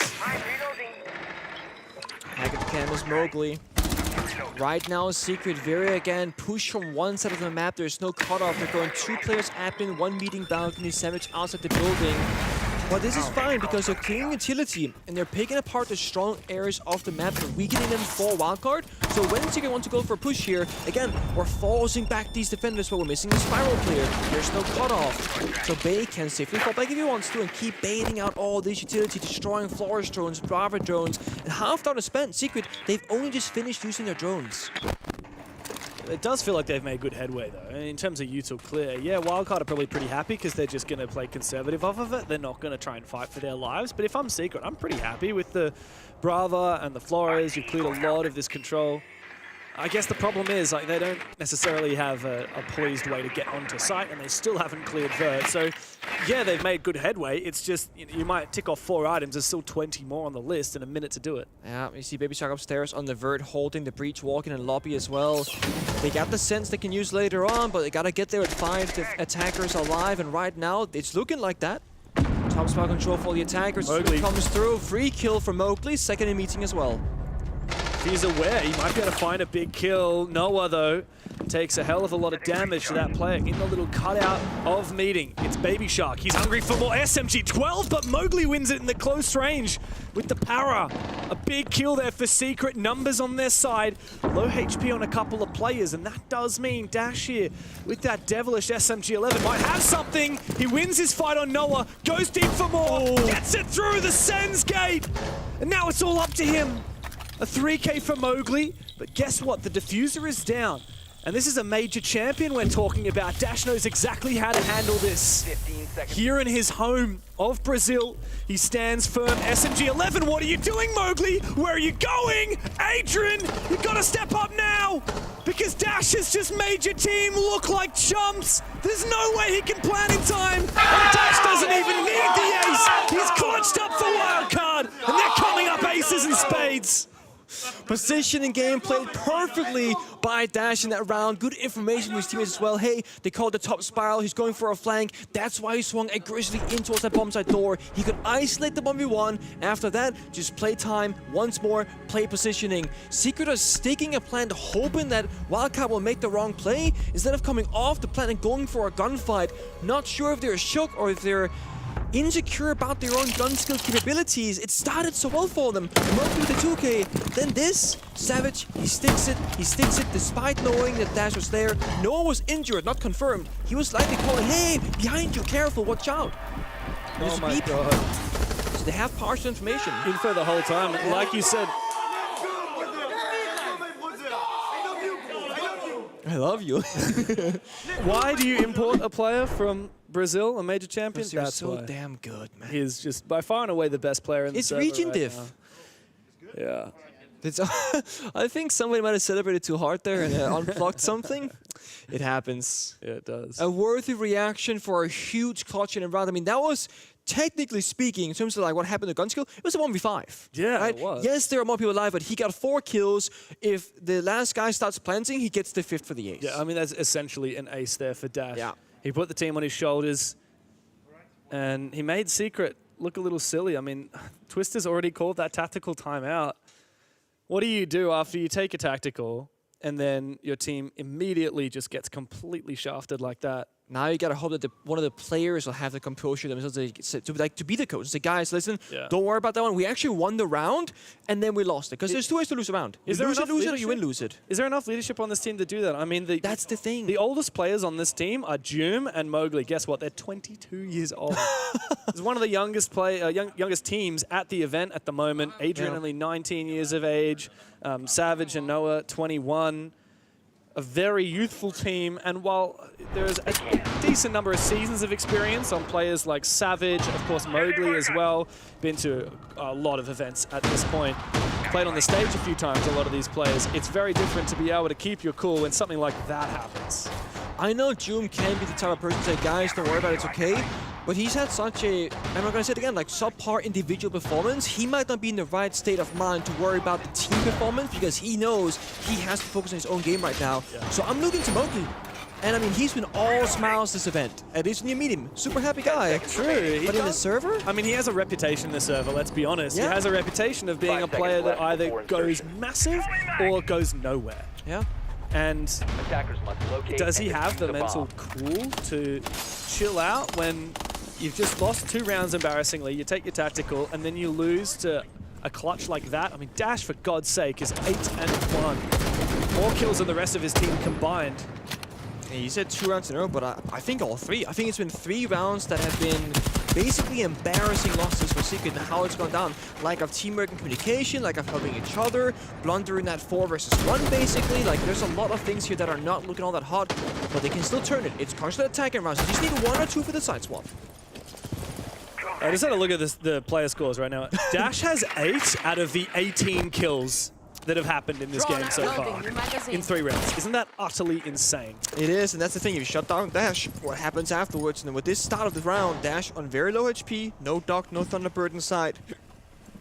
Bless you. I got hiccups right there out of nowhere. That's what happens when you're watching Dash clutch. He makes you hold your breath. Oh, good nade. Get exposed to that. Boss G is looking for something cheeky. I like the way that Secret are slowing things down here. They let them run away though. Yeah. It's because they're scared, that's why. Yeah, that's the thing. I know there's a C4 that can be pre-ripped here, but again, you're happily surrendering the enemies to fall back, when I think in a lot of situations for a lot of different teams, you want to fight them on the fall back to get hammer anvil them somewhere. Because you're losing time, you're losing resources, you're losing a lot of drones right now. But yet, it's a 5v5 standoff. Bay, Boss G playing by that soda machine in the admin hallway, looking for a potential retake, perhaps. Again, droning downstairs, and he's aggressing forward. This should be a freebie. There's a flourish droning. Does he just go for it? Yeah, SMG-12 is the way to play this. Takes him down. Again, no cover. Yeah, and guess what? Now Secret have lost all of that control. The second player looking to swing. It's Mowgli has the advantage, but guess who's got the better weapon in close range? Baby Shark from downtown. What a nice C4. Oh my God, Secret, you got your work cut out for you now. You've lost control, and it looks like you've lost the round. A consolation or 2. I don't know where you're going, Bay. Went for a little bit of a trip outside. Got some fresh air, and then got freshly taken out. Monty and Ying to try and piece this together. No util to speak of. Good luck. Try and plant and bait the swing. We see Baby Shark nice and sound in the bomb site. Has the position unlocked. Ying swings the door. Yes, no, he's baiting it. He trades! The one tap! Unreal, but it doesn't even matter because the rest of Wildcard can just cruise on through. This is a dominant performance so far from the North Americans. 4 rounds in a row. Secret looking worse and worse as this game goes on. I mean, it's just, again, a mini play that wins Wildcard the round. Bay pushes through the visual gadget active, gets the flourish. Baby Shark tossed the C4 above the reinforcement in break room here to then assist Bay. Look, you see it here, Baby Shark off the wall. The C4 saves him. Oh my God. That mini play right there wins them the round. It's that easy, it's that simple. And it's just, Wildcard, they've always had these different mini plays in motion. Whether it's the post below, a visual push up, the one-tap trade is nasty. Oh man. But yeah, it's the most frustrating of ways to lose because it's one of those, we're fine, we're stable, we're okay. If you're Secret, boom, something goes wrong. And it's disastrous. Like Flores dying the way he did. Yeah.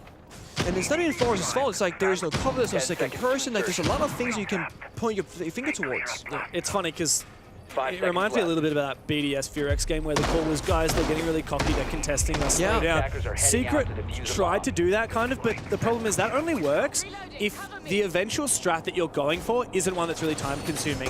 And on the basement, they're doing full roam clears, right? That's a time-consuming strat, which means if you want to play slowly, you're going to run out of time, especially when you're running out of players. And guess what?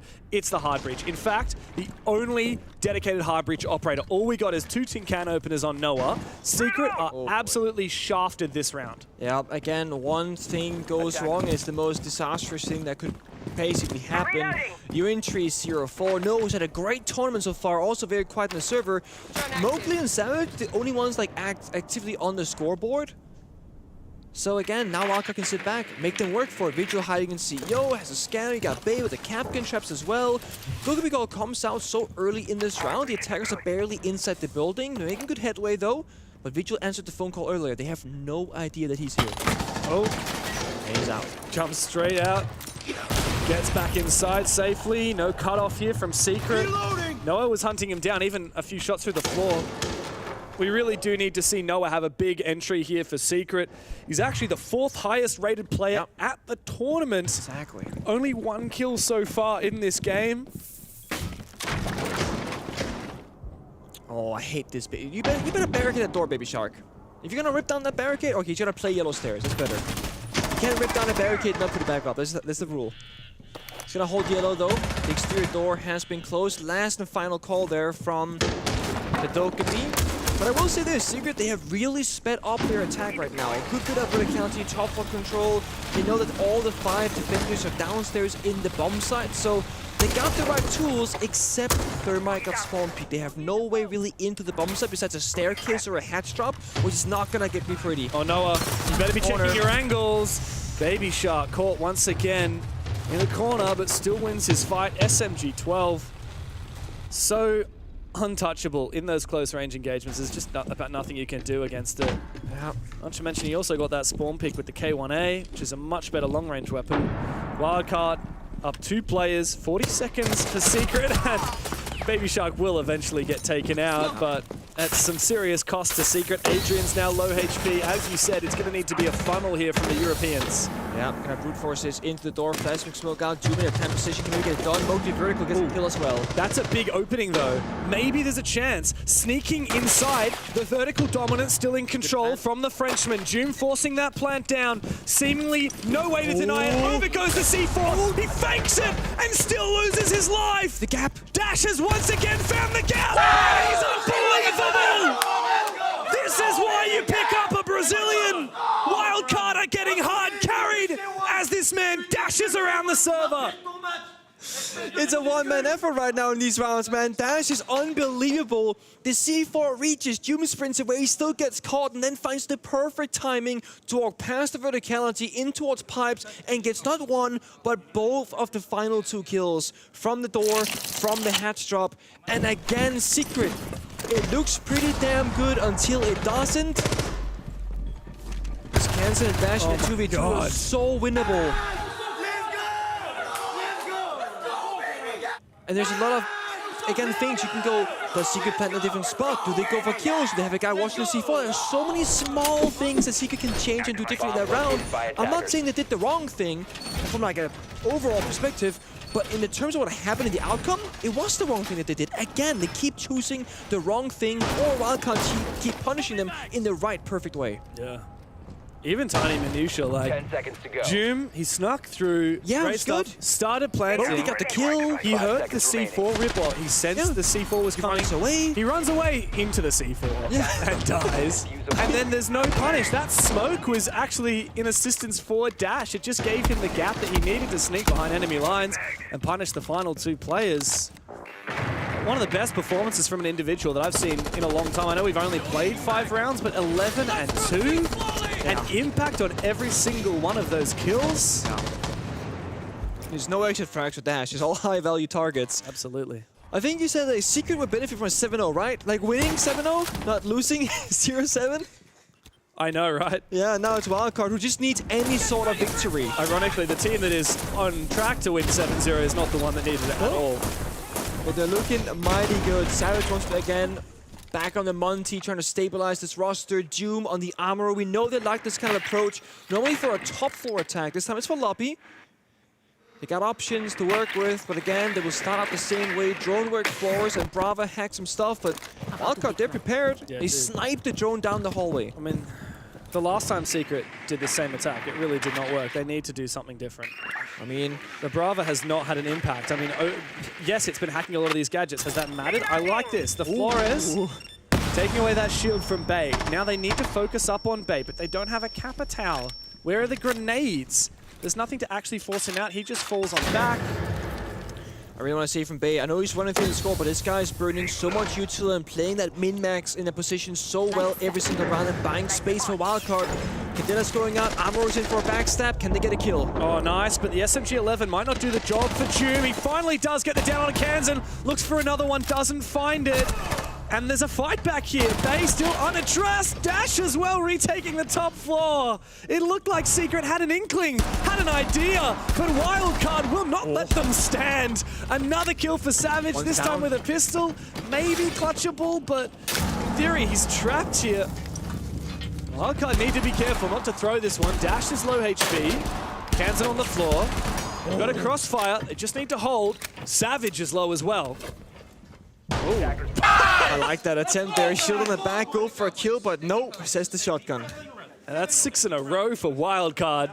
This has not been a contest. This has been a slaughter. And against all odds, Wildcard are the ones coming up big. I mean, a lot of people, myself included, looked at Wildcard this tournament and said, look, guys, the only reason they're here is that they're a partnered team. Technically true. Secret on the other side have made majors before, have made 6 invitationals. Wildcard, you looked at their run so far. I mean, they beat Scars, sure, whatever. Lost to Falcons, expected.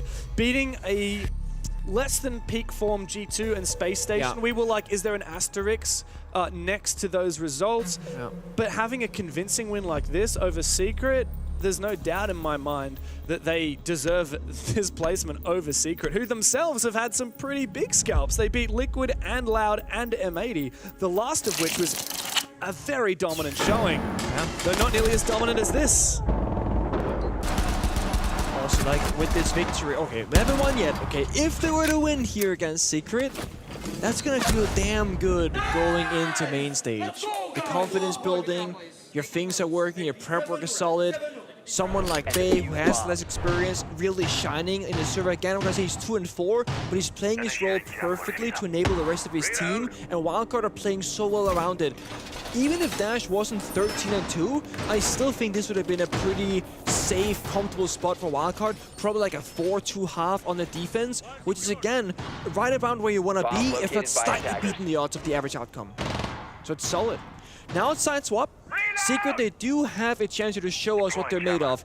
Even if they were to lose, it's better to lose 3-7, 4-7, and get some rounds on the board than to just roll over and lose outright 7 rounds straight. On the favorable side of defense, they banned their operators. Secret double shield, Monty Blackbeard, Wildcard, they banned information and the entry gadget of Fenrir to again make it easier to progress the map. They don't gotta play Twitch now, they don't gotta play IQ, they can open up the operator pool a lot more, and they're quite explosive, right? They got Soft Freeze in the Ash, they got Capital Fire for the corners, they got Grim Beast for information, and Sense for a possible plant entry. Can they make it flawless? Yeah, that's the challenge now, isn't it? They've certainly won the mental game at the moment. I don't even know how Secret can come back from this. Doom and Noah both on just 1 kill so far. Frustration. Break in here! It's been the name of the game for the Europeans here. Oh, Doom is getting a little bit cheeky. When you're down 1-6 on your scoreboard, and when the round count is 0-6 against you, is the best thing to do really to hide in a corner? A C4, this could be big. The timing was so not there. That's so unfortunate. Kansan does get injured. Is Mowgli going to be able to push for it? He's not, in all likelihood. I'm not sure they knew he got injured or not, and there's other players in the perimeter as well. Oh, too hungry, too desperate. You're going to get punished if you play like that, Doom. That may be your last round.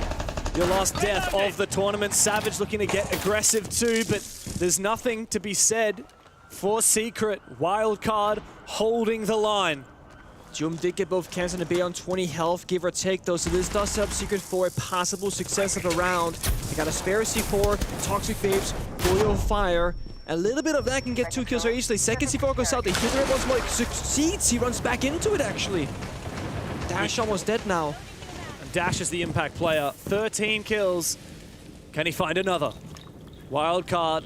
We're going to try and clear these corners, but Mowgli crosses back just in the nick of time. He falls back. Noah's found his. Dash, we look to you. After the heroics that you've achieved this game, can you give us something incredible, something inspiring?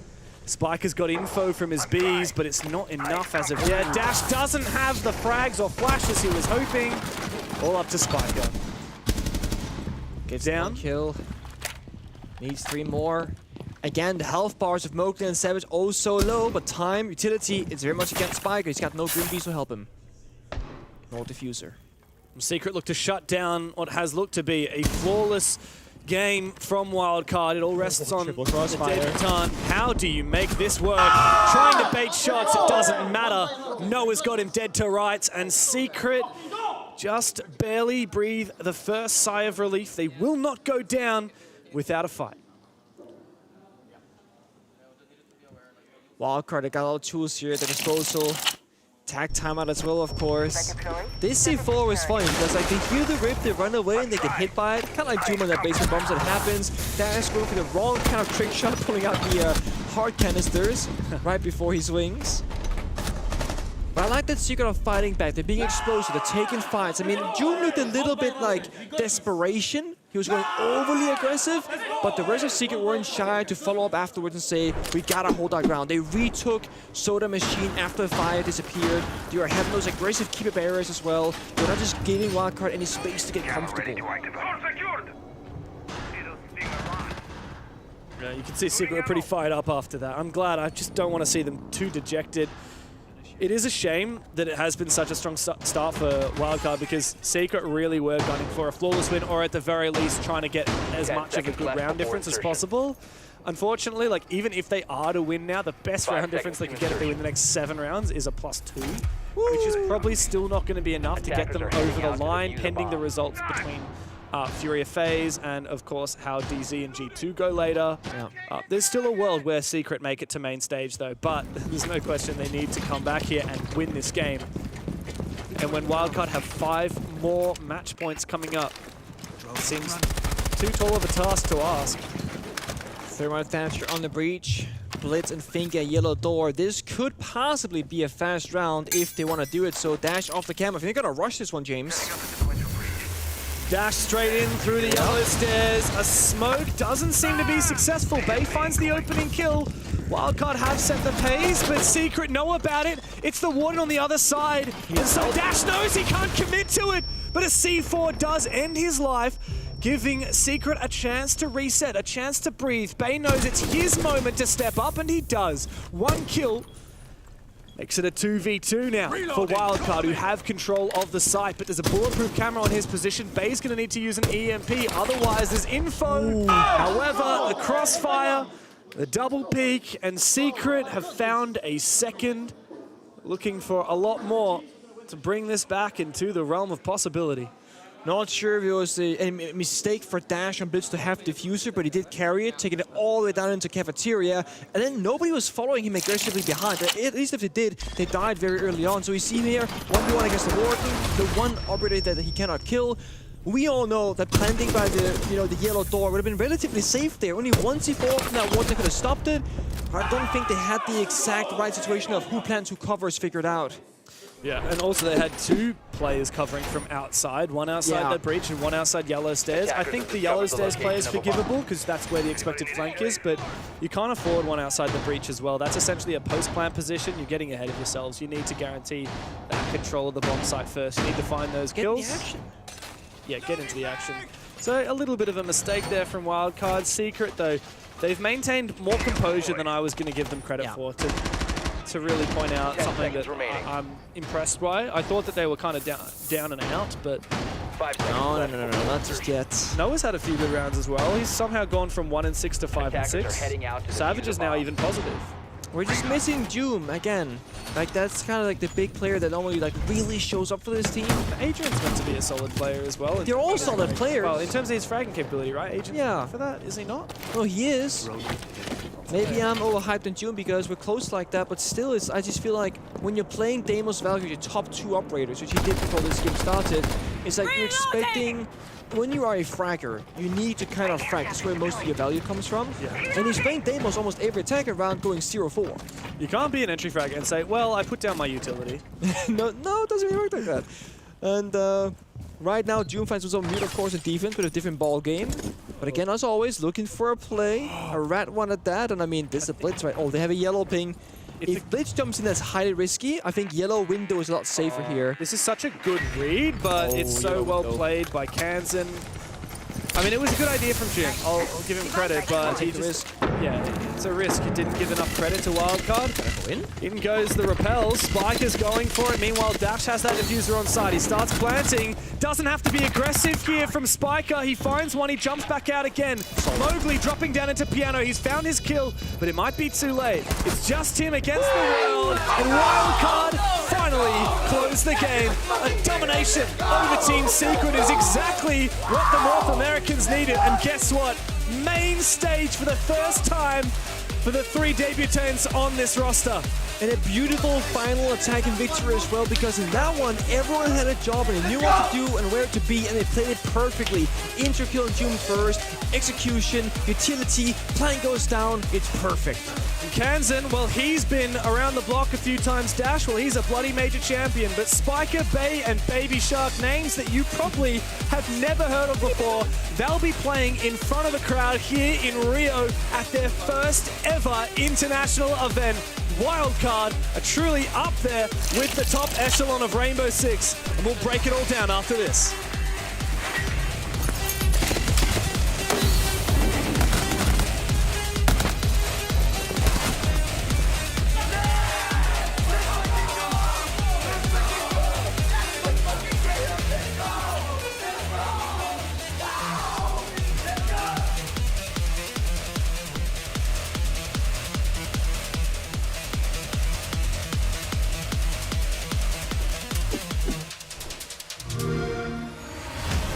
You know how they say, it's not the destination, it's the journey?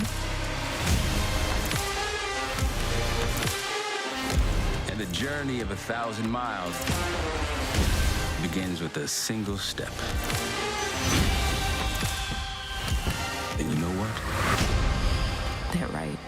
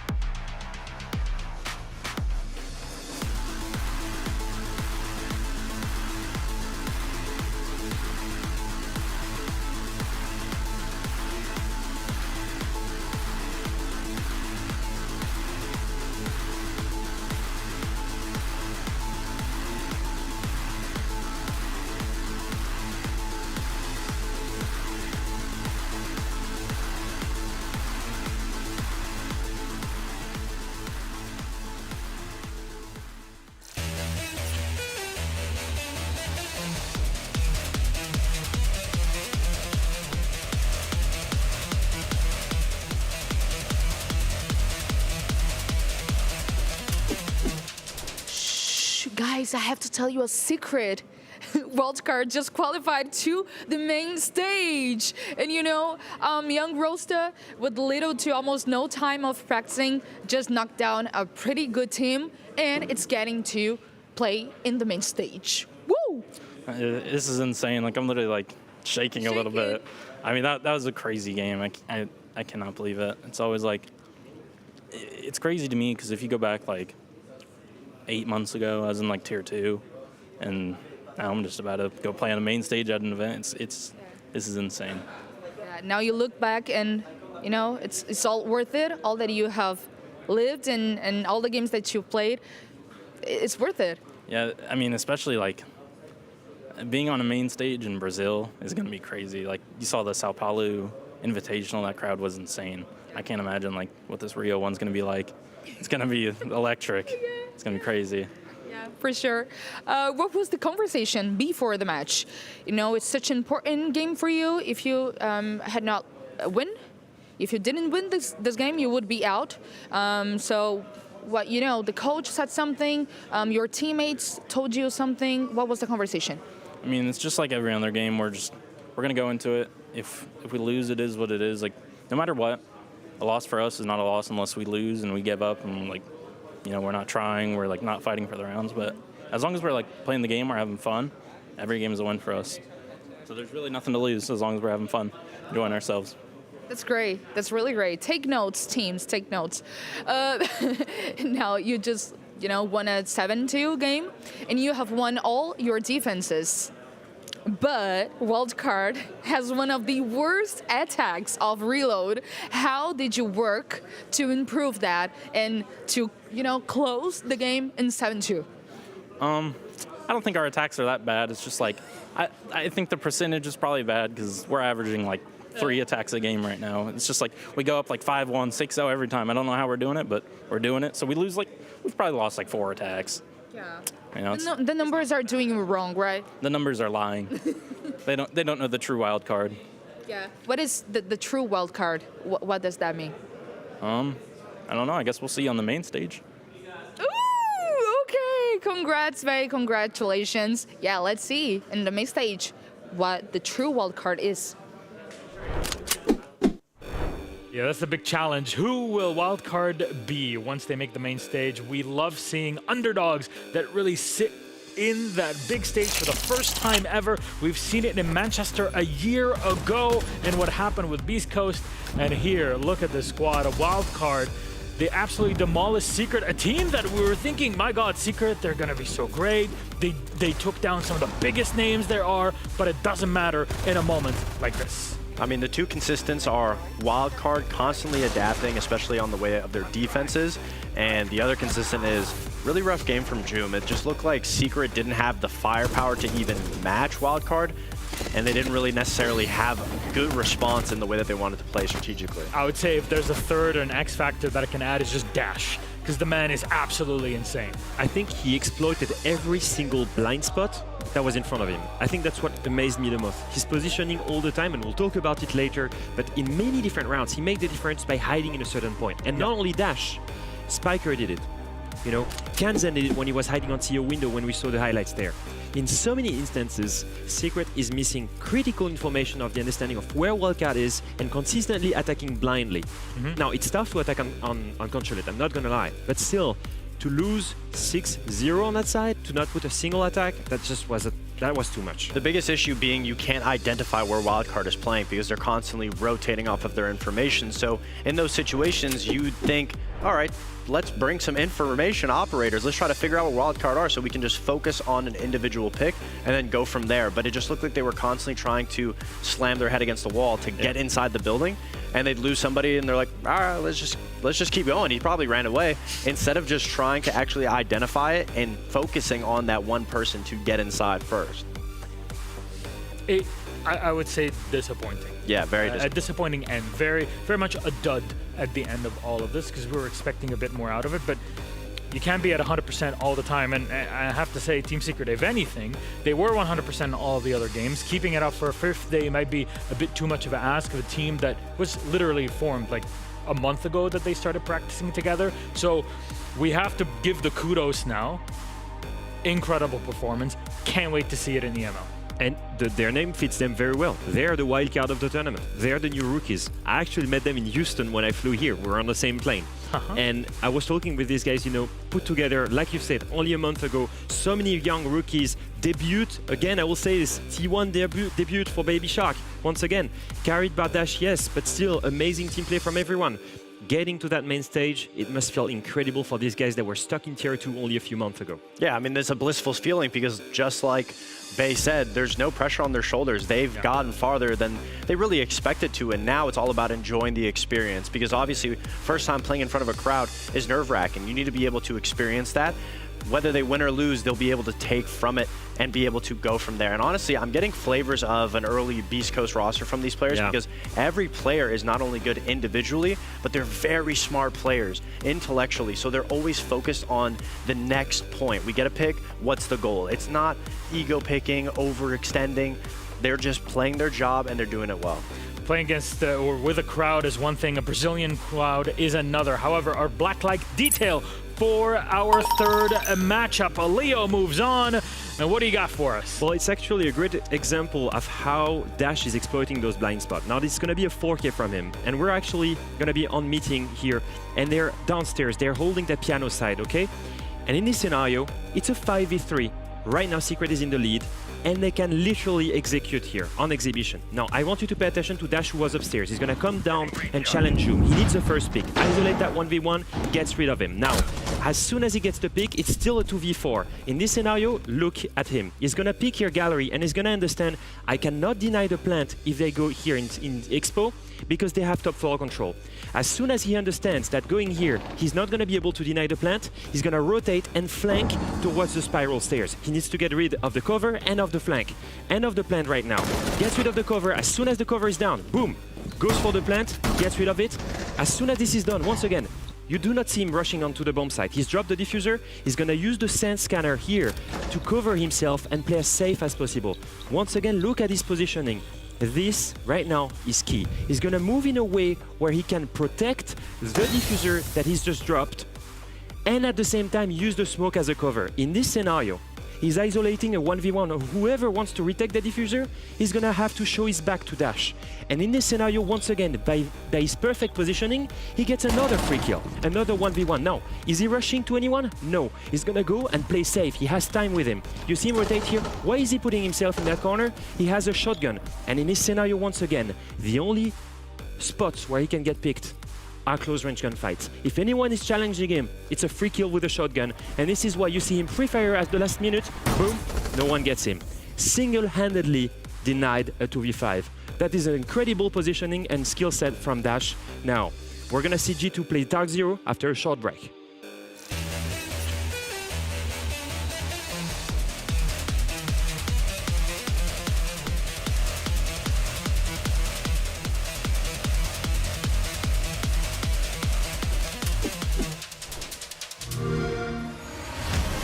You know how they say, it's not the destination, it's the journey? And the journey of 1,000 miles begins with a single step. And you know what? They're right.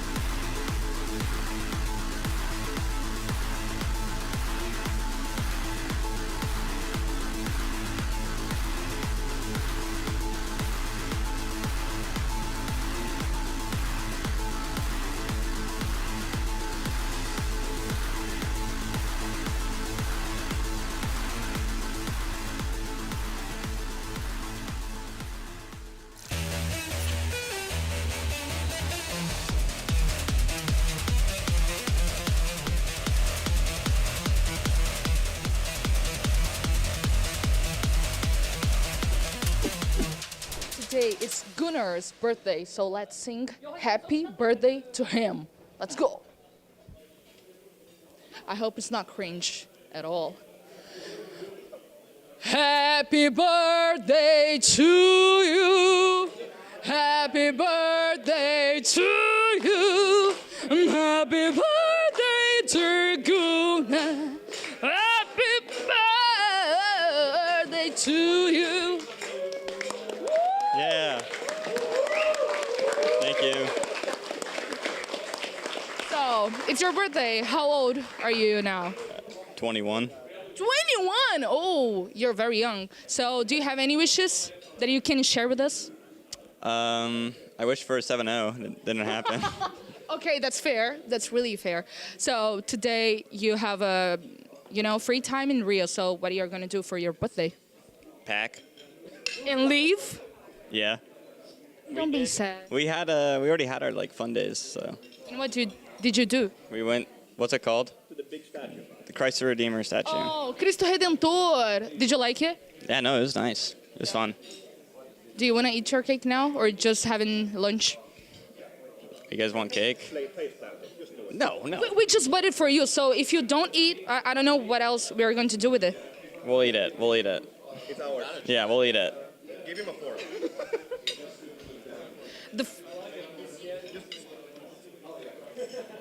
Let's just watch him eating the cake. So I'm just gonna stand here. The entire cake is yours, brother. What are you going to give him as a gift? His luggage, because he's about to go home. Yeah. You guys want to try? No, it's your cake, bro. It's all yours. I'm not eating this whole thing. Yeah, you do. No, you do. Yeah, smash his face with it. Should I smash his face? Should I? Full permission. Do you like it? It's great. Thank you. That's great. I want to try it too. Well, okay. Can I? Oh, can I? Oh my God. It's like, what flavor? Coconut? Coconut, I think. No, it's good. Happy birthday, Yeah. Happy birthday. Happy birthday to Gunnar. Happy birthday, Gunnar. The commitment from Maria is crazy. She's got a strong voice. This woman, I thought it was Adele singing Happy Birthday at some point because that was incredible. Genuinely.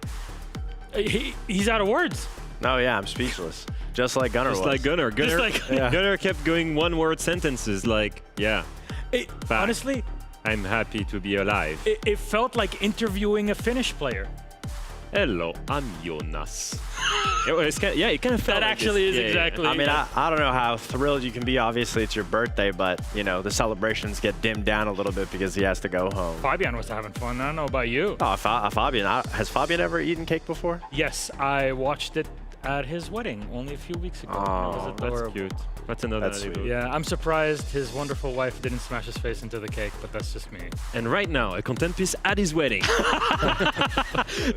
And I threw to the wrong camera. I don't think, if your partner's okay with that, that's on them. Anyways, let's have a chat. We have a matchup on our hands. Dark Zero is up first on the block. They play versus G2, and this game has a lot at stake. Actually, the next two matches, the final two, everything rests on these teams is back, except for G2, but we'll get to them in a sec. The Dark Zero roster has talent in spades. Can they make it happen, Davide? I mean, they absolutely can. Yesterday's game win against Furia, a 7-2 statement game, because the way that they played showed that they can do both. They can be the new and improved Dark Zero that we're seeing that's refreshed, but against Furia, they can revert it back. They're playing a hyper-aggressive, itchy team that wants to constantly go for these fights, itching to go for fights. Sorry about that.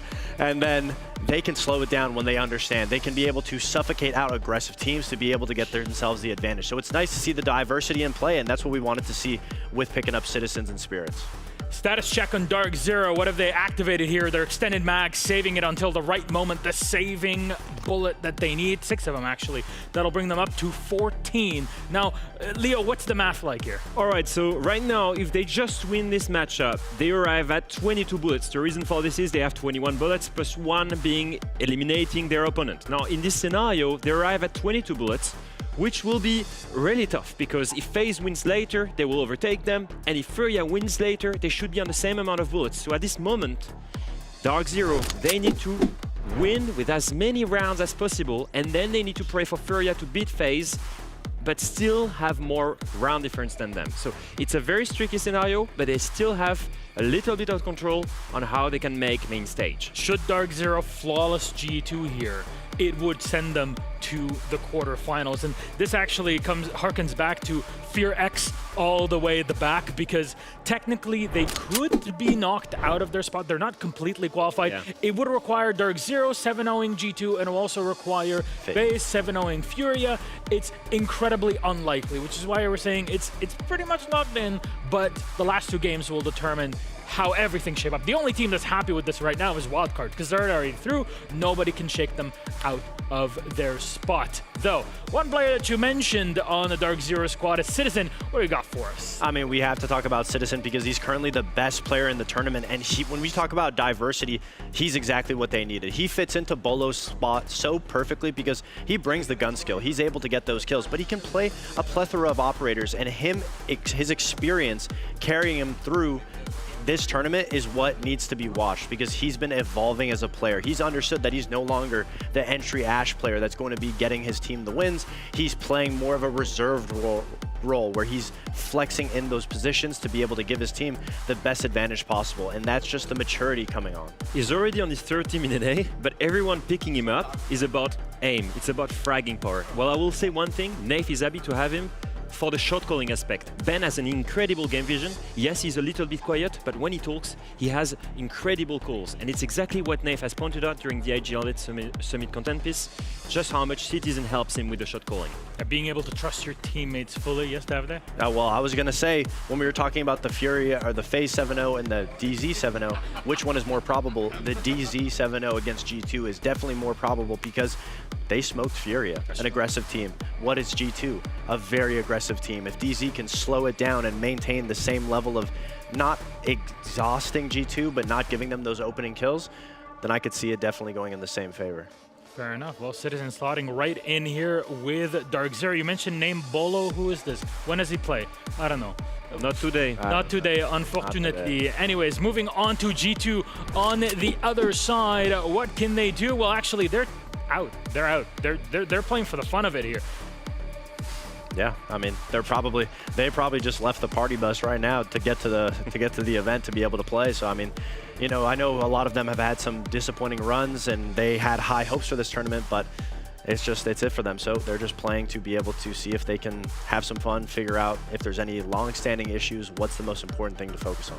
Let's then take a look at their status. What have they been able to lock in for here? And, well, they've already used their extended mag. They were on 10 bullets. They will load in an extra 7, puts them at 17. How close is that to actually making? That's way too far, right? You look at FearX, they're on 23. You look at Wildcard, they're on 25. You look at the possible other teams that will overtake them, they're all on 22. So at this point, nothing to be played for G2, but to try and go with a bang.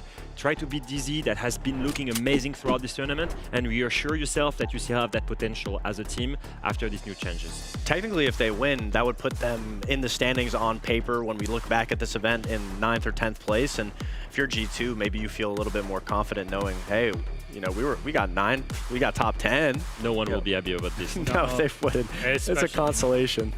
Especially not them in a situation like this, something to work on. But hey, playing Gatekeeper is also a lot of fun. Usually we don't like to, you know, gaslight Gatekeep girl boss on the show here, but G2 can definitely pull it off in a situation like this against Dark Zero. However, speaking of G2, sat down with Doki and asked him a few questions leading into the event. Let's see what he had to say. Yay! Our first interview. How are you feeling? Good. I'm good. Finally got a win, so yeah, feeling good. If G2 had lost this game, you guys will be taking the plane back to Europe. But you're still alive. Yep. But I guess that makes you, like, it pushes you to show more game just before maybe the arena, you know, the stage. Yep. Well, you say that, but we've literally shown nothing so far. We've been playing absolutely awful. So, if we need to show a couple of maps to make the main stage, fair enough. I don't care. So yeah, I'm just happy we got a win today for me and the guys.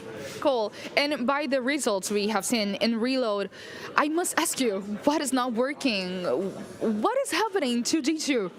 I'm not really sure I have the full answer for you because, like, before here we were in Sao Paulo, we had the boot camp with the Furia facility, and we had honestly one of my best boot camps in my whole career. How it went? Tell us more about it. Yeah, it was fantastic. Like, the facility was great. Like, we were playing great, which is the most important part. So coming to the event and playing really bad is like a big shock. Like, maybe the fans are thinking, this is classic G2, but to us, we actually came to this tournament and we thought, like, holy shit, guys, like, we are actually going to do so good here. I'm not going to say we're going to win it, but we're going to really do a good showing. So to be playing really poorly is hurting us like a lot, like our egos and stuff. So that hurts. But as to a reason why, I don't know. I think communication's been a big problem. We haven't been communicating so well. The strats and things, we've been doing the right things, but like at different times. So we're all out of sync and a complete mess. Today it wasn't. We had great comms. Everyone was calm, which was fantastic. And I think the results showed. Like, maybe the team was bad we played against, but you know, it's a first step in the building block. So I'm feeling confident for tomorrow, and let's see if we can make main stage. Yeah. You guys were. There it is. It's good to hear from Doki about this sort of experience because we don't always get to see what happens at boot camps. Yeah, and we actually had some information. You know, I asked Fnatic, I asked BDS, I asked Space Station as well. Everybody was telling me coming into this tournament, they're impossible to beat in scrims. G2 is so good in scrims right now. And you can hear it. The strats aren't the problem right now. The communication and the coordination is the problem. And I feel the main thing that has been happening is under pressure, you can see the out of sync moments. You can see that they're not on the same pace. You can see that clearly it's not about the players being wrong. It's not about the strats being wrong. It's about being able to handle the pressure. With some of these newer pickups, that's something that they will really need to work on later during the ML season. See, here's a situation that people have talked about time and time again. When Alamau was on that IGL position, when they faced the wall and there was an issue, people would say, oh, potentially there's a little bit of shaking from Alamau, but everybody else on the team would be able to put up a fair fight. But now, since that position of IGLing has been kind of shifted over to Loira, and they have now tried it, now if Alamau still maintains that level of shaking, which in the event it hasn't been one of his best, but that IGL pressure is now on another player's shoulder. So you're essentially saying the synergy and everything is an issue. Well, there you go. You have two players that are not necessarily in the same headspace. That IGL role has challenged and has changed from Alemao first to Uno towards the end of the year, which was amazing. It was also Uno dropping amazing statistics, fragging power on the IGL role. Then they reverted to Loira actually IGLing. And in the first two matchups, Uno was struggling hard. And look at his statistics. That is from yesterday. Uno stepped up big time, double digits on a support role to help his team gain the victory. Now, everything is out of, you know, they can't qualify to the main stage anymore. But I need him to keep standing up. I need him to keep performing because I want him to be fully confident going into the season. I think they're looking to heal their egos, given how Doki was saying, you know what, we don't want to get out of it having just only taken loss after loss. We're really happy with our boot camp.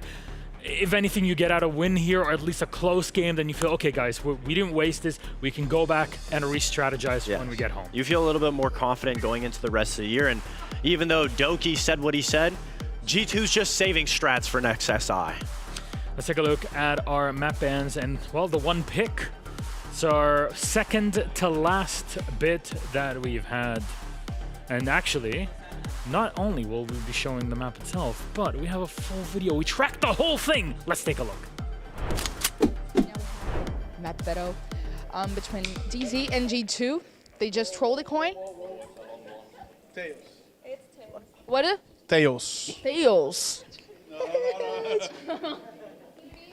Okay. So what does that mean? That means that they choose who's going to start the veto. Oh, okay. Yeah. Let's go. DZ, your ban. Ban Nighthaven. Nighthaven. G2, your ban. Ban Lair. Lair. DZ, your ban, please. Ban Border. Border. G2, your ban, please. Cafe. Cafe. DZ, your ban, please. Ban Chalet. Chalet. Oh, 1 second. And G2, your ban, please. Consulate. Consulate, the final map is Bank. G2. What side would you like? Banky G. Start attack. And DZ, your overtime, please. Attack. Overtime attack. Overtime attack as well. Please just double check, guys, that that is correct. Perfect. Yep. Yeah, they didn't need to check. They're trolling. Thank you. Bank. Come on, you two. You two. Yeah. Bank, DZ, D2. Who has the best bank? I just want to know. Everybody wants to know. of course it's G2. Like if you take our historic, like it's our best map. Yeah, But that's that doesn't matter in that moment here. So. also, yeah, that's a fact. Well, historically, G2 started this event 0-3, so What historics. Okay. Why did you let Bank? What say this twice? Did you let Bank to be picked? Did we let it be picked? Yes, we did. We wanted Bank. We manifested it. Last night I was sleeping, and it came to me in my dream. Bank, and it was like, oh yeah. I saw Doki trolling, flying out CEO windows, like he has been for the last 4 years, and I was thinking, 3B, thank you. Okay, thank you. Also, Ramalio, regardless of the result of this match, you just know G2 has come to an end in this tournament. So what do you think is going to happen in this match? We're gonna play like for having a great result because like we need that, right? Like it's like we think this as a practice for the UL. So like we're gonna give our best and like we're gonna eliminate Nate. He's our friend, but like we're gonna play for eliminating him today. So. Okay. Is Doki going to troll? Nah. He's gonna be the best player of G2 today. Okay, let's see. Something would love to answer here again. Bank our map, as you heard, and I love Naif. Honestly, Naif is one of my favorite people to have interviewed because he's always got something funny to say, and you know he can get away with it because he's such a good player and such a good IGL in that spot. And he's backing it up every single time. Exactly. I've got to say, Doki flying out bank windows is something I've seen regularly, both in officials and still in scrims when I was scrimming against him. So I can tell you that's been consistent for years. Now, they've picked G2's best map, and I don't think that's a mistake. I actually think it's one of Dark Zero's best map as well. It fits the plan. They wanted this map. Yeah, there's two different ways that both teams play. I mean, like we said, G2's bank is something that has been happening throughout the years, and the way that they played is very individualized. That's why you see Doki jumping out those CEO windows all over the map, holding a different floor, and DZ's the complete opposite. They're abusing the smoke, they're abusing the volcano canisters on Goyo, they're stalling teams out, forcing them to go for execute, stalling them out on time. So it will be interesting to see how they use spirits with the shields on bank, because that's something we've never seen Dark Zero do. And also, it would be really fun to see Doki actually jump out the CEO windows, because you can't stay ADS on CHX when you jump out from something high. So exactly. I wonder. You can't do that anymore. But it would be crazy to see them do that. Surely he's and not doing it that. succeeds. Somebody's going to pull it off at some point, and probably Doki. And that's something for us to discover in our game. Reminder, G2 are no longer in the running for the quarterfinals, but they can play gatekeepers to Dark Zero, who are looking to maximize their points. Speaking of maximizing points, we got another set of casters, so everybody's getting their extra casting points in their Gods and Xanox. Gentlemen, first of all, very, very themed with the shirts. You guys look so good today. How are you feeling? That don't match at all, Milos. I don't know what no, I about. didn't say match. You're not listening. I didn't say match. I say that you're in this atmosphere. We're in Rio. We're wearing something that's really flowy. You know what do you have any names for us though, like Leo and Fox? You're not gonna say that on podcast. No. You can save it for after at the bar. Yeah, yeah. Maybe later. We've been having too many hours of conversations like that. But gentlemen, this is all yours. I want to watch this. I'm just going to sit down and enjoy a whole cup of G2 and Dark Zero.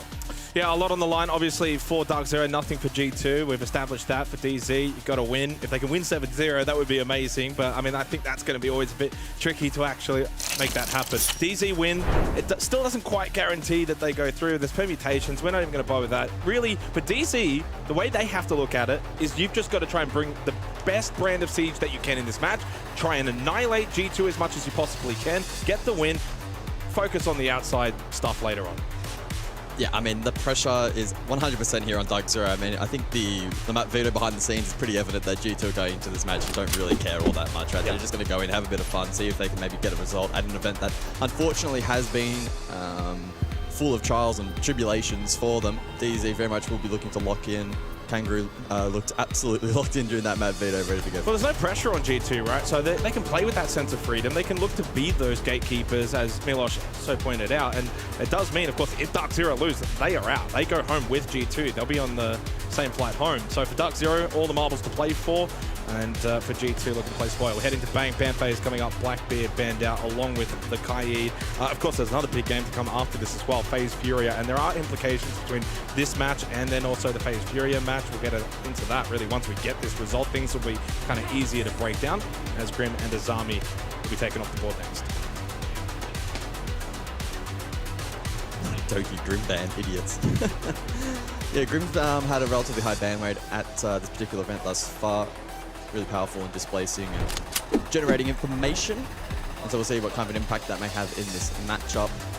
The other bans are a little bit more straightforward. Kaid expected here on Bank, especially for the influence on basement, and Azami, especially top floor, is quite critical, and so teams will instead likely lean into the castle for a bit of protection and additional positions to be able to play. But yeah, keen to jump into this one, see what the vibe is kind of like inside of the server, expecting full focus here from DZ. Whereas G2 have already got 1 foot in the plane home, so they'll be a little bit more laid back. Yeah, defense will begin for Dark Zero again. I think getting the first couple of rounds on the board will fill them with the confidence they can get this job done. It's a qual/elimination game, right? So for Dark Zero, you just got to focus on yourself. Don't worry about the antics that G2 will maybe want to get up with, because at the end of the day, G2 can kind of use this as almost like scrim practice, or bring in different ideologies and how they kind of want to test things out on Bank, especially first half on the attack, the way that they want to maybe test things out. I do wonder the mindset for G2 though, how much on their side of things coming into this match, wanting to actually just deny Dark Zero the ability to be able to go to the main stage. It's been a rough tournament for G2. I mean, they've got a 1-3 record so far. The only win coming yesterday against Cloud9, but losses to SSG, losses to FearX, losses to Wildcard. So I mean, they played pretty decent opponents. Obviously FearX, the Titans continued that run today with their win over BDS. Unfortunately for G2, by the way, good reference point, they are on the attack so far on Bank. Well, they are dead last at this tournament for attacking win rate. It's a measly 29% attacker win rate. It doesn't help when you lose Loira as well, and it looks like a fast hit to begin with. So no Docker B. First kill goes the way of Citizen, who's actually the 3rd best player in the tournament so far in terms of EPS. And JR, a little bit of pressure towards Lockers, can get the gas babes out. That Monty needs to be careful in Alamel. But his blast, that does get rid of Nave. And so far, the early aggression from G2, it's been a little bit equal, but they've got good elevator position.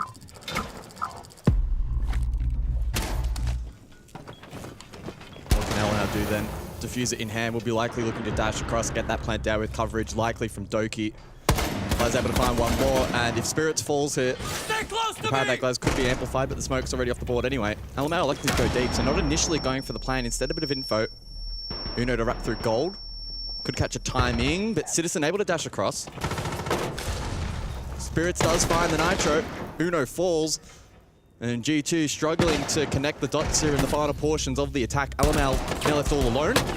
Pistol does at least a little bit of damage, gets the headshot onto Citizen. He has lots of time here, and especially as the Montaigne can look to reposition safely with the extended shield, but, well, he's apparently not all that safe. Taking damage from an area he wasn't expecting it from, and falls all the way back up main stairs, and he's moving away from the site. And the question mark in chat from Nave really says it all, as Dark Zero kicked this match off with a solid round win.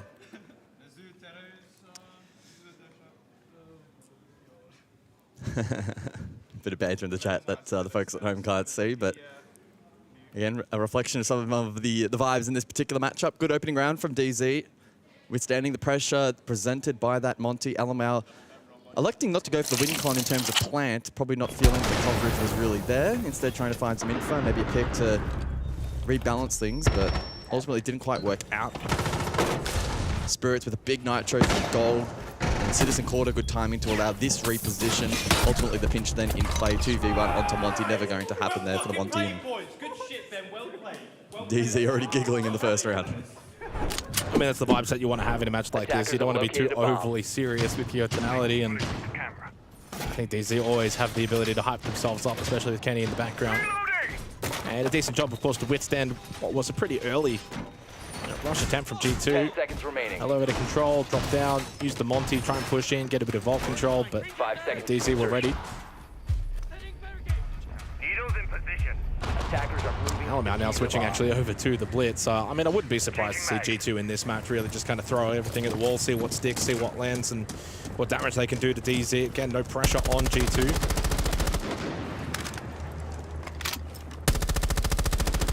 Dark Zero, I think, also a really good test point. If they can win this and qualify and make main stage and do all that, I mean, this is a high-pressure game for them, because at the end of the day, yes, if they win, there's other permutations, but if they lose, they're just out. So it's a pretty easy blanket statement. In towards Janitor already, by the way, for Alamau on the Blitz. Has a bit of help as well. Doki does lose his life on the initial engagement against Spirit, so they get the opening kill through DZ, but trades. Yeah, so far from G2 haven't been all that bad, and there's already similarities to the opening round. 2 minutes on the clock in the 3v3. G2 are clearly playing with pace. Archive's in play, of course, for this particular round, so lowest preference here on Bank. They've cooked up a strategy here in the hopes that they can catch G2 off guard, who likely have done little to no preparation for this particular matchup, and understandably so. 3v3 though, as we approach the mid portion of the round. Uno self-sufficient over towards ATM, droning himself forward. One drone position over towards Square, and you'll position a second to try and garner some information. Counter info on the table though, potentially here for Dark Zero, especially in the hands of Nav. You can see those yellow pings coming through now for the attack. Citizen playing that position, and Loira looking, pardon me, Blaz looking for the pinch, but falls. Good kill. Good kill. Naif active. Yeah, playing that Echo, you can certainly sit back, just bank on those Yokai drones, but he gets the gun up over towards Elevators, able to swing out, find that kill on Blaz. Loira needs to help Uno here. Loira needs to get involved. Still a minute remaining, but now you're down a player, and you've given up a bit of that map control back to DZ. They've still got really good power positions in this round. DZ looking locked in to begin. And they're being able to withstand all this early aggression from G2 in the opening 2 rounds. Hello there. This should be rather conventional from Dark Zero at this point on. 40 seconds, they know that G2 playing around that sort of front entrance area in lobby. So they've got so much information. You still got the Yokais available as well if you're Naif. Uno and Loira are going to have to go massive here and hit some big shots. Loira to initiate the plant. Uno looking to try and cover Yokai in play. Will spot out Loira. Doesn't go necessarily the plant. Pick of the meantime. 20 seconds. I mean, that in itself is almost bigger at this point. 2v2 now, so evens up the numbers. And well, that Yokai didn't quite get shot immediately. Bulletproof camera watching this position. So again, more information still for Dark Zero. Finally shot out. Lost that Yokai as well, but Loira very low. Still looking to stick that plant down at this point now, running out of time to do so. And while Citizen does go down, Loira sticking the plant. Naif should be in a position to deny, but he makes contact with Uno, who is able to stay alive. Finally, Naif gets the job done, and a low-health Loira comes around the corner to meet the fire from Naif, and he will get the counter defuse.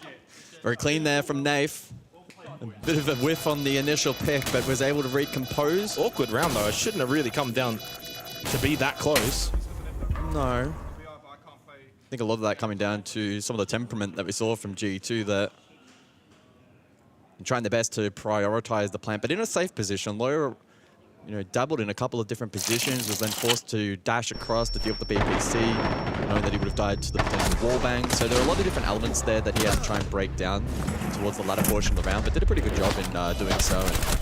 And to his credit, kind of had to fight through the beaches of Normandy to get through get through ATMs initially. We saw how difficult that was, but then provided decent cover. Unfortunately, lost that duel in the end, though. Yeah, I mean, so far it's job done from Dark Zero. They've dealt with the fast pace from G2, opening 2 rounds. They've elected to try and hit site, get in the map, get in really early into those rounds too. It was a 3v3 with about 2 minutes 12 on the clock remaining.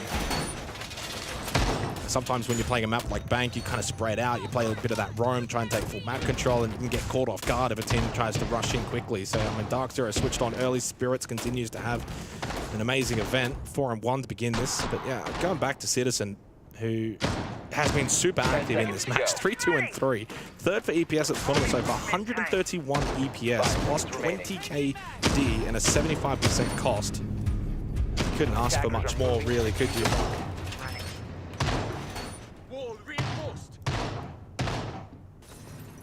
Been solid pickups, and feels like this Dark Zero roster is primed, but can they get to the main stage?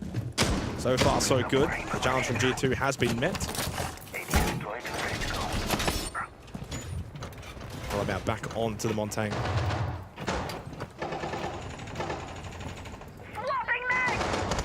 Yeah, we've seen G2 get pretty good initial map control with these shields. It's also translating that towards late round executes. That's proven to be a challenge. Ranged hard breach available.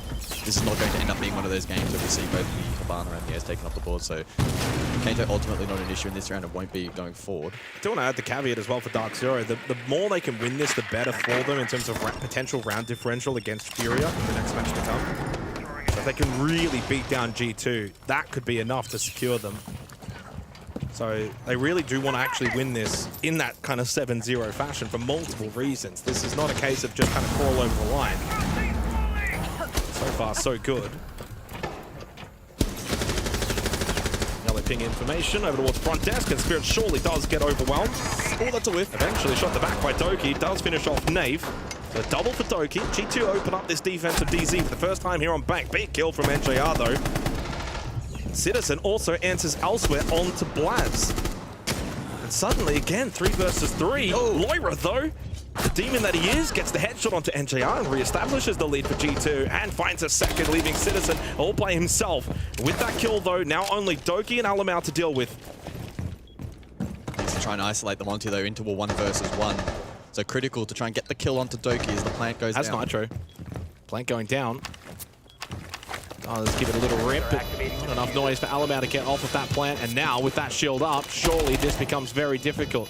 Rips it, throws it, doesn't explode it, and can't hit the shot onto Doki, who lands his. And with that, of course, now no 7-0 shenanigans possible for Dark Zero. So they will not be capable of getting the extra 2 points that were on offer had they won 7-0. And thankfully, it just makes our life a lot easier, Makes doesn't our it? lives a little bit simpler, but Dark Zero makes theirs just a little bit harder. Additional bans then. It wasn't a requirement. I need to preface that. It wasn't a requirement. They didn't need it, but it would have been nice. We get into the midway ban phase. I mean, Monty Fenrir. Monty's the obvious ban. Incredibly impactful throughout this match. Last round, a really, really good example. Alamau able to push through lobby, get that control. The front desk crunch was pretty good as displayed right here. At least it was, until Doki whiffed, but able to clean it up in the end. We then saw a couple of trade attempts from G2 that were stalled out by those Fenrir lines. Loira here was an example of that, but was still able to net the kill. Citizen left in a 1v2 that was achievable, but the Nitro didn't miss, and Doki hit a somewhat clean shot there towards the end to support Alamau. So pretty good job there from G2. They're just simple defaults, as kind of expected. I'm sure Dark Zero went in expecting that themselves. And so it's just all about playing a polished brand of Siege to deal with that. Reinforcing the floor.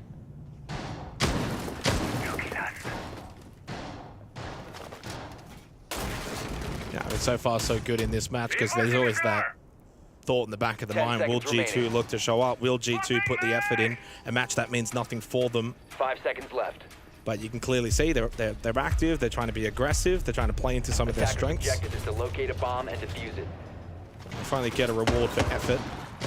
No more Montaigne to play behind. So Alamau switches on to the Ash. Will G2 keep that pace going though? So far, the opening 3 rounds, it's just get into the building as quick as possible and look to disrupt this Dark Zero defense. And Naif on the Ala, maybe those Grismont mines could help out, delaying that push from G2. Reloading. I've got someone in the building early onto the piece once more. This is so quick. Deimos as well in play for the first time. Oh, hello. They almost lined up and did get the down onto Doki. Talk about timing there for Citizen. It goes his way perfectly. As soon as that drop came down, but a good kill from Alamau, expecting Citizen to look for that flush onto Doki, and eventually Spirits does find it, swinging from top blue stairs. And again, it's just what we've seen, part and parcel for G2. Get into the building, be quick, be disruptive. Find the headshots. They traded each other. 3v3 again for the 3rd consecutive round. Well, pretty swift clear then from G2. Clears the first floor outside of Naif, who is still in elevator. Well, the main thing they're going to do now, deal with Vulcan canisters over towards CCTV. Well, Naif says, I'm not having any part of that, and drops down. So they've still got utility that they have to clear on site. NJR later on with the 3 gas babes too will still be a nuisance. But yeah, they got full open area. And a lot of time to gather info. Good drone. That's a really nice drone. Spots 1 gold, 1 over towards PC. Relays that to the team. I do wonder if G2 posture for the re-hit once more. Looks like that won't be the case. They'll look to clear blue into server, maybe go for a red drop with Candelas. That's always an option as well if you want to be a little bit more aggressive. Well, the beauty of these fast hits as well for G2 is they've got so much time to then navigate towards the site, the actual main objective. Still got over a minute. And it's a weakened defense now for DZ. A lot of emphasis on that Nitrocell for Spirits. Good frag grenade as well. Yeah, huge. Clears out some of these Vulcan canisters. Tracker on the prowl. Deathmark here onto NGR, who does still have all 3 gas babes available. I do wonder if G2 may go for a split hit. Blaz posturing over towards Vault for the drop off of those Candelas, but he still hasn't actually dropped the hatch just yet. Maybe it's just a bait and switch. Yeah, plant going down towards default. Uno will commando crawl towards the bomb chassis. And G2 are cooking here in this round. 25 seconds then, and Uno looking to commit. Spirit's looking to relay that information, but NGR does find one. Great Nitro denies the plant, and Blaz on an island. You can see him on the player cam sighing. He knows that this round has gone astray. 10 seconds on the clock, forced to drop rear, no utility. Round over. Yeah, don't eat G2's cooking. Well, it's undercooked. It's undercooked. Might get food poisoning. You could clearly see what they wanted to do, right? Fake the Vault drop with the Candelas and try and bring DZ's defense and attention over towards, say, a Vault hit. And with the Commando crawl trying to be the little silent assassin to then go actually for a default plant. But then Loira drops hatch, which is intriguing, and then dies immediately. And at that point, there's no cover. There's no ability to deny the Nitrocell to get thrown over. And the round just falls apart for G2, which has probably been a common statement so far at this tournament. You can never fault a team for trying. I think they certainly did try to do something in that round, but it just did not pay off, and Dark Zero were able to counter.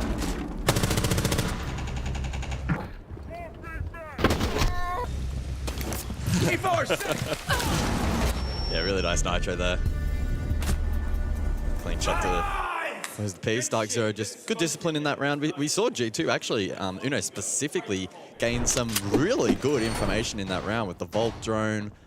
Had one in towards the objective as well, late to get a read in towards red and what kind of the denial situation would be for the plant. 10 seconds remaining. The presence of mind to creep forward for the planned attempt, but the rest of the pieces of the puzzle there for G2 kind of not sliding into place, and a reflection, I think, of the storyline for them at this event with the role switch that's been undertaken and the disconnect that we're kind of seeing from outside the server. It's just not quite working for them at the moment. Starting shock zone. Oh, no. Oh, speaking of. There we go, second go. We didn't see it, Blaz. Don't you worry. Yeah, and I mean, like, I think for G2, the question marks will be for this roster, how much longer do you keep giving them time to make it work, to find that connection and cohesion? And the shot throw from Alamount, not really doing its job, it kind of just treated it as a regular drone. Yeah, is that both of them taken down now? Yeah, I think it is. That's going to make the miracle rough. Early days in this 5th round, but G2 aren't winning these little battles. Maybe Doki can slip in through towers on the Nook and just get into a bit of a dangerous area. Indeed he will. Doki will open things up with his aggressiveness. Things weren't quite working in terms of the util game for G2, but Doki with the gun is just better. Deals with Citizen, Olo, and they get the pinch very nicely executed and coordinated by Dark Zero to deal with the Nook. Yeah, good little heads-up play there. The Nitro plus impact. A lot of pressure on that position. Doki gets caught, really no fault of his own. He did his job, he got the opening kill, he got some kind of engagement. But a swift response from Dark Zero. Now where to for G2? Feels like for the first time in this half, they've just kind of been forced into a stall. A bit of top floor control. Yeah, it's been given up by DZ, but what are you going to do to counter all of this utility down on towards the site? Running out of drones, 3 left, no shock drones available. Most likely end game here is match stop. Hello, Knave is creeping up main stairs, though droned. 60 seconds, another drone gone. More information that G2 will not have readily available. Setting up a sequential breach. Yeah, one of those drones second floor as well at the moment. You can see the second being worked over towards that quad wall but dealt with, so G2 going in pretty blind here. They'll probably look to cross for the B default in kitchen. They're going to have to hope for a miracle here, looking for a default plant through Alamount to just make it through safely. He waits, though. I'm imagining for a Nitrocell or some kind of utility off of those initial smokes. Really nicely played from Alamount, but hey, there's another smoke. It's a gas babe from NJR, forces him away and back out. He's not even inside of the site anymore with 20 seconds left, low on health. This is, again, further disruption from Dark Zero. And G2 are just not able to get properly into the site and set up. And so much so that Dark Zero are thinking about going for flanks here. You don't even need to at this point. You've still got 2 gas panes remaining through NJR. Alamau just trying to get into the pocket. Goes for a different plant position. They lose Loira, and there's only 2 seconds remaining, so if you stop the plant, you are going to win the round. Indeed, that is exactly what happens. And G2, in the end, all the pace from the first couple of rounds evaporates in this one. Too slow, and time runs out.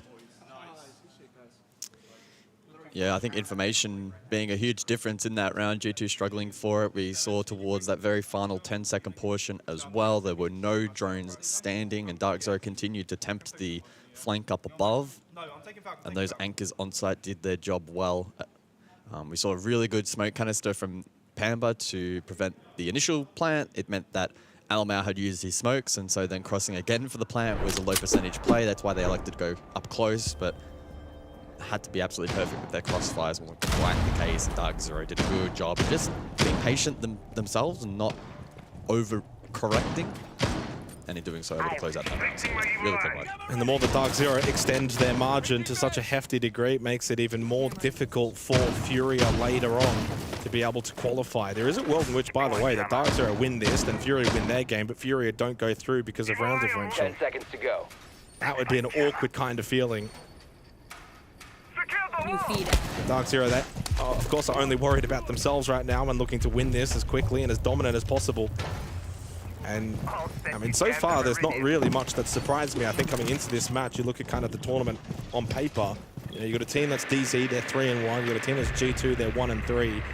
This result is kind of speaking for itself. Alamau, though, does find a very early kill onto NJR. He's legged it over towards open already. Dark Zero have been eager to try and hit these trades though, so he'll need to be mindful of the re-aggress, but Laura in support with that drone will help out. Nathan reeling these calls. It's one area that G2 has actually gotten better with as the half has progressed. They've got the last 4 opening kills of this match. They haven't translated those into round wins. Well, Nath and Alamau down below could be in for a duel in a moment's time. Alamau did actually drop off the back of that, and Nath close by, main stairs, but he actually then retakes that space over towards open, so a bit of cat and mouse over towards that portion of the map as elsewhere Uno to drone through lobby in anticipation for maybe some control up above. Double stack open here for DZ. He could hold that horizontal control. Citizen taking another hit of damage. Target detected. First I want to see G2 find a way to play off of, well, I was going to say Alamau, but he doesn't Alamau actually dropped lose and his then life. had 0 impact. Yeah. So again, G2 unable to capitalize on the opening advantage that they created for themselves, but Spirit's low, so is Citizen. Logic Bomb rings out from Uno. Got a little bit of that top floor control now, and through the corridor, Citizen just caught. Nicely done on the rappel. That's one of those moments where you go, why is he still there? Yeah, I mean, there's a minute left into the round. Time to start heading into the building, and Citizen just can't believe it. Surely G2 can look to close this half out now with a pretty solid advantage. Clutch drone from Doki. Should be able to find the hack onto Evil Eye, and it will be successful as the Logic Bomb again rings out from Uno. Into Towers now goes Loira, looking to get that plant down. Can't see anyone even remotely close to him. This should be very much successful. Spirits over towards Square, making his way up, and Nath now coming in as well. Pamba towards main. A little bit undetected? No, watched all the way through from Blaz. Finds the kill, and with that now in the post-plant scenario for G2, they are firmed to take this 6th round, find a 2nd round. As Spirits and Nave so incredibly low, would be an absolute travesty for G2 to lose this one. Well positioned by Blaz, good discipline to hold the angle, and in the end, G2 with a deserved 2nd round from the half. Yeah, positions held there from DZ in the late portion of that round.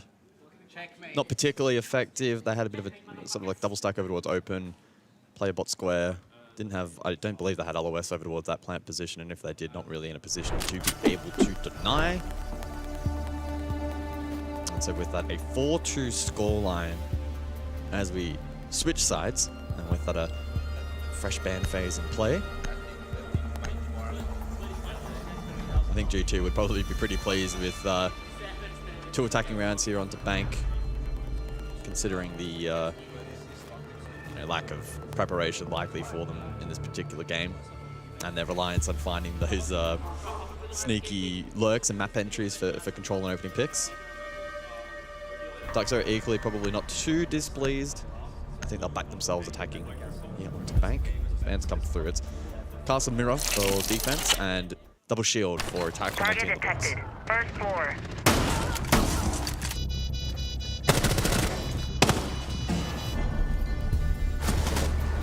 Nice, guys. Let's go.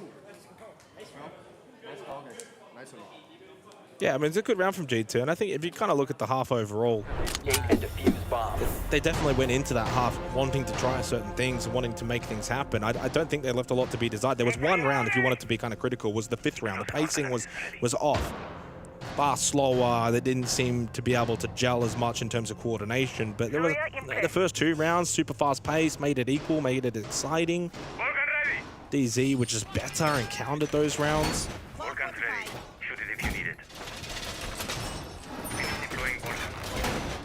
Basement's going to be a little bit more interesting now. Kaid not banned out on this occasion, and so, as expected, G2 will use that opportunity to help with the hatch coverage.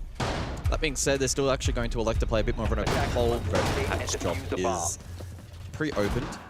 G2 might start with the second floor peel. Eventually maneuver back down below, because the likes of Jan Hatch, for instance, reinforced off. They will have to have some kind of basement presence, though. Most notably to prevent a direct hit from third or even in through lobby itself. So there's a couple of players positioned down below. I do want to also have a look at the bank stats too so far at Reload. 56% defensive win rate. Oh yeah, whoa. Check him, PC. What was that? I was looking at my notes. I didn't actually get to see it. Well, Pamba himself didn't get to see the down because it was straight through the wall. Blaz does get picked back up. But yeah, I mean, I don't think it's too much of a surprise to see DZ do well on defense. Maybe a little bit of expectation now for G2 to kind of match that. Not necessarily better it, but match it to some degree. And not a good start to the round, though, for Blaz to be this low, but... I mean, it's not a great start as for the G2 it's not that big a deal. It's not a great start to have an open hold and for Dark Zero to get that essentially uncontested. Loading new magazine!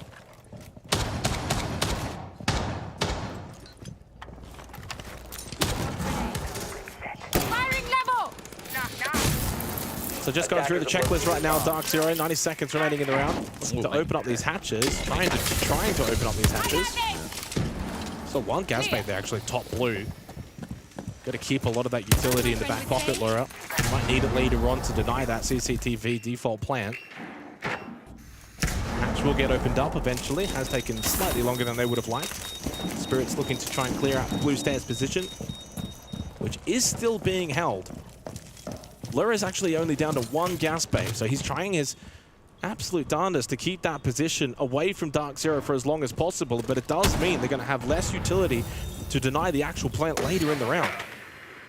Naif was on drone there, so Alamo had an opportunity to rip the Nitro and find a kill, but elected not to commit. 45 seconds on the board. Candela's for rear. NGR already with a player isolated. Yeah, and Spirit wants to help out here. That's why Candela dropped to Vault now. Right side. Knows Blaz was there. Really good teamwork from Dark Zero. But I just wonder if Spirit went a little bit too deep, too soon. NJR still over towards Elevator. Up close, Loira does get the kill onto Citizen. That Spirit's down, but Loira very low. Finished off by Naif. Good double kill. And leaves Doki all by himself in a 1 versus 4.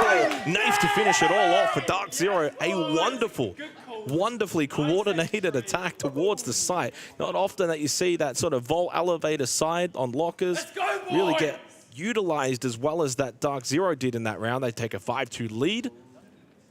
And that round, really, from start to finish for G2, just never really worked out. Yeah, they kickstarted things nicely, Dark Zero, by getting that open area control rather uncontested. We did see some inefficient use in terms of the Hibana util, but eventually got those hatches opened. I like the call there from Dark Zero. They investigated blue stairs, and then they were like, yeah, we don't really want to push that. That doesn't look all too enjoyable. Had some good information over towards rear.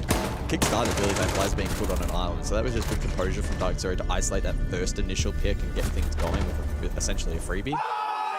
And despite Spirits falling, and I think that maybe that was a little bit overzealous to go for that play. At least he got a bit of information. Well, he also did his job already. He already got the kill. He already got some pressure out on the board. And clearly the rest of the attacking pattern there from Dark Zero tight lane, close by, hit those trades, and yeah, good confidence as well. I think that's one thing that's been flowing for Dark Zero at this tournament and probably improving as they've continued to make their way through it. It's just the utter confidence that they have in themselves and as a team. You've got to remember, they have not had a single bad result at this tournament. The fact that they're at this point in the tournament and fighting for their lives is quite surprising. 7-3 over Fnatic, 7-3 over SSG, 7-2 over Furia. It was just that one loss against W7M, but that was 6-8. Like, that was a close game. That's a decent match against a team that's already qualified for main stage. Dark Zero would be very disappointed if they walk away from this tournament and not make main stage, especially with a win over G2.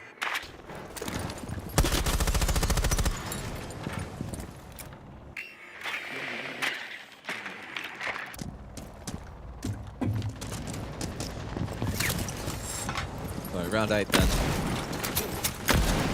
Kali to persist, but this time in the hands of Spirits. Being candid, that would be very much a drawback of the format if you have a team that goes 4-1 and doesn't qualify. That would be harsh.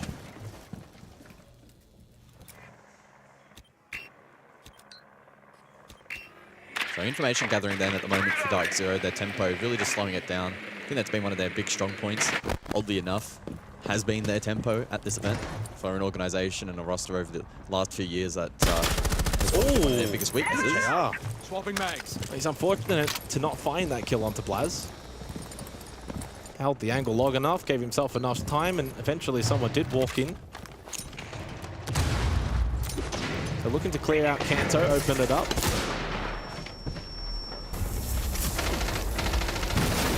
Blaz just has to try and play as much time as possible there. Play for his life. And they've lost Lawyer up. That one through NJR.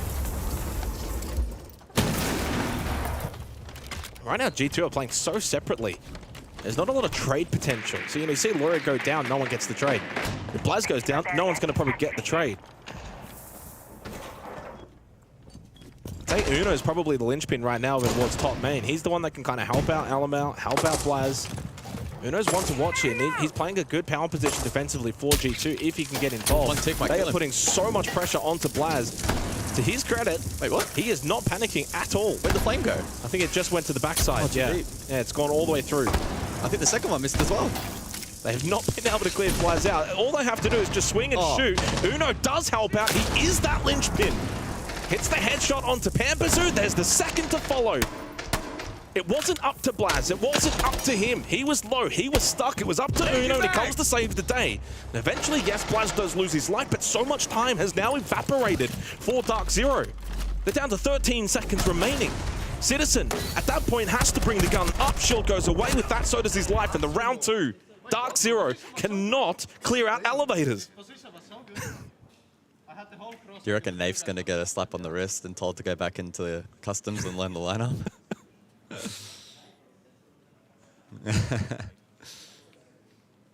So 5-3, and again for every round that DZ do allow G2 to acquire, it just makes things a little bit more spicy in terms of that round or potential round differential later on. Yeah, I could have sworn I heard their second bolt land, and I don't know if it landed in the exact same position, but it really just made things so awkward because Alamo had the pre-rip Nitro. G2 were pretty eager to recontest for some front desk control, and it meant that crunched that position even with the lobby of the power and a couple of other tools available for DZ. It was really rough for them, so I think G2 can walk away from that round proudly saying that they were the better team. Oh, absolutely. Dark Zero probably faltering for really the first time seriously to a large extent in this match. And seriously, you think about Uno, it's been a really, really rough tournament for him, and certainly has probably hurt it. But in that moment, in that round, that's what you've got to do in that power position towards top main. You've got to play a stuck elevator. You're the one that can make first contact. He finds the double kill. He wins them that round. If Uno doesn't play his position that well, Blaz dies, they get overwhelmed, and eventually DZ have numbers and map control. A really, really good round from Uno. He goes 5-5. He's actually having a decent impact in this match. In fact, all members of G2 are actually playing equal. They've either got 5 kills or 6 kills. Everyone's probably had a moment here or there. It's probably been the most team performance from G2, yet they're still 3-5 down. Swapping mags. So over to open area then. And as we saw there for a split second, Pamba with a deep drone in the objective. Spirits to double down with some information for himself. And Dark Zero now might have some confidence to go a little bit more direct. We'll wait and see. As you can see on the cards, it's a 3-2 split. Only 2 players first for G2.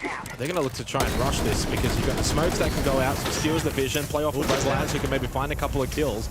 Citizen does actually find one onto Blaz with the track stinger. Blaz was very much low. Nave finished off, so the trade does come through thick and fast for G2. Oh, Spirit, he loses that battle to Uno. He's having a little renaissance right here on the final day of Reload. Huge kill to shut down the Glaz, who can no longer play off of those smokes now. It's a big win con off the board for DZ. I'm not entirely sure how Uno was able to win out that fight. Maybe the placement of the smoke advantageous and perhaps spotted the barrel of the gun, laid the spray down and made it work. Keeper barrier is difficult to clear. Pamba does have 2 Roteros available though if he is to prio that. Diffuser though at the feet of Uno, who can look to lock this down. Yeah, so Citizen still on the exterior. You got NJR bot main and then Pamba top floor. Well, there is that bot main position in NJR who gets through to Loira. Equals things back up. Keeps this a rather spicy round in the night. I don't think Pamba caught the barrier, no, but Uno has repositioned, in fact, inside electrical. So Uno going for a very Citizen's aggressive making his way play. over that side of the map. NJR, another kill. Bambazoo helping out. Uno's by himself. Well, he did the good work earlier on. Can he finish it off? No, he cannot. Bambazoo will shut down Uno. And with that, Dark Zero now acquire match point in this match. Again, another really good example of the tempo from Dark Zero. They drone early, they have that side information, they elect to go direct off the back of the Glaz. It doesn't quite work out. And I think a lot of teams, even at this level, can sometimes stall out in those positions, maybe try to double down, triple down, brute force a play that is just not the calculated move. But on that occasion, they reset, they were able to pick apart pieces of those defensive structures from G2. And you're right, it's a bit of a feel-bad moment for Uno, who was under so much pressure at the beginning of the round, but then left effectively in a 1 versus 3 with others taken down. Good pinch work from Dark Zero and just another clean attack. I mean, Uno's got kick control, and the way that the rest of G2 are kind of playing, you've got to probably try and bunch up, play off each other a little bit more, make it difficult for the remaining DC members to just kind of walk in, get that 1v1 action. Now, Loira towards main stairs, for example, moving around, active at that point, you really need to be. Do you not want to kind of play that more electrical square side of the map, play off of each other, get potential trades? If it's 3v3, you've got numbers. Instead, really, for Dark Zero, it's just kind of isolating G2 members who are all playing by themselves, one by one. So 3 opportunities for Dark Zero to close this match out. It would give them an extra +4 round differential. They've already got +3 over Furia, so that would make it 7. That would be not good news for Furia.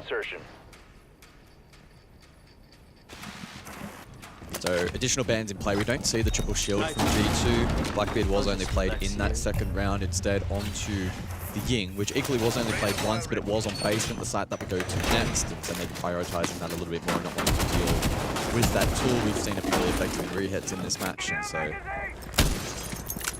won't take place on this occasion. Spirits, funnily enough, does go immediately onto that Blackbeard though. A roam in play then from G2. The Dame wants to try and break that down. Yeah, do they just go for bro kill? Reloading, cover me. Try and snatch it around back quickly, put a little bit tiny doubt into the minds of DZ, who are now in a pretty commanding position. Again, a reminder, a win for Dark Zero is not a full lock, not a full confirmation that they make main stage, but puts them in a solid position, and then the FaZe Fury game, of course, will determine their fate. Loading new mag. Sell them out.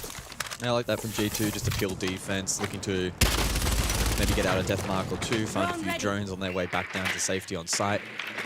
All for the open area drop again with the red drop pre-opened. Laz? Oh, yep. I mean, aggressive on the defense here, G2. As you kind of pointed it out before with the roam game, this time it's employed very nicely, and it's 3 swift kills. Pambazoo now completely by himself, and yeah, this is probably one of the more dominant rounds from G2 in this match. Flawless. Immediately after DZ got that match point, G2 just kind of woke up in this round and said, no, we're not going home just yet. And DZ, you've got to be careful, right? That round diff could really come back to bite them here if they're not careful. So, well, there's a little hint of irony in that because they kind of want Furia to win. So you got to give Furia the carrot, because if you make it impossible, Furia won't have as much to play for. All the semantics. But a good round. G2's shown a pretty decent amount in this match, and you're kind of wondering where was this against SSG, FearX, wildcard. It's a DZ team that's been playing really, really well this tournament. They haven't done much wrong. And to add further context, you kind of look at the matches at the tournament so far, and especially with this being a potential qualification game for Dark Zero, puts them into a position where they can qualify based on other results. 7-3 Fnatic, 7-3 SSG, 7-2 FearX. So for G2 to have now gotten 4 rounds, that's already better than those 3 opponents that Dark Zero beat earlier on in the tournament. 10 seconds left. And this is, of course, off the back of G2 winning yesterday against Cloud9. So they're kind of ending the tournament on a little bit of a good note.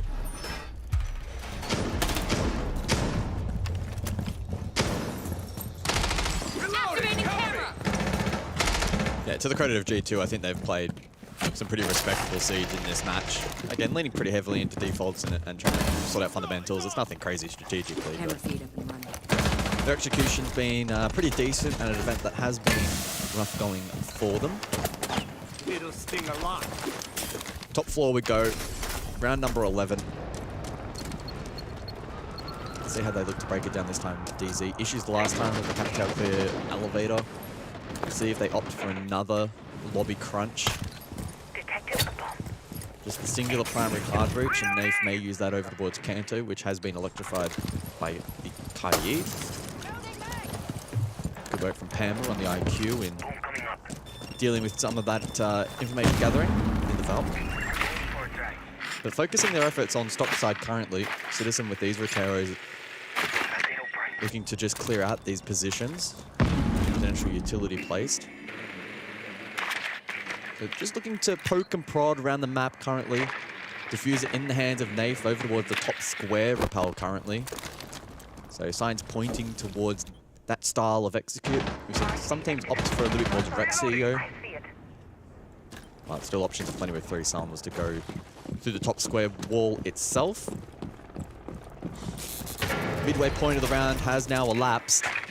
Dark Zero with 6 drones still standing, and they've done a really good job in this match of getting drones in towards the physical objective. That information will be critical through the mid to late round.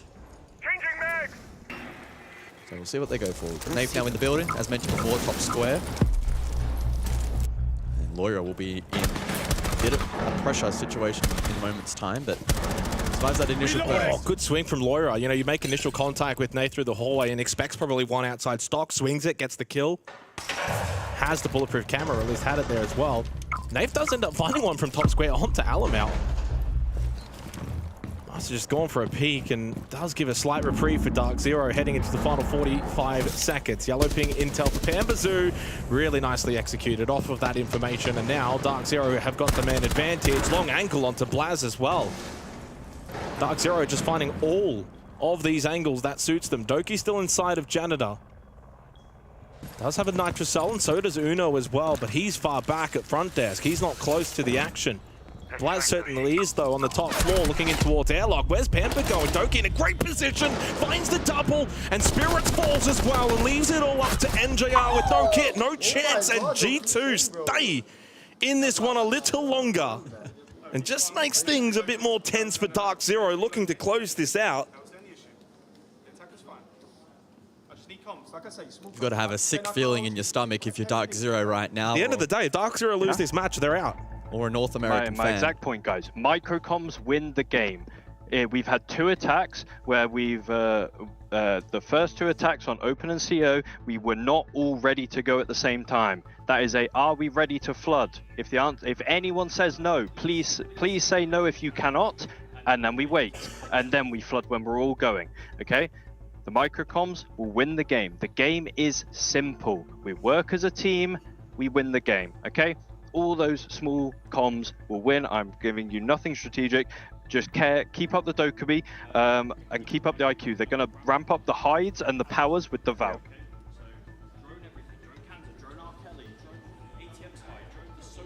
Oh, I wanted more from Kenny. Hello.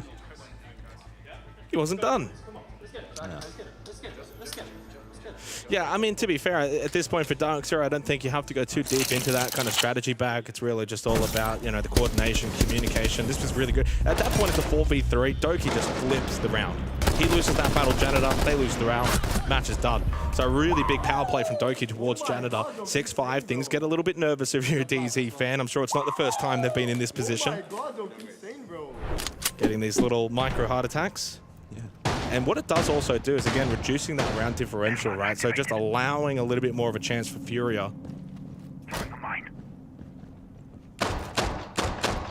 At one point, bomb located by attackers. During this match, the only condition for Furia was to actually flawless phase. That's just slowly changing. You know, then it becomes 7-1, and then it's 7-2. 5 seconds of insertion. Camera in position. Attacker's objective is to Is there a world in which we only have one North American team on main stage? And if it goes to overtime, well, then that round differential is even more impacted, especially if it goes to 8-7, then that's absolute worst case scenario on any kind of win for DZ. It's a big round coming up. They need to win this. If they win this, they get +2. They've already got a +3 lead. That's +5. That's very difficult for Fury, right? Yep. Which, unironically, they need Fury to win, so...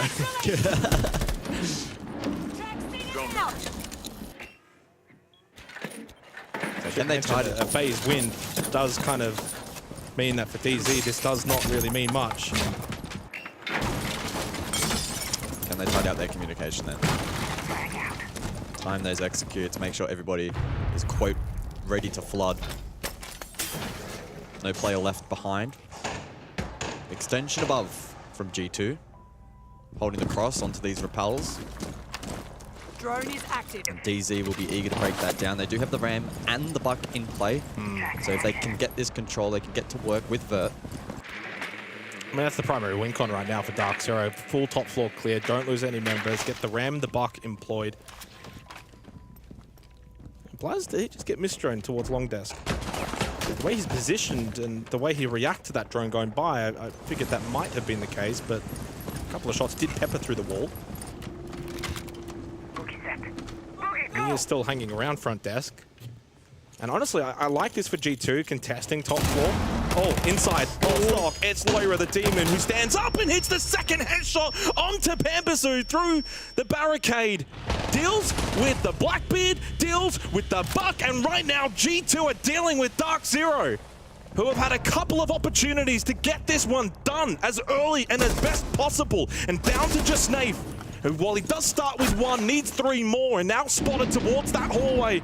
But I feel and sense that this match is destined for overtime, destined to go the distance, and maybe destined for Dark Zero to just have one last capitulation. It would be a sick way to be knocked out of the tournament. Dark Zero, after their tactical timeout, still unable to execute these clears, now finding themselves in overtime. G2 holding these power positions, these key players landing their shots, and G2 okay, guys, like for the attack, okay guys, like for the attack, open area and Teles if they go to these bomb sites. Let's abuse of the cow pushing spiral fast because the fan is open and it still didn't show this match, okay? If they go basement, guys, for the attack, Uno, it's the time of the termite, okay? Like same we watched yesterday with Falcons. If you have the kills, we plant there. Trust the plant, like put one guy left for cover Uno, and if you don't have the kills, we split. Okay, guys. And for CO is the Windows attack. Okay, guys, we still didn't show. So if they don't reinforce the wall, if they don't reinforce the walls like last time, I'm not taking thermite. I'm taking. Okay, okay. The difference. Just one thing. If you dirt the blast, I don't want you playing pussy. I mean, you can get the kind of vibe there with the communication from G2 that they're taking this way more seriously. They're in than this I game. thought. And the seriousness is definitely there with their tone. And it's not so much for them and what they would gain, because they don't really gain anything, but it's more like that competitiveness inside of you that's like, we can knock these guys out and make them just as disappointed from this event as us. And you can clearly see, once they get inside the server, these guys are taking this seriously. And that was a huge round from G2. And I mean, they've really brought this one back. It was a 5-2 lead to DZ, seemingly in control. Clearly the better team throughout the majority of this match. For it to then go this much in favor to G2 with so much momentum now heading into overtime, beginning on the defense as well. it's a long way back for Dark Zero. Even if they win this now, their round diff is not that great, or at least not as great as it could have been. And that's the pressure side of things as well that you got to take into consideration, Gus. For Dark Zero, that's got to be there in the back of your mind. Like, we're bottling this, and that could be us out. Attackers are moving out to locate a bomb and defuse it. Attack OT as well, and that's where we've seen some of these teething issues for Dark Zero in clearing power positions and performing these floods in synchronization. It hasn't just quite been there, and G2 really for the first time at this event are actually punishing it. So it's been a challenge for the North American squad. I mean, I know that G2 obviously beat Cloud9 yesterday and did so rather comprehensively, 7-3, but considering their opponent in this match, DZ, this might be the best we've seen of them in the tournament at the point when they're already eliminated. Oh, this is incredibly aggressive. Yeah, that is an incredibly aggressive run out from Blaz. NJR very much on top of that. Well, it's a bait. It's a bait. Is it a potential bait? Indeed, there's two players there, and NJR gets absolutely sucked into that bait. That's your Habana off the board. That's disgusting. And Doki is just laughing at him in chat. That's the Habana for basement, by the way. That is an incredibly important. You can play site now. You can quite literally just play site. Round over. And if it is round over and G2 find a 7th, the max that DZ can get from this is only +1 on their round diff. Oh boy. And I should mention, by the way, if Dark Zero lose this game, the next match to follow, FaZe Fury, the winner, goes through. Simplifies things a bit. Oh boy. So who can stand up now for Dark Zero? 90 seconds left. You're in a bit of a bad spot. You've lost your Heartbreach. You've lost your Habana. You've got Spirits on the Blackbeard. Citizen on the Deimos. You've still got Avenue. I still think what they've got in terms of operator lineup can still win them this round, but they're going to have to play really, really well. 100%. It needs to be a rear drop, right? And you're looking at the likes of Spirits to play aggro on the Blackbeard and get ground, and maybe Citizen as well on Deimos. I only have the pre-rip Nitro, though. Now, this has been droned, so DZ have a read. Nitro cell in hand for Alamau. He's just waiting for the drop sound. Yeah. Not getting baited by the ROU. Still plenty of drones available as well for DZ. 5 with 50 seconds, so the drone economy is fine. Shield screen goes down. Another one comes up. Alamau is still prepped. Doki, by the way, towards CCTV, of which on the map right now, there's none there for DZ. He gets shot out. He went early. I did. DZ haven't. Spirits is down in Vault. They commit. The Blackbeard with that diffuser. This has to be their hair. Well positioned from Alamau, though, to wait for the second player. And with a little bit of help from Blaz, they combine to take down that shield man. And Nave is all that's left. And with that, G2 will get themselves match point and are on the verge of eliminating Dark Zero from Reload. G2 making it work. Dancing here on Bank. First pick onto the Habana with a very cheeky bait in towards Garage. Really helping fortify that round. Really good play from Alamau to not get sucked into the Blackbeard and just wait for the second drop. And he knows there's a second drop. Why? His Nitro got shot. Where does that come from? Not from the man with the shield up, but the guy still watching Hatch. Really, really good game sense, really good positioning, good discipline. And G2 again, dare I say, this might be the best we've seen him at the tournament. It's their last day. Better now than never, I suppose. And the event potentially on a high note here and knock out DZ play spoiled. They were up 5-2, Dark Zero. Yeah. They're in a commanding position. And look, I know that if, of course, FaZe had a 1, they still would have maybe not gone through, but you got to do what you've got to do, and they just haven't been able to do that. Since then, they've dropped 5 rounds out of the last 6. It's a bottle job.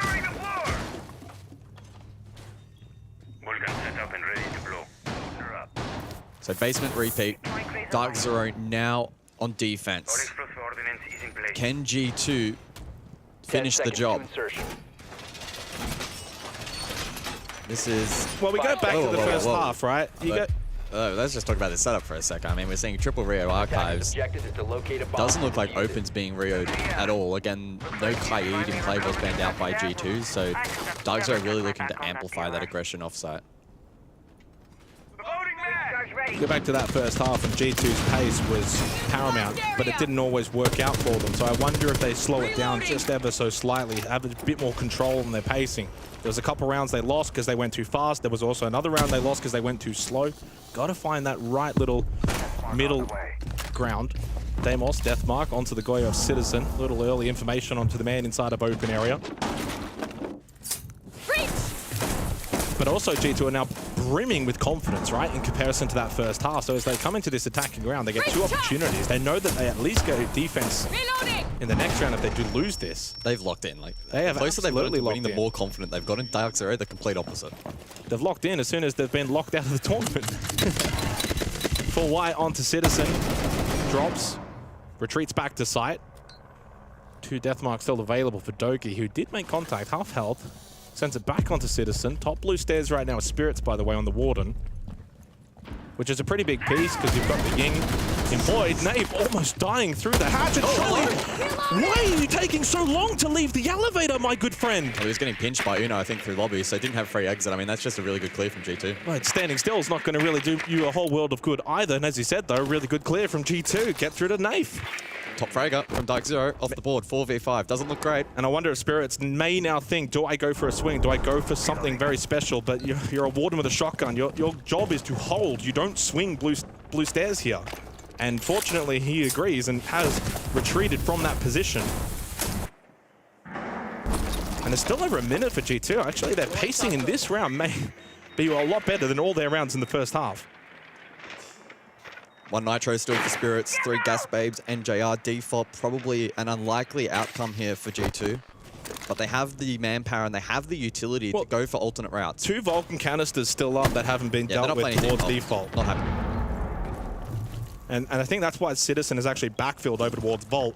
Even though Nafe died in that position, you've got to get someone over there. Get bodies in that position. Very much looking like a Vault hit here from G2. Citizen can't win the battle towards Elevators. That gives up that position now for G2. And inside a server goes Uno, who's actually going for that default hit. Hold on. But they're losing the battle towards the Vault side of the map. Still 1 player up though for G2, so they can throw bodies at this and no more Gas Babes to worry about. 1 Nitro for Spirits, but no longer accessible. He's down on the floor and leaves Pampazoo in a 1 versus 2. Into red time we go. Must win this if they're going to stay alive in this tournament for a little bit longer. As the plant goes down, Blaz is gunned up, watching for this push, and he does not blink. Dark Zero from a 5-2 lead. Choke this one at reload. They are done. Sent home by G2. Wow, wow, wow. I actually cannot believe that result. G2 lock in, get that result across the line. And understandably, Dark Zero absolutely devastated at that result. They lose 5 rounds in a row to get sent home. Speechless.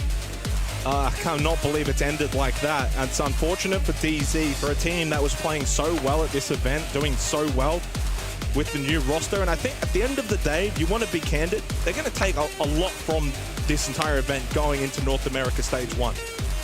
But I think they're also going to take the ghost of this loss. A 5-2 lead, they go home. Oh, we go to a break. Of course, don't go too far. Later on now, it's straight up. Win and you go through for FaZe and Furia.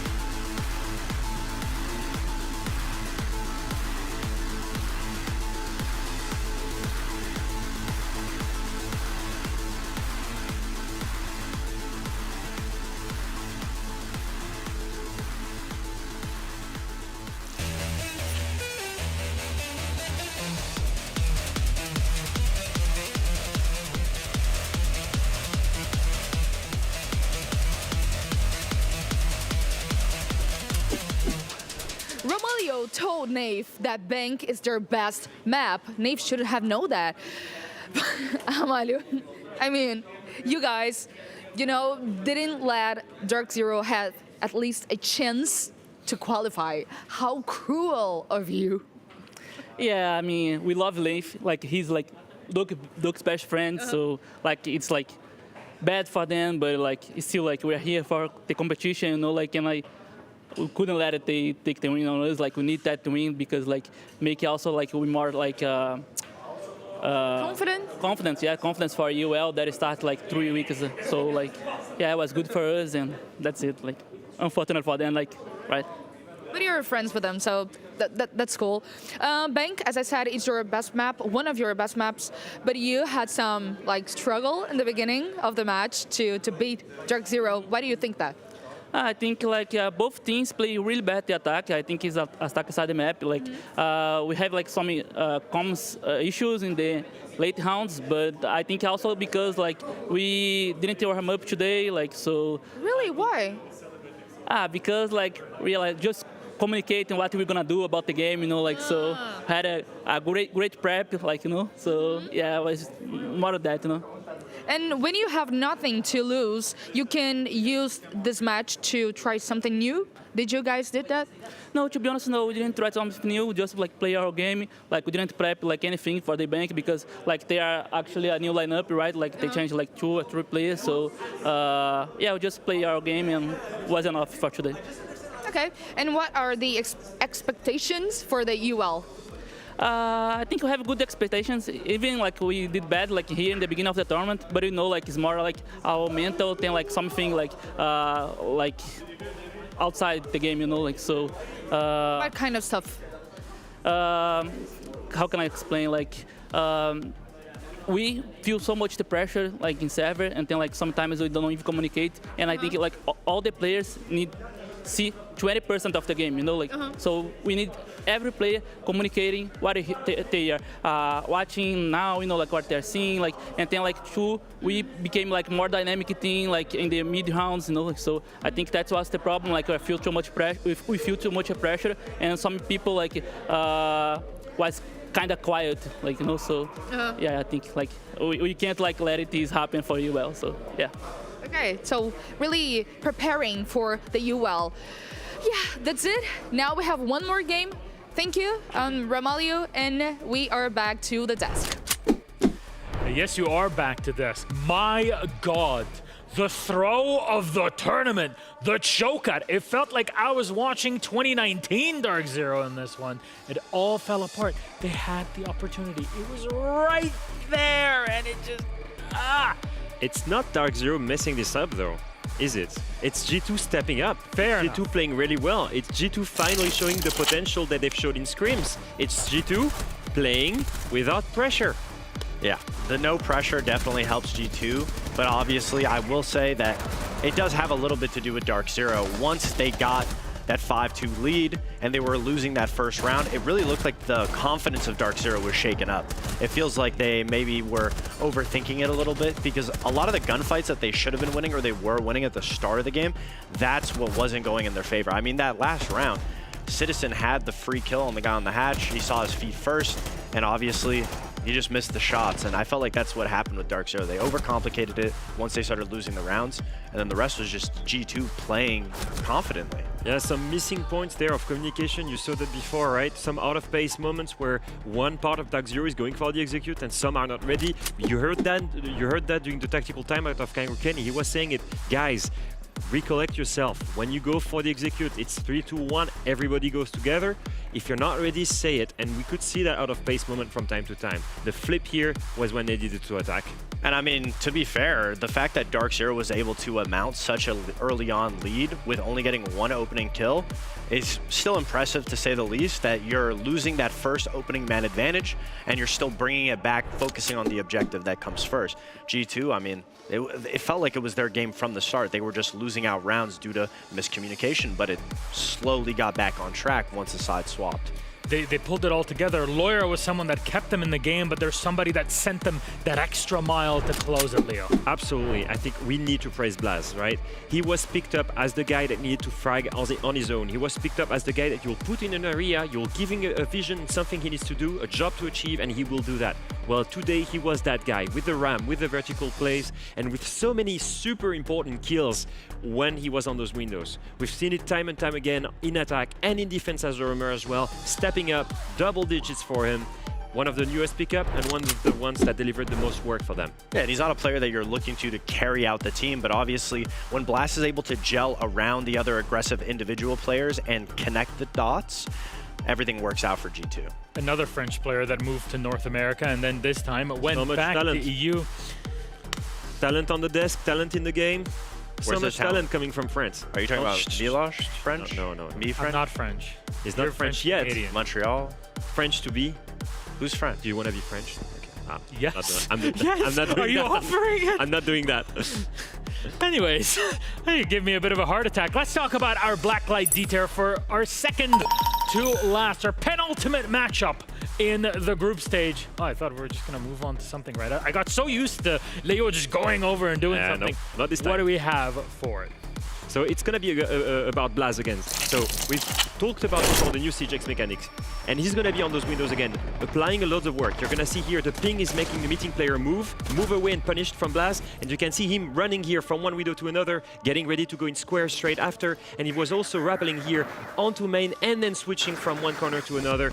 Now, for a player that needs to be on the windows by himself, be really powerful, but also is isolated, this new rappel system is way more fluid, gives him more opportunities to apply pressure from main, from CEO windows, all the way to square in a span of few seconds. I mean, fluidity is the best way to put it, just because you can hold every single window a lot faster, especially if somebody was going to flank up square. It just adds so many different elements, and then obviously, if you're ever going for that pick and checkers, to be able to just instantly transition to the side window to be able to look through, and you can go even that much further, go all the way to the front of the building. It just makes things so much easier to where you don't have to dictate and dedicate 2 to 3 people to hold the same thing. You can just have one. It's cool to see it on Bank. We want to see more of it on Consulate, Cafe Dostoevsky. You're just looping around the entire map all day, every day.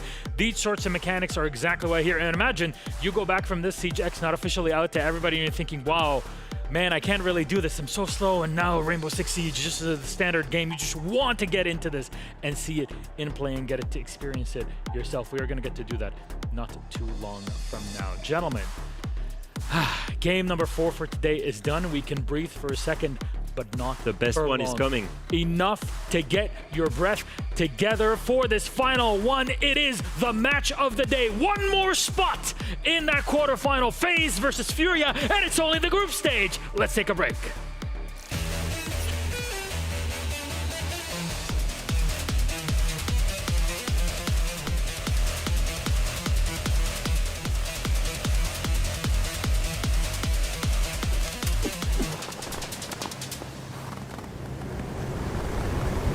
Keep an eye out for contact.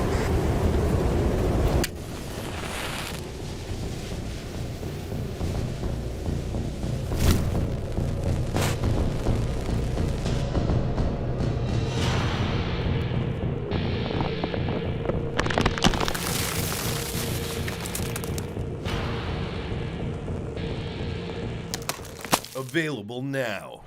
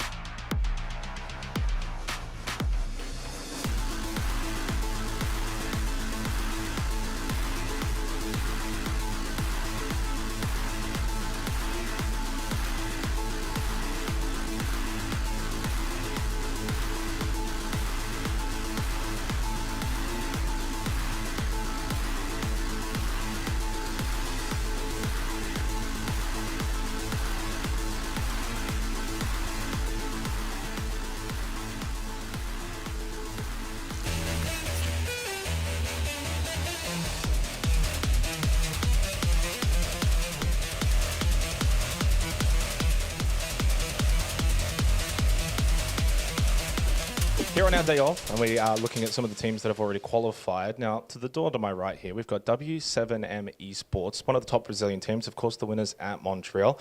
Just going to get some of their thoughts on what they do on their day off. Fortunately, already qualified for the main stage. In fact, even got a bye to do so. You can hear them laughing inside. We'll see what they're up to. See who answers the door. Hi, Palu. Nice to meet you. Nice to see you. We're just going to come on in and just see what you guys are up to. Obviously, your day off, and see what you guys are doing after you've already qualified for the main stage. Obviously, you guys got the bye, so you didn't even have to play any teams, which I guess, is that something that you guys were happy with? One less game to play before main stage? Yeah, of course. Like, we knew that we couldn't face Dark Zero anymore, so like Fury and Dan has to face each other, and we were like, let's just chill another day, you know. Well, what do you do on your day off? Obviously, you're at a tournament, you're typically prepping, you're practicing, you're obviously in that mindset, but then when you know you've got a couple of days off, do you unwind a little bit? Yeah, of course. Like, there's not something specifically. The guys, like, some wants to do a few things, others other. So yesterday we went to the mall, but today a few guys went to the beach. We are just chilling because sometimes we just want to stay relaxed, you know, watching the games, and that's it. What about the actual arena now? You're going to have a couple of days before that. Looking forward to playing in front of the home fans? Yeah, of course. Me specifically, I have the chance to qualify for a few events in Brazil, and it's the first time that I'm actually playing at the arena, and I'm really excited for it. Like, the Brazilian fans are amazing, and I'm just so happy to be there. Are you going to go to the beach tomorrow? Who knows? Well, it's better to still be playing, still be better participating. Obviously, best of luck for the finals. Anything you want to say? I just want to thanks everyone that's cheering for me, that's cheering for W7. It's been a big step for me, changing. Like, I've been 6 years in Liquid or more. And yeah, right now, it's been so great playing with the new guys, and they are like amazing. I'm just happy to play with them, and let's see through the year. We are going to reach so much more, I guess. Well, thank you so much, Palu, and the rest of the boys for obviously letting us in, see what they're doing on their day off. They're just watching Siege like everyone else. How does this man do it? He's here in the studio ready to cast, but he's also recording a piece with W7M, who of course are locked in. Liquid are not going to that main stage, but Palu is. If you told me this before the event, I would not have believed you. And actually, since we're talking about that main stage, should we take a little sneak peek at the bracket? Yeah? Yeah, absolutely. Yeah. Should. Arm yourselves with knowledge, my friends. Wow. W7M and Team Falcons are locked in. That matchup alone will be, I hope, for the ages. Elevate, take up a wild card on the other side of that bracket.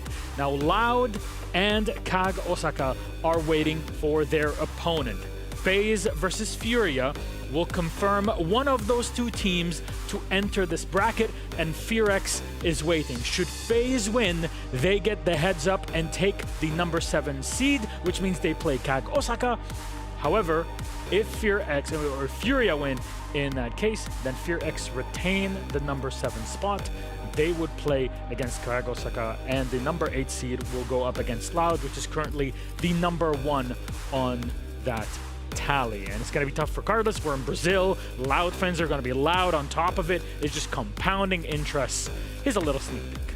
A few things about this. Obviously, quarterfinal 2 will be amazing. W7M have been the best team at this tournament. This is the reason why they got the bye. Now, we'll say this, they're going to come in this quarterfinal cold, whereas Falcons, as they usually do, warm up throughout the tournament. This is going to be one of the best quarterfinals we've seen in a long time. Now, all you want to do if you're Furia FaZe right now, and I will say this pretty convincingly, I think they're all aiming for that 7th seed. Although Cyclops have been playing well, they were inconsistent throughout that first phase. Playing against Kag in the quarterfinal probably is the safest bet in a BO3. One thing to note though, and have been corrected on it, should Furia flawless FaZe Clan, in that case, they would overtake FearX and get that 7th seed. So it's still up in the air. But at least FearX are confirmed. It depends on just what happens, which means our final game for today, Fox, is just easy peasy, simple as whoever wins takes it. And let's take a look at them. FaZe is up first, the current reigning world champions. They've been impressing us the entire year, but not at this event. And that's my main thing, right? They were the world champions. They were the one impressing everyone in Boston. When they came into this event, they were the heavy favorites. If you look at the EP score right now of everyone, only a single player is positive, and that's Cyber going absolutely crazy on that bug entry. We used to see everyone stepping up for this team, and they've dropped tremendously. The comms, the sync, the coordination, all of this is gone, and we're wondering, can they make it against Furia? Hopefully. I mean, it is nice to see that one of the gleaming lights for FaZe is Cyber, just because throughout the year, up until SI in Boston, teams have been able to understand where he's going to be coming from. They've been shutting him down, and that's what's been keeping FaZe from winning. In Boston, that was the main reason on why they were able to win, was Cyber. Now, bullets are loaded in, 7 in here that could be put up. Reminder, the limiter is your opponent's bullet pool. This is the rematch of the SI24 Grand Finals in Sao Paulo. Most definitely the coolest, most impactful game in the history of this matchup and this game. Obviously, we are seeing the current world champions face the former world champions. Yes. It's going to be an amazing match, and for FaZe right now, if they win this, they will get 24 bullets. It's very simple. If they go and get that, they will be 7th seed. And like you said, they will play Kagosaka in the quarterfinals. This is exactly what they're aiming for. The 7th seed is where everybody wants to be, not to take anything away from Cyclops. And they could beat Loud still. They could play, yeah. At the end of the day, though, 7th seed, if your options are Kag or Loud, you want to take it. You want to be able to go for Kag. Kag has surprised in the past. In a BO3, they've not surprised me. Yes, so there's the thing. That is the question of how do you transition now from BO1 to BO3? We've been asking that a long time, really. But I think given how Kag have performed at SI in previous events, it's actually nowhere near as bad as you might think. Yeah. If you're really keeping up with Kag's performance. You're forgetting one important thing, the Brazilian crowd. That's true. I didn't. I said Loud and, the crowd behind them. You're not listening. Loud crowd getting loud. That's what you said. Hell yeah, big dog. All right. Big dog. Big dog. There you go. Let's move on then to their opponents. Furia, the ex-world champions. You used to know them as W7M a year and a bit ago when they played their grand final in Sao Paulo at SI24. Here, they're on the back foot technically, but realistically, the team ahead of them can bleed. They can take them out and move into that quarterfinal spot. Yeah, absolutely. And in the same way that FaZe necessarily have been looking the best throughout this tournament, Furia came in stomping. And the only question that was left was, how will Furia respond to a team that plays slower, that is able to adapt to their aggression? And obviously against Dark Zero yesterday, it was a devastating 7-2 loss. Status update on Furia. We have extended mag. That's how they remain in competition for one of those 8 spots. The final one that is left, taking them up to 14 bullets. Now, 7 plus 14, 21, plus eliminating a team on the other side gets you to the safe spot. Realistically right now, if they win 7-0, yes, it's all amazing, they get 7th spot, but they're not looking for this. All they want to do right now is win. They want to beat FaZe, they want to move on to quarterfinals. Like you've said, Davide, they've been the best looking team at this tournament with W7M. They've stomped absolutely everyone. If it wasn't for that game versus Dark Zero yesterday, they were, in my opinion, back to the shape they were at in 2023. But if we go off of the ideology that Furia's strategy is not really the primary driving force right now, it's their individual stats, them getting big opening kills. That is the main reason why Furia's been doing so good. And when they play against a structured team, so far, we've seen them struggle. Now, a structured team is one thing, FaZe Clan is another. What's the history like between these two teams? Their history in the past year has been Furia, for them, FaZe is their nemesis. If you look at the timeline, every single time throughout the year, here in 2024, FaZe has beaten them consistently. The only time that Furia beat them, it was its 6th invitational in Boston during group stage. They actually even rematch, and then FaZe still beat them again. So in my opinion, we've been looking at a timeline where FaZe in the past year has dominated Furia, whereas in 2023, when they were still W7M, they were the best team in Brazil. Now the question remains, if they want to make it to quarterfinals, it's going to be about who's the best team in Brazil.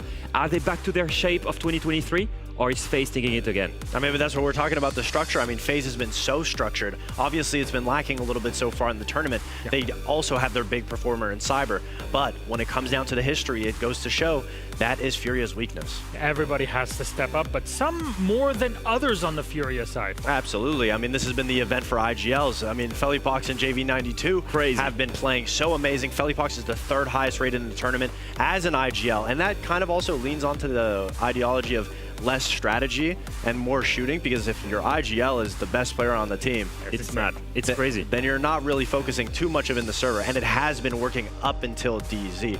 But one drastic stat that I want to run by you guys as a big player that we've expected to always show up is KZ. And in Boston, he was the 8th ranked player. Now, I'm going to give you guys a second to guess. What do you think KZ is out of all the players in the event currently? The way you say it, it's like he's not doing that hard. I actually just noticed that we almost don't speak about KZ. We haven't been speaking about him for a few days. He used to be a standard player. Where would you put him? Where do you guys think he's at right now? There's like 100 players in the tournament, maybe like 30? Yeah, we'll say top 30. 30, yeah. Top 30 at minimum. Close. He's actually the 63rd ranked player right now, statistically. He's been very underperforming, even in the slam downs.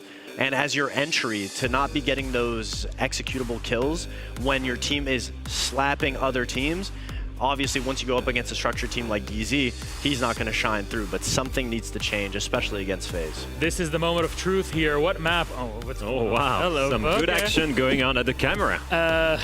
Okay, Cafe Dostoevsky is our map. That's another bit of good action that we get defense side, but also able to rappel around the map and use the new mechanics of CGX. It's a lot that can happen on Cafe. This is a confident map for Furia, in my opinion. I would say this is Furia's best map because of how aggressive they are on it, the way that they are able to innovate, playing in piano, playing off of the Azami. I'm assuming that Azami will be banned, but Furia is so dominant on this map, and it doesn't matter how structured you are. The map forces structure, so Furia has become accustomed to dealing with defender-sided teams on Cafe, so this map doesn't give FaZe any favors, in my opinion.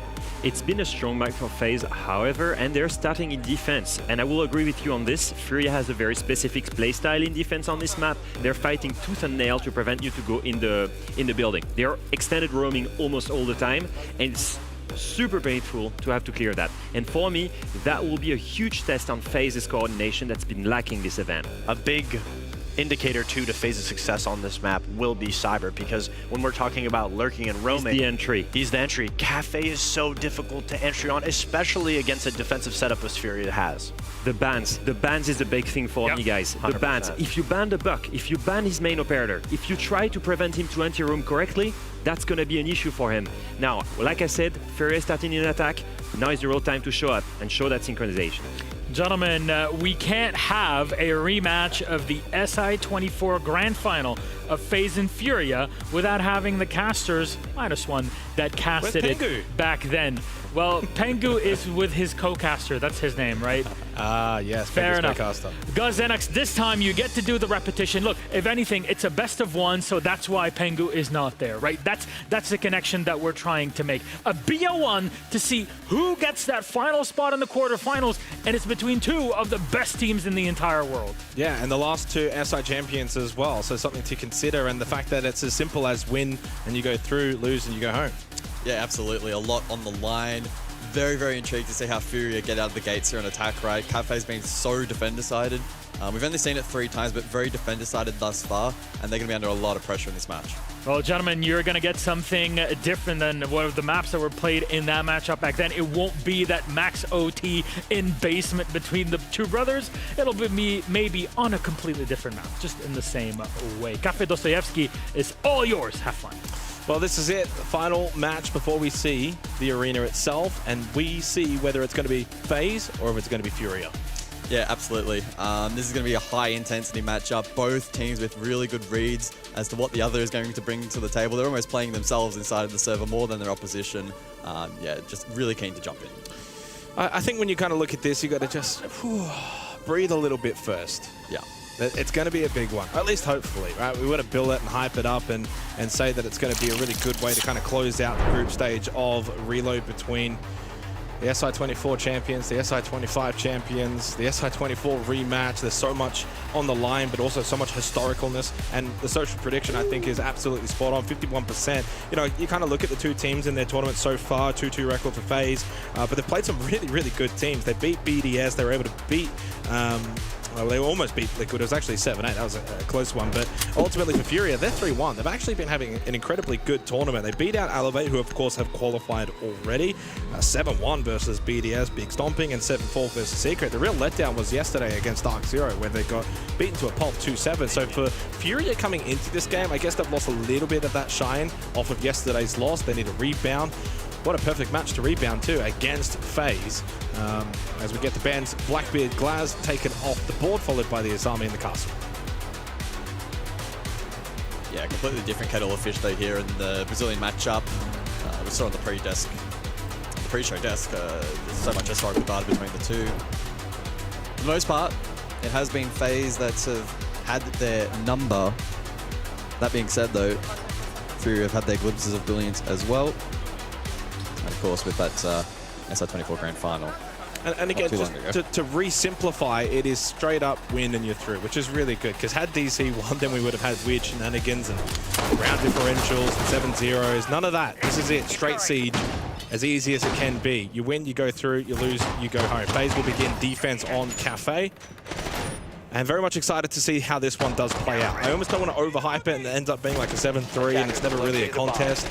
It's very difficult to predict when it comes to these two teams, but very much looking forward to this. And also for two teams that just haven't made roster changes for such a long time. Core stability, such a big strength when it comes to Siege. When you see this tournament, how many teams, of course, have made roster changes, to see these two teams still with that core 5 after all these years is very much good to see. Well, I think regardless of the scoreline in this matchup, the reality is one of the best teams in the world will not be playing in front of their home crowd this weekend. That's the big storyline. This could be a 7-0 and it's still going to be exciting in that element, right? At least we get one of them, right? But yeah, you're absolutely spot on. FaZe defending first up. 7th so far at the tournament, 60% defensive win rate. Furia's not exactly been lighting it up either on attack, 7th, with only a 48% attacking win rate. In terms of some of the start players, right, just to kind of give some dues and how they're playing, JV92 has been on an absolute tear. 2nd for EPS, 132. Whopping plus 17, 4-1 on entry. You can't get much better than that. Yeah, Philippux as well in the top 10, 6th. So they've had a couple of standout players. FaZe just inside the 10. Had a pretty good tournament. First contact, it's heard, and it's Handy that will fall. That's a nice start for Furia. A little swift entry on the Grim of all operators, and Handy will be the first death of this match. Not ideal for FaZe to already be one down this early into the rounds. Plenty of time for Furia to continue to formulate what they want to do, clear out top floor. Again, Cafe, one of the maps as well when it comes to CGX with the new repelling system as well, guys. This is kind of what caught your eye about this map and why you kind of wanted to see it and how it maybe plays out, especially on the top floor. Yeah, I've definitely not been the biggest fan of this map historically as it's matured in the pool, but that being said, the attack with a lot more freedom now with the changes in CGX to repel it a little bit more freely. Oh, Stoles. Well, Philippux just goes for a drop down and not really followed by anyone else either. I'm not sure if that was a lack of communication. Just gives his life away and gives FaZe a really good look back into this round. Nate has been able to get over towards Shop, does have the kit, but now you've got one less body to be able to throw at this top floor. Under a minute left. That's a strange way for Furia to give one back, a free one at that, and now KZ will go for the drop. Knows there's obviously a large hole towards backstore and does find a way to get involved. No, he got nothing from that. Spraying and praying, but no prayers answered, and in the end, only down to JV92, and it's an attack from Furia that has completely petered out. Never looked likely. I mean, they had no execute utility at the end there. They were forced into a drop and a lurk to try and find that opening, which the rest of the attack could have collapsed around, but it never really presented itself. Souls with a 3K. Incredible defense on site and FaZe, considering they lost Handy at the very beginning of this round, will be more than happy to take this one in a rather comfortable fashion. There's one pixel, doesn't matter. Good swing at the end. And FaZe have drawn first blood. Yeah, a bit of a sketchy start there from Furia.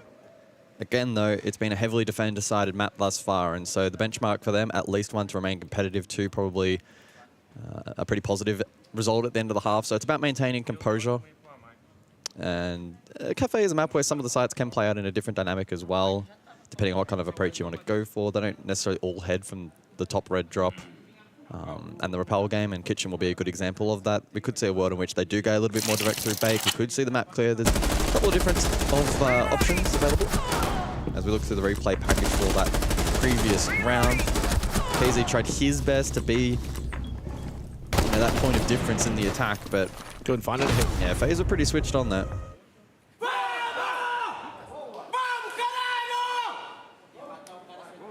Yeah, great way to start, get the energy levels up. But we saw in the last match what sometimes you can start well, and maybe it's all about how you finish as well. DZ had that 5-2 lead, and 10 seconds to go. in the end, G2 brought it back. And if you wanted to go really deeper into the historical books all the way back, map 5, SI24 Grand Final, FaZe 6-1 lead. Couldn't close out against this Furia roster, of course, then W7M.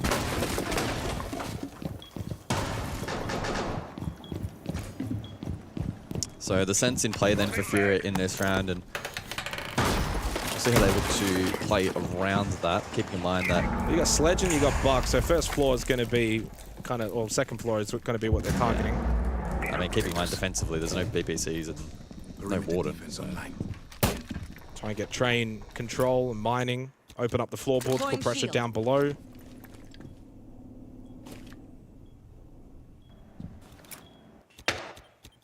Just kind of having a look and see if there's any roam game from FaZe, but not really employed. It's very much just kind of hold your default positions. We are now protected. Maybe Cyber could be the one towards Bar if he wants to get moving around the map later in the round. Reloading. But right now it's full map control for Fury, which is honestly what they probably want with a lineup such as this. You can get straight in towards mining, straight in towards train, open up the floorboards. You get the Sledge and the Buck to do that, and then you've got your Sens for the late round execution. Yeah, critical that FaZe don't give away anything for free here. Otherwise, that bunker strategy will be unlocked by Fury, and they'll have that flood enabled. Vert established. But they're not playing on site. So if you're FaZe here and you're giving up second floor, you can't really play the side as much. You know that they're going to pressure you from above. Yeah. Their positioning right now is actually really, really good. It's like, okay, we'll give you second floor. Waste all the time you want, but we are in a power position where if you actually want to hit that site, you've still got to clear so much on this first floor. You're going to waste a lot of time on the second floor. Yeah, they're trying to force individual clears into these power positions. The Fury will need to adjust accordingly. There's no pressure over towards Bakery. Souls is just sitting there. Same with Vidiking. So I wonder at what point do Furia pull the trigger here. There's 60 seconds remaining. Do you go for a fast drop, try and clear out VIP? Yeah, lovely overview here right now to highlight, again, FaZe are not on site. Attackers have located Shield a down bomb. VIP. I mean, they'll probably look to unlock that and go default coffee, but still 3 gas babes available for Handy, and he's in a position where he might be able to deny that. Being said, over towards coach check rather at the moment, so it's not uncommon, of course, for Kitchen to be played in this fashion. If you're Furia, take the time, get the vert angles, but the fact that they've not been capable of finding anyone so far onto the defense is going to really be dismal. And Goyo Canister. Yeah, just spotted as well. So not really going to be able to plant there. 20 seconds left. Time is very much running out. This is one of the slower rounds that we've seen probably in the tournament. And KDS is still just positioned nicely towards VIP, even without that deployable shield. He's not scared. Eventually does lose his life to JV92, coming down from white stairs. Holds that position. Philippok stuck in towards Freezer. Needs to vault over, hash the shield screen up. Now goes for the plant. Big kill from KZ. Is there anything that can deny this plant from going down? It doesn't seem like it right now. No one even close to site. Soul's running down the corridor. Needs to get a little bit of help as well from Cyber, but Cyber can't win the battle and retake above. And in the end, Furia's well-structured attack does pay dividends. It was slow, but it was methodical, and in the end, it works out nicely. Yeah, I really like that. It took a while to get that going for Furia, but there was a little bit of groundwork that, of course, had to be done with the vert. VIP clear was initially a little bit sketchy, but the sense utility there, the ROUs were really well played around by Furia, facilitated the drop, then allowed the vault over in towards the more unconventional plant position, and that particular angle, it simply could not be denied by FaZe. The utility was dumped over towards the default on the chassis. They couldn't get line of sight in towards that plant spot because of the coverage elsewhere. We've got a means for them as well. Yeah. And so far, blow for blow in the opening 2 rounds of this match. Final match of the group stage, 1-1. That's what we want. We want this back and forth. We want this to be close and go the distance. I will say for Fury in that round, it never looked like they panicked. The time wasn't a big factor for them. 20 seconds ago, the drop freezer, you know what you got to do. You know this one's still VIP, doesn't have the shield. Yes, KDS does get one, but the trade was pretty quick from JV. And then, as you said, the usage of the ROUs from the Sens was pretty much perfect. And FaZe were never in a position to be able to deny the plant itself because they were playing so far offside. Once Furia got in, there was no denial.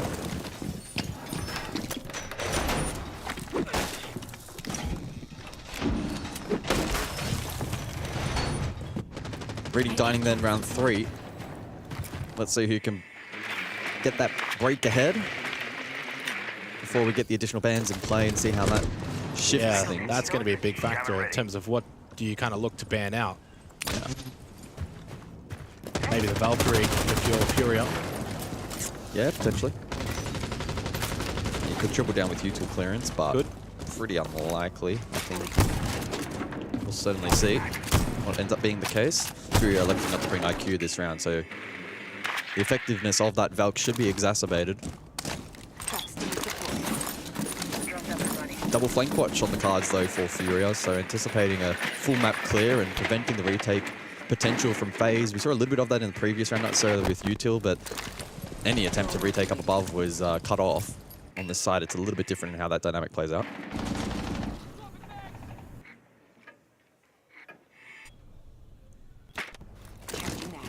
Hertz, by the way, is just sitting inside a dining right now.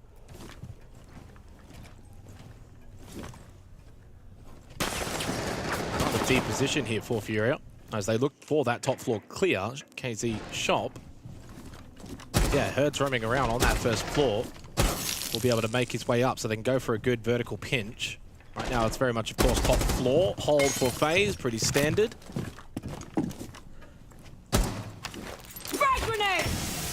Furia getting themselves into a position where they can get some good map control in this round, but they've got to probably pick up that FaZe. So far, no one presenting for FaZe. No one over-peaking, no one swinging, no one giving really much of an option back. Good frag, trying to push KDS back down that corridor, and it works successfully. Clears him from that washrooms and pixel position. And Hertz slowly making his way up now towards Pillar. KZ, though, met Cyber towards shop. Cyber got aggressive. And will lose his life for it and gives a slight advantage now for Furia. Whoa. And a second one as well for KZ. Well, I said before, maybe that FaZe weren't really giving a lot back, but they start to get a little antsy on the defense, start to move out of their positions. Souls will hold deep inside a cocktail. Is his position known? Hasn't been fully cleared out just yet. Yellow Ping information, but the swing from JV92 is absolutely perfect despite being Yellow Ping. Still wins the swing battle. And he loves it so much, he's got to stand up. Furia take the 2-1 lead and 2 attacking rounds on Cafe. Bodes well for them. Yeah, a massive round from KZ, as highlighted on the desk. The 63rd ranked player at this event out of 100. Player that historically has posted big numbers as well. So, hasn't been his greatest event thus far. A highlight round for him as we have a look back at said highlights. Got the first onto Cyber, the reaggress there through shop. The rest of the clear above was pretty clean. We saw the trade over towards Pillar.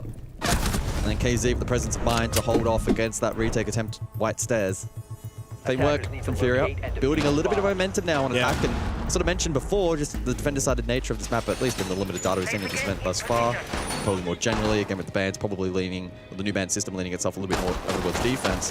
2 rounds, solid. Anything more than that actually positions Furia really, really nicely. 63% defensive win rate when it comes to Cafe so far at Reload.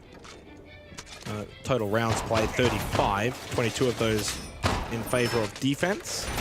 It's a pretty decent sample size when you compare to all the other maps as well. It's around that sort of normal mark. It's not above, it's not below. So yeah, 63% defensive win rate does then mean for FaZe, they really cannot allow the Furia to find really many more attacking rounds, if any, to be honest. Pressure on them early. Sort of interesting to note as well. Ying Valk banned out, but we see both Warden and IQ brought for round 4.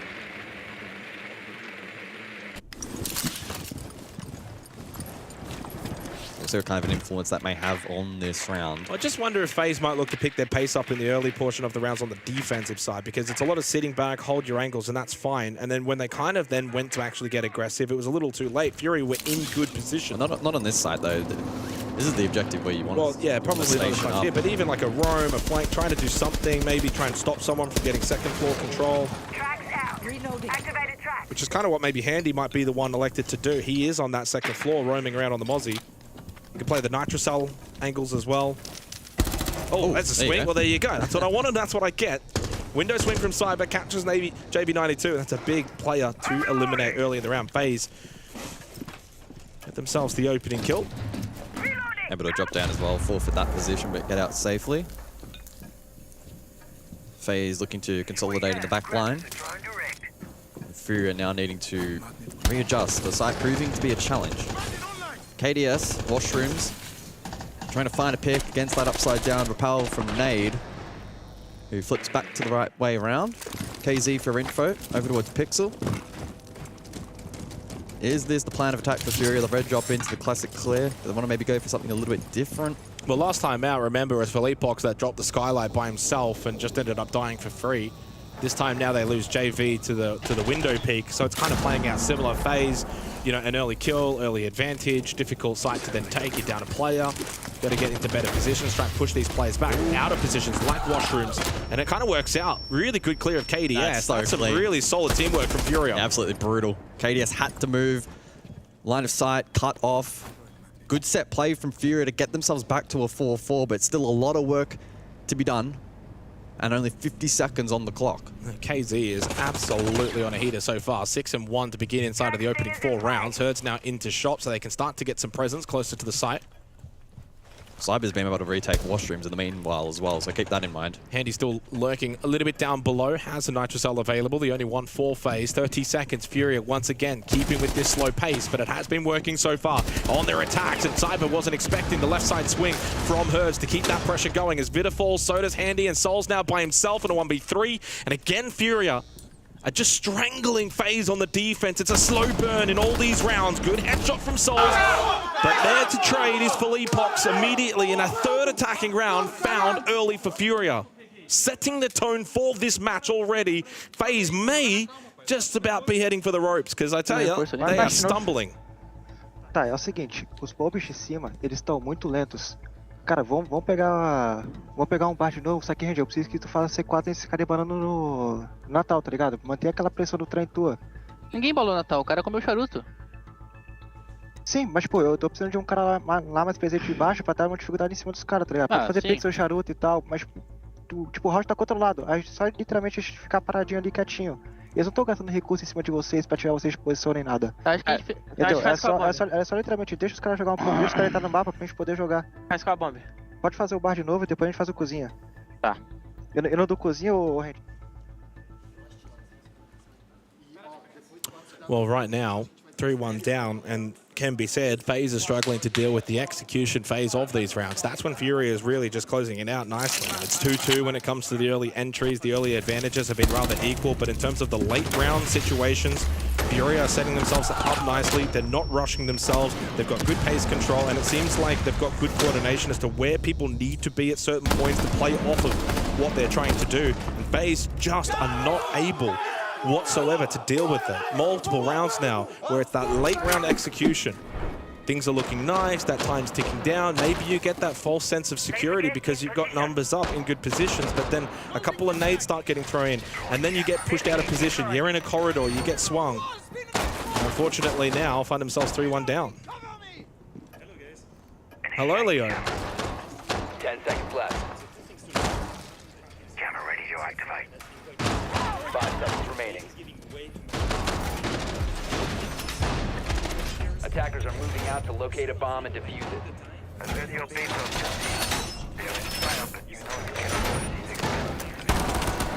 world will see my work as more than just a weapon. Consistent use. Thank you very much, Leo. I only just heard the end of you actually there. I don't know if you went live or not. I don't know if you can hear me. I can hear you now. Now you can hear me. All right. Sorry. I was just saying right now that FaZe is giving way too much space to Furia. You can see that right now. No challenge on the windows. They're not abusing the defender-sided side of Cafe at all. Now, the thing is that we're noticing KZ is back on the leaderboard. He was not fragging at all the entire tournament. Second thing, Every execute or every utility usage from Furia is perfect. The sense for the execute on basement, the nades to remove strong positions. Furia is on the top of their games, both in terms of firepower, but also in terms of utility usage. Thank you very much, Leo. So 3-1 lead for Furia, and yeah, I mean, as Alfama was kind of saying, they are on the top of their game right now, but they've kind of been on the top of their game all tournament. You can kind of look at their results and the way they've been playing yesterday, it seems like it really was just kind of a one-off blip. And I mean, in stark contrast, the opening round, Furia looked shocking, and then they've really just turned it on recently. That, as Leo's mentioning, the utility, the timing of the game plan's been great. KZ, 8-1 again, leading the charge over towards shot. Forced back again, FaZe deep into sight. No one feels comfortable to be able to push out, try and get aggressive, try and take these swings. They've been losing them. With that, the confidence then falls. Oh, big swing again. KZ doing as he likes on Cafe. He may as well grab himself a cigar out of the shop and start heading for the beach.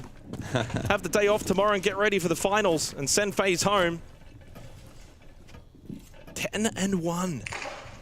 But where's the response? I mean, FaZe are just looking like they are stuck in quicksand. KZ, another one. Keep the camera on that man. He is deadly. And Handy by himself, certainly in no position to be able to clutch this round. Does find the kill onto KZ. Finally shuts him down. He's now 12-2. Handy needs to find the next 3. And as good as Handy has been, I don't know if he's got this in him. And it should be a 4-1 lead for Furia from here. So many good positions. Headshot from Handy. Can't win the battle. Picks it. Had he done so, would have been only one more remaining. But they need more of that earlier in these rounds. They need that kind of, that play, that confidence. Moving around the map, they're just stuck. They're getting pushed out of position.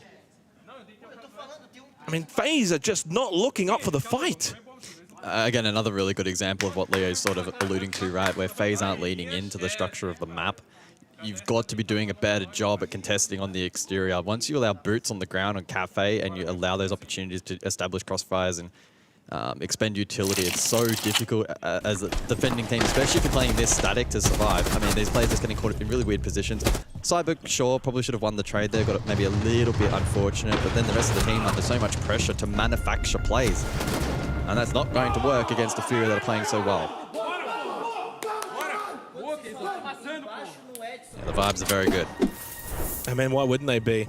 They're getting a 62% defensive win rate on this map so far at Reload, and Furia are just doing all of the damage on the attack. I mean, if it was kind of sides flipped, probably wouldn't be as alarmed, but right now the alarm bell's certainly ringing in the FaZe headquarters. Must win this next round. Attackers are moving to defuse a bomb. FaZe haven't really been that great at attacking either at the event. 9th, 46% attacker win rate. They're 15th as well for plants and entries. So if they're kind of struggling in that department, imagine them bringing that over to Cafe. It's going to be even more difficult.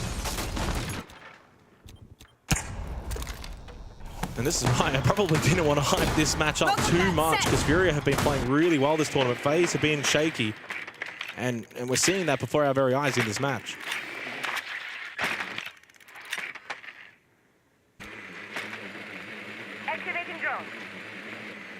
Getting a similar vibe here on the bottom floor in terms of the defensive setup from FaZe. Everybody on the first floor, the positions that I'm seeing as well, rather static. Different lineup though from Furia. Last time out, a lot of it was hedged on the sense and being able to drop down, go for the vault plan as opposed to default, and it was the perfect plan into what FaZe presented this time around. A little bit different. See the blitz in the hands of Philippox on this particular occasion. Maybe a tool to clear VIP with a little bit more aggression this time around. We'll see what the game plan ultimately is. But once again, it's pretty free real estate. There's no contest up above. There's no onus from FaZe to say we want to go up and challenge. We're going to just sit back, back ourselves in. But so far you've been doing that all half and it just hasn't been working. Nothing is changing from FaZe. Don't get me wrong, I understand kind of backing in your systems and the core fundamentals, but something has to give, something has to change, because Fury are just running all over FaZe, especially in the late round executions.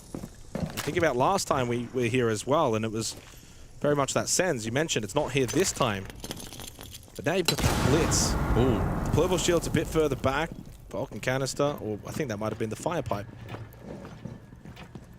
Well, Nade still has one in pocket. Needs to make sure that the second does land if they are to clear that shield. I mean, Philippox very much can overwhelm KDS's position. He is by himself on an island inside a VIP. Oh, KDS swings out. That's wild, but hey, they needed it. They needed some of that aggression. As the pressure was mounting from Furia, FaZe needed to be the ones to stand up, and KDS holds his position inside a VIP very nicely. Slow to the draw against JV92, allows him through that corridor position with the kit still in hand, and KZ still in the server, in freezer. And no, he's not very cold in there because this man is absolutely blazing hot, but there's only 17 seconds remaining. And hiding very nicely is Handy. Pops up, takes down the bad man, and FaZe will close out the half with the second round. Yeah, really good work there from FaZe in punishing Furia on that particular occasion. KDS especially on that frost over towards VIP. Able to make good. Well, he got on the front foot, didn't he? He got aggressive at that point. Yeah, he's catching that follow-up frag grenade to try and dislodge the deployable to then allow the blitz to come through. And not only does he kill the sledge, but then any follow-up threat from the blitz as well. So massive round from him. Keeps the rest of the systems intact there from FaZe on that static hold below. And in doing so, they're still in with a shot here on Cafe. I mean, you're never going to count either of these two teams out. Until the very end, yeah. That's Until the very end. It doesn't matter if it's 6-2 Furia. I don't care. You don't count either of these two teams out. They're both one hammers for a reason. They're champions for a reason. But it's going to be difficult for FaZe. Now going on to the attack of Cafe. You need the first one. The first one would be so big, just for that confidence booster. 2 rounds in a row, something that they've not been able to do so far in this match. Bring that scoreboard pressure back down a little bit. Then it's only 3-4. Set the tone nice and early.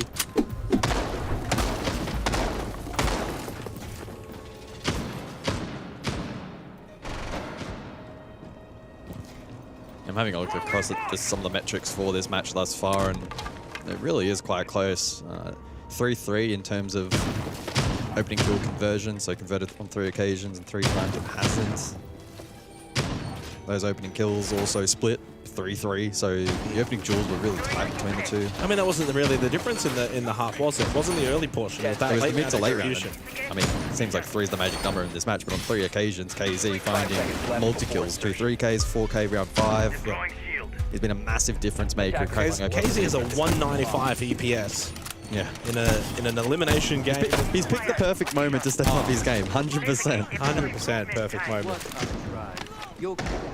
And I mean, again, it's not solely been him. There's been good displacement and information gathering from the rest of the team, but someone has to get in there and get the job done, and it's been him on this occasion. We'll see how that translates over to the second half, though. Fury on defense. Yeah, I mean, who's going to set the tone early, though, for FaZe on the attack? A really good question. Because, you know, for Fury, it was quite easy. KZ was just walking into the building, just picking up frags left, right, and center. Now you've got to go do that. Someone from FaZe. Do they have that same coordination and systematic execution that we saw from Furia? So FaZe need to kind of replicate what we saw from Furia. Shock drone employed. They're looking for plenty of gadgets here as well for the shock drone to be effective. Yeah. Mirror as well in the back line. It's playing Pixel Shield, okay. Some of that catch, though, well, he's playing off of that Yokai drone that he set up as well towards Lounge, which I don't know if that one actually got shot out. KZ below as well with Nitro, so he's likely positioning to assist that when the mid push comes through. Do FaZe even want to go for that, though? We'll wait and see, but it could be a cocktail focus. At least Vidiking currently self-sufficient on the Nomad. It does draw out 1 Nitro, so it could be impactful come late round. Lion scans come through as well, and Souls has taken control and shot. KDS finds the opening pick. That's what FaZe needed. Souls, though, with the peek over towards backstore. KZ, though, well, he did find the kill, eventually traded. Numbers now in favor of FaZe throughout that little exchange. Diffuser kit towards shop with still plenty of time in the round. This is what you want if you're FaZe. A little scrap. Edge it out in terms of that man count. And now you've got 60 seconds to think through a 3 versus 2 advantage on this top floor site. Cyber lit up, and the shot from Nade will hit the head and evens up that man count and gives away the slight advantage that FaZe had. This makes things a little bit more interesting now. And they're not even inside of the building. And they'll have to contest these long angles as well, which is going to be a challenge. This is about playing tight and trading it. Vidiking just wondering if Herds has gone roaming towards Lounge. Herds is still just stuck over towards Washrooms. Nade playing the long angle like you said with the DMR. Oh, Handy's going to play the solo repel, okay. When's his brother going to get inside of the building though? Finally in towards Cocktail Balcony. It is going to be Handy. 15 seconds. Kit not even being a factor at this point. Herds will go for the swing. He can play the time if he wants to. They go for the pinch. Handy takes down his brother, and with Vidiking's pistol, they finally get a huge round. 2 in a row for FaZe. 3-4. And that's what they needed to kickstart the second half. That's how you play it as a duo. Perfect way to isolate that player over towards Cocktail. Made it really awkward. Had to try and at least win one of those duels, did Furia, but unable to do so. Washrooms allowing that crossover towards Bar deep into that position as well, proving costly. Lots of quick trades through the mid-round. Yeah, a bit scrappy, wasn't it? But I think that's how FaZe probably want to play this. Yeah, they did such a good job in nullifying Herds in that round and not allowing him to support his teammate at Cocktail. And the mental aspect now becomes a thing, because you had a 4-1 lead if you were Furia, absolutely firing, blazing hot. KZ couldn't do anything wrong. You got 4 attacking rounds early, and suddenly FaZe just kind of go bang, bang. Okay, game back alive, 3-4 scoreline, and showed that they've got the capabilities. 10 seconds. But like you said, I mean, the pinch onto Nade really kind of set them up for that round win, rather than focusing on Kit, rather than focusing like, you get the Kit, you go for the plant, I'll try and get the kill. They played together as a duo, and it worked out for them in their favor, for FaZe Clan. And one thing to note as well, for the last 4 rounds played, 3 opening kills to FaZe. So they're starting to actually capitalize now on the early round advantages. And you're going to get to a point as well for Fury. If they lose a couple more rounds, it's like, who's going to help KZ? You can't do it all.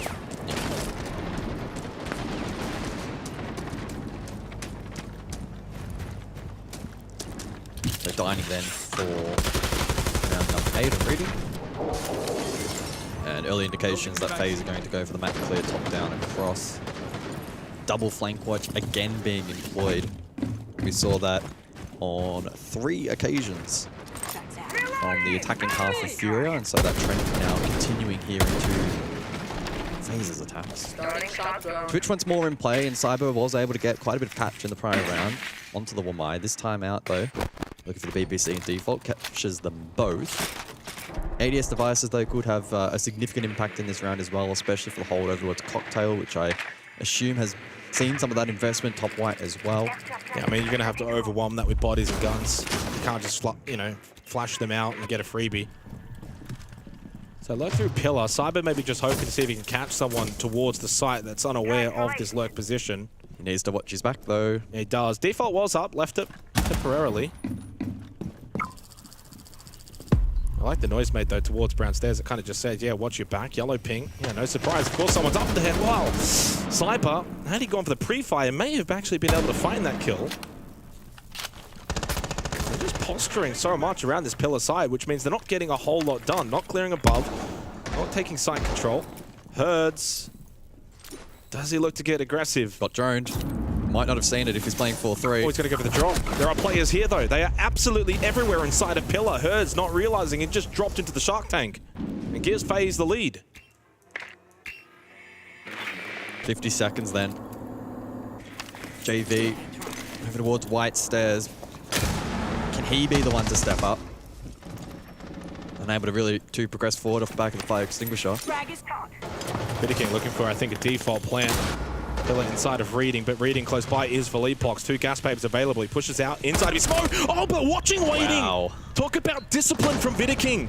To wait for that swing, to expect that smoke, to get so aggressive. Yellow pink intel towards the site. That's on to Nade. He sits for the time being with a Nitrocell still available, but he senses that pressure. He knows that he is very much stuck. Peek up, shot still there. Vidiking, though, you've got 10 seconds. You've got Kit.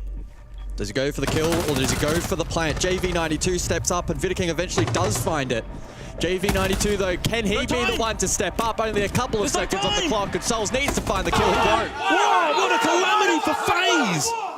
tried to do a little too much towards the end of that round. Rather than keeping it simple, going for a plant, they go for the kills. It doesn't work out. No time left. 5-3 lead for Furia. And how costly will that be for FaZe Clan?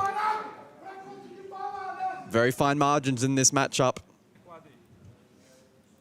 Any mistake, any round could compound. Tough. Furia, I think, smiling a little bit, probably sensing that they got away with one there. FaZe did a good job grappling the mid-round, but towards the end, maybe their prio towards that win condition wasn't necessarily the best decision. I mean, we're saying that with hindsight, though. Credit to Furia in stepping up. When you look back at that replay package, Vidiking, really the presence of mind. So surgical in this attack until the final moments. Vidiking getting caught there on the vault, and Sol's quite a distance away, so maybe a little bit disconnected.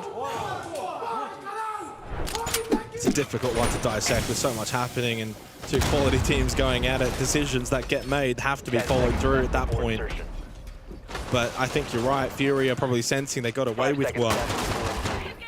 FaZe have been dominating the opening kills now 4 of the last 5 rounds, but not quite getting them all onto the scoreboard. 2 of those have not been converted into round wins. So again, kind of, you think of the first half, what was the issue for FaZe? Late round execution. What was the issue in that round? Late round execution. Setup was fine. Got good picks, got good control towards Pillar, punished Herd's misposition. But ultimately, you couldn't get the round win. And those rounds are the difficult ones as a team to mentally kind of get over. You got to put it in the back of your mind, move on. 9th round ahead. Cannot allow Furia to get to that match point, which would give them a boon of confidence. Well, KZ's just walked into the nest and Cyber wasn't ready for it. Needed to spring that trap. Well, Vidiking does get lit up. He finally shuts down KZ. It's 1 for 1, but damage done. You don't have that buck anymore, and your Deimos is on so low health that he can't really go hunting freely. So that puts him in a tricky position now. Minute 50. Pressure mounting here from FaZe. Mindscan spots out Nado towards reading, so horizontal extension in play, and Handy may look to contest that in a moment's time, but elsewhere, eyes here on KDS. Such a difference in the way that Fury are kind of playing this defense, and Cafe, they're happy to move around the map and swing and try and be aggressive. KDS, though, punishing that onto Herds, but like Vidiking as well, very low on health. And so while FaZe may have more players alive inside of the server, Fury are by no means in an awful position. Won't take much to shut down KDS and Vidiking.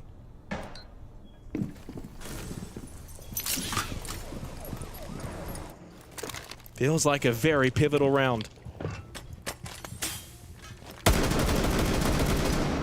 And it just feels like FaZe are just holding on to this match. This round would just give them a little bit more grip strength. Let's have a look. Tracker active. And that tracker is active. And Nade under quite a bit of pressure now. Can Vidiking look to find the pick? Wallbang attempt from Handy. Oh, so close. So close, another chance. No. Swing can't take him down. Certainly an opportunity there. Missed for FaZe. 30 seconds, and as that time ticks down, you start to panic, and the swing through the smoke, and JV92 is the smoke criminal. Pushes through, double kill. Furia are on the verge of gaining match point, 3 of which. And Vidiking, surely on so low health, cannot win 3 different battles.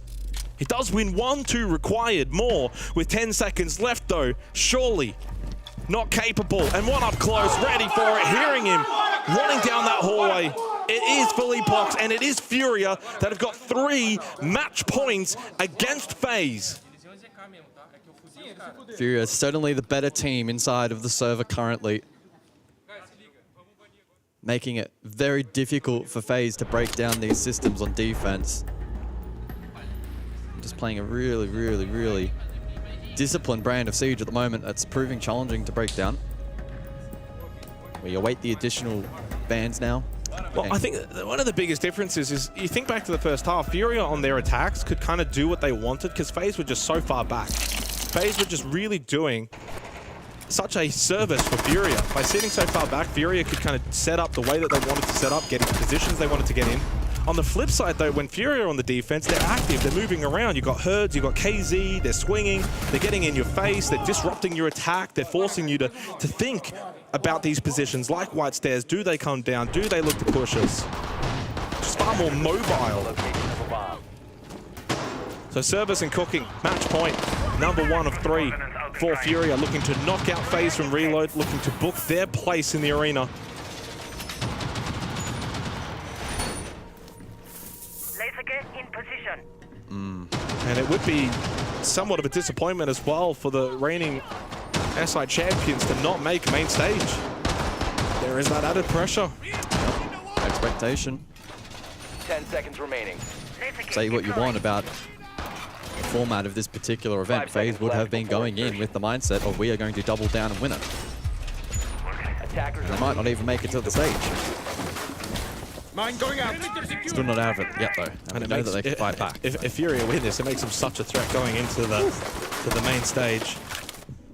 They would have a 4-1 record. They only one loss to Dark Zero 2-7. It just feels like such an anomaly at this point. Yeah. King on the Montang. Handy can play behind on the Glaz. We've only got the 2 smokes available. Warden is in play, though, on Hertz. He's holding White Stairs currently.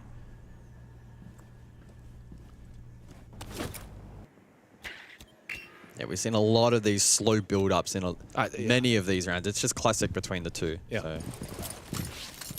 It just comes down to the execution. You've just got to find the slightest advantage, whether it be on attack or defense, and it can make such a world of difference just due to the nature of the pacing and the execute style of these teams. But and this is the thing where it comes down to that knowledge. We know both teams want that slow setup. Oh, upside down rappel? Yes, upside down rappel. The one out, though, is perfect from JB92. Good positioning. Yeah. And good, quick response. Losing the smoke, though, I mean, ultimately, it is a positive trade for FaZe. A very slight one at that, and it is KZ, though, so you probably add an extra bonus point on top of it. King making his way down White Stairs now. But yeah, both teams have very much employed this very similar slow build-up playstyle here on Cafe. Hertz, lurking, reading. I like it. Brace yourself! He doesn't get cleared by King. It's essentially a free kill. Does he activate, and if so, when? I think he chills and waits for someone to rotate brown. Until the very late round, he goes for the late sweep. Slowly making his way through reading. Might be too little too late, though, potentially. I mean, Cybers surely stays up for Vert, though, right? Hertz doesn't have any certainty as to where these players are, so he has to naturally be cautious. Cyber not thinking about this too much. He's watching Brown Stairs, and he may not be ready for Hertz. He's already tucked in on this pillar side. Cyber may feel like, although the way he is moving around the map and the timing, it's everything here in this exchangement. Oh my goodness. Cyber has to win this, and he cannot. Hertz shuts him down, and with that, Furia are well-placed and handy the solo and a 1v4, and FaZe, you can say goodbye to them at the hands of Furia, who have booked their place in the arena. The final team to do so here at Reload, and they do it convincingly. 7-3 against the reigning champions. Furia ecstatic. Once again, the opportunity to play in front of their home crowd. They played a brutal brand of Siege here on Cafe, had a really good read on FaZe, and able to execute. They booked their place into the main stage. The reigning SI champions knocked out by the former SI champions. It's a little bit fitting. It wasn't quite maybe the greatest match of all time this time around between these two teams. But hey, for Furia, they have been playing exceptionally well at this event so far. Their 4-1 record going into the main stage is certainly something that you have to say is very much deserved for their position. For FaZe, a 2-3 record means that as they are eliminated, rightfully so. We'll go to a short break. Of course, when we come back, Desk will break it all down.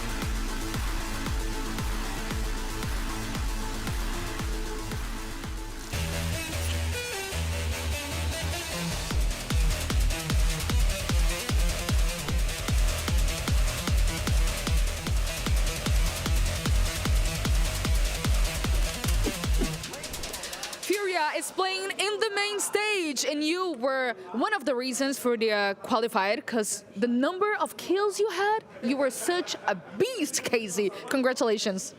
Thank you. Today was my day, I think, in the recent match. I think, yes. Because in the recent matches, I didn't play very well. So today, I think, was my match. And I was like very hyped because I want to play at the main stage. And I want to win the tournament. And that is. And FaZe versus Furia, it's always such a fun match to watch it. Is it fun playing? Because you are both like really friends with FaZe Clan. Yeah, always a good match against them because we don't know who is gonna win. So it's very like really close matches. So for me, it's like fun to play against everybody there because we are friends, like you said. So for me, it's always very good to play against them. Yeah. Talk about the environment and right now, because every time you would win a round, JV and Hertz would get pink and JV would stand up. So how was it? Like yesterday, we talk about get hyped today, very, very a lot. And so they do that for us because they are the two guys on the team that is 100% every time hyped. They crazy also. Yeah, crazy. And always also me. I like have some times that I scream a lot. So round by round. So the environment was very, very, very good. And I've heard that you invited like your family members to come to Rio and watch you play. Is that right? Oh, my CEO said that I invite all the family, but like only my mom, my sister, my dad, and my girlfriend. So I want to be there playing to them. You needed to play in the main stage so they could see you, right? And now we have best of 3. What changes the most for Furia and also the other teams? It's a new format, right?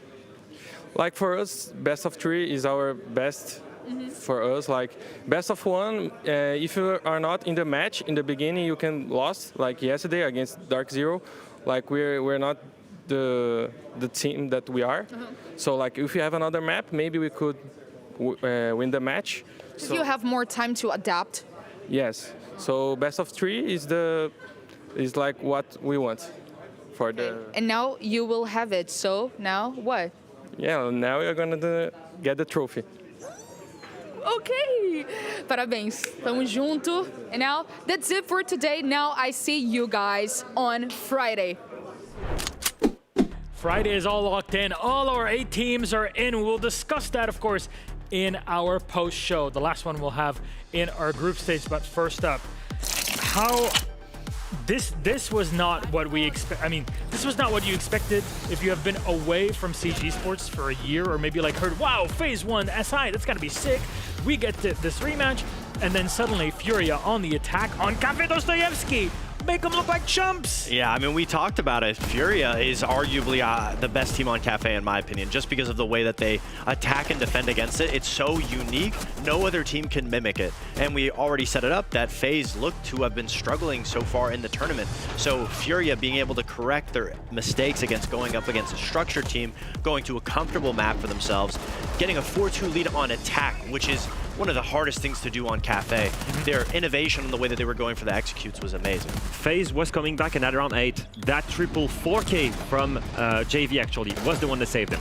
Yeah. After that moment where only FaZe won 1 round in attack, they developed all of their strength in defense. And if you look at Furia, what it means to them, lots of pressure off their shoulders now. They're making it to main stage in front of the family, and they fully deserve it. The way they've done it, it's not sheer firepower. Yes, KZ went crazy, but the strategy in them, the sense used in execution in basement, yes, the gridlock used at the same time to watch the flank, the combination between the Thatcher, the flashes, and the nades to remove strong position, the utility game was there on top of the fragging power. And those 2 players that we mentioned at the start being the key players for both teams, KZ, I'm glad you mentioned it. He turned up this game. He was so detrimental. And that's why I'm saying Cafe is so good for him, because he just dominates Christmas. He is able to hold that piano area like his life depends on it. And as for FaZe, the map didn't work in Cyber's favor. He was constantly getting shut down. He couldn't find those opening kills. He couldn't be able to get the ball rolling. Unfortunately for FaZe, Cyber is the key. We saw it in Boston.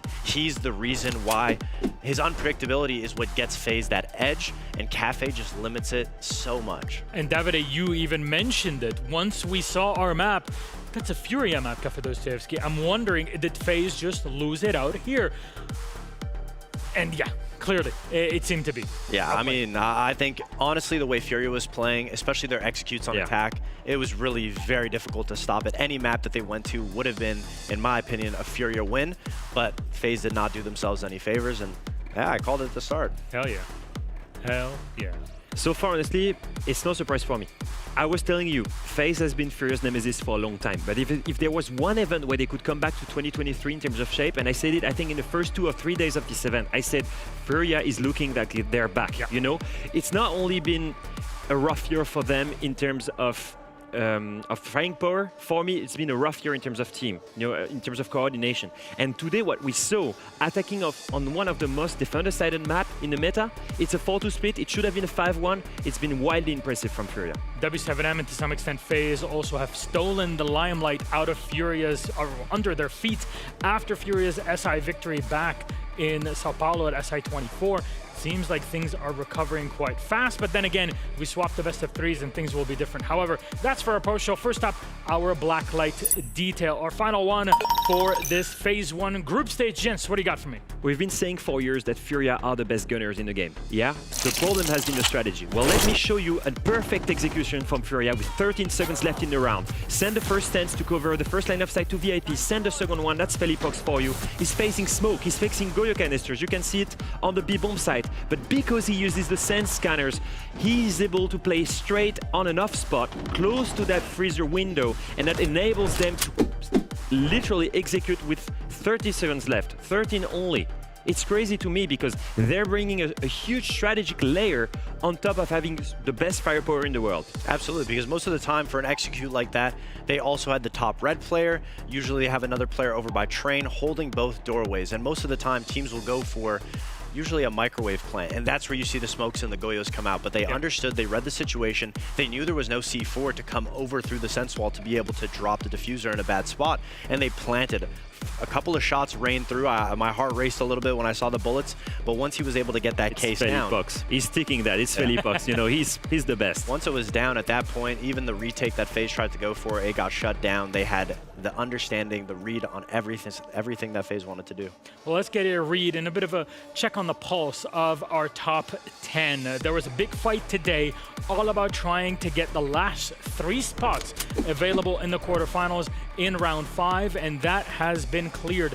M80 and G2 are knocked out of the competition, which solidifies, including FaZe Clan and Dark Zero, by the way, which means BNK FearX and Furia join our top 8 to play in the quarterfinals on Friday. Now, looking at this leaderboard, you're looking at seeding 1 to 8, so Loud will be facing Furia, then I assume, and we're gonna go top down like this.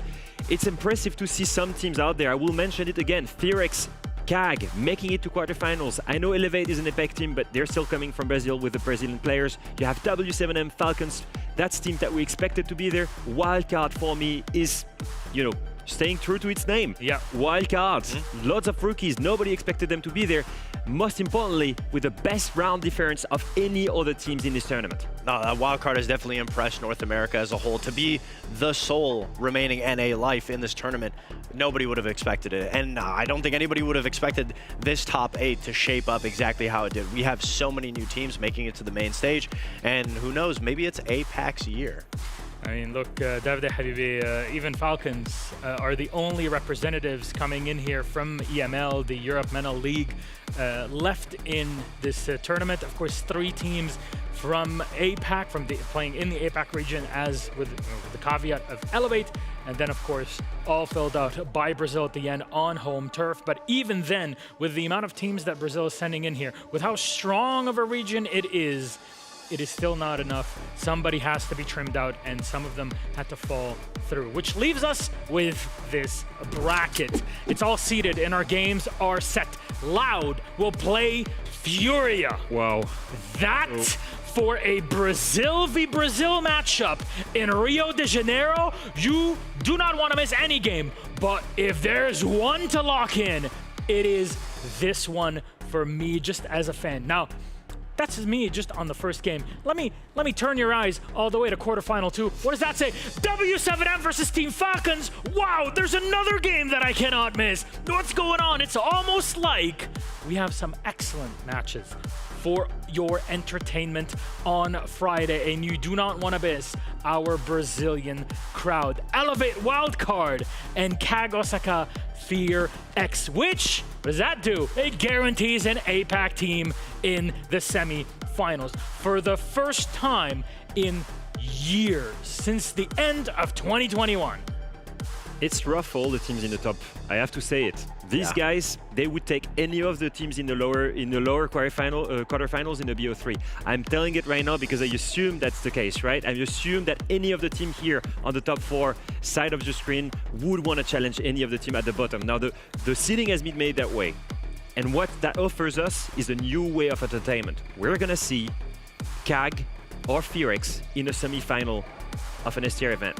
For KAG, it would be the first time. That would be crazy. It would be insane. It would be the first time that we had a Japanese team in there ever since, what, Norarengo back in the day, the Invitationals, and even in Pro League finals of the past. One of them here in Brazil, actually 300 meters away from where we stand right now in Rio de Janeiro. However, this, what we're showing you, is the seeding bracket. This does not show the schedule for the play day. So for that, we're gonna have to wait till later, till everything's really hashed out and then set up to show on socials. And of course, for our wonderful attendees that will join us here. Fox, that's gotta be something else. Oh, absolutely. I mean, we had a potential grand final match in Fury and FaZe. The top 2 games, potential grand final matches in the quarterfinals. And then I think the most important part is we're going to see a brand new team make it to the to the final finals on the bottom side of the bracket, because none of those teams, Elevate, Wildcard, KAG, and FearX, have ever made it to a final main stage. You have 75% chance that an APAC team is reaching the grand finals here in Rio. I just wanted to put that out there, you know. That's just a really fun fact, actually. Well, for those that will be joining on Friday in person, things will be open here at 9:30 a.m. We'll be starting between 9:30 and 10 a.m. BRT, which is here. If you're in the EU right now, you're on CEST. That is a 5-hour difference, which means it'll be starting around 3 p.m. in the afternoon. For you, if you're in North America, it is a 1-hour difference the other way, which means it would be 8:30 a.m. for those watching in North America. I saw you going down that road and I was like, how is he gonna keep going? And I want someone to fact check that, because if Milos is right, this guy is a fucking king. I will say it. Yeah, he's right. It's 8:30. Don't say that. I will say it. I will say it. Doing that math live was actually crazy. Thank you. Props to you guys. That's what we got hyped about on the analyst desk. I want the chat to hype you for that. You know, it'd be 8:30 on the East Coast, and then it would be a 2-hour difference with 6:30 a.m. 3 hour. No, 3 hour. It's 5:30 on the West time. Coast. Yeah, Mountain Time 6:30. Let's go through each. All right. Well, I think we've done enough time work for now. If you're watching from Riyadh or from Beirut, that's also a different sort of time zone that we're working with. Anyways, all we're saying is you cannot miss this. It's going to be a load of fun. Guys, it's been a pleasure being here on the desk with you for the past 5 days with Fresh and with Laxing as well. I've missed spending time with my friends, and I'm so happy that I got to do it here in Rio de Janeiro. My watch has ended here at Reload. You'll be joined by the wonderful, and I think, if you ask me, much sexier Rob. That'll be here. I think there is a debate out there, but I'm not there. Down to me, I will settle the debate. The much sexier Rob will be joining you and hosting the desk, of course, with Ian Chambers on the stage, with all of our wonderful analysts on the desk, and our casters, as usual, in the arena. You do not want to miss it. From us, it's time to sign off. Thank you from the entire staff, and to the entire staff, we love you so much. Have a good night. Bye-bye.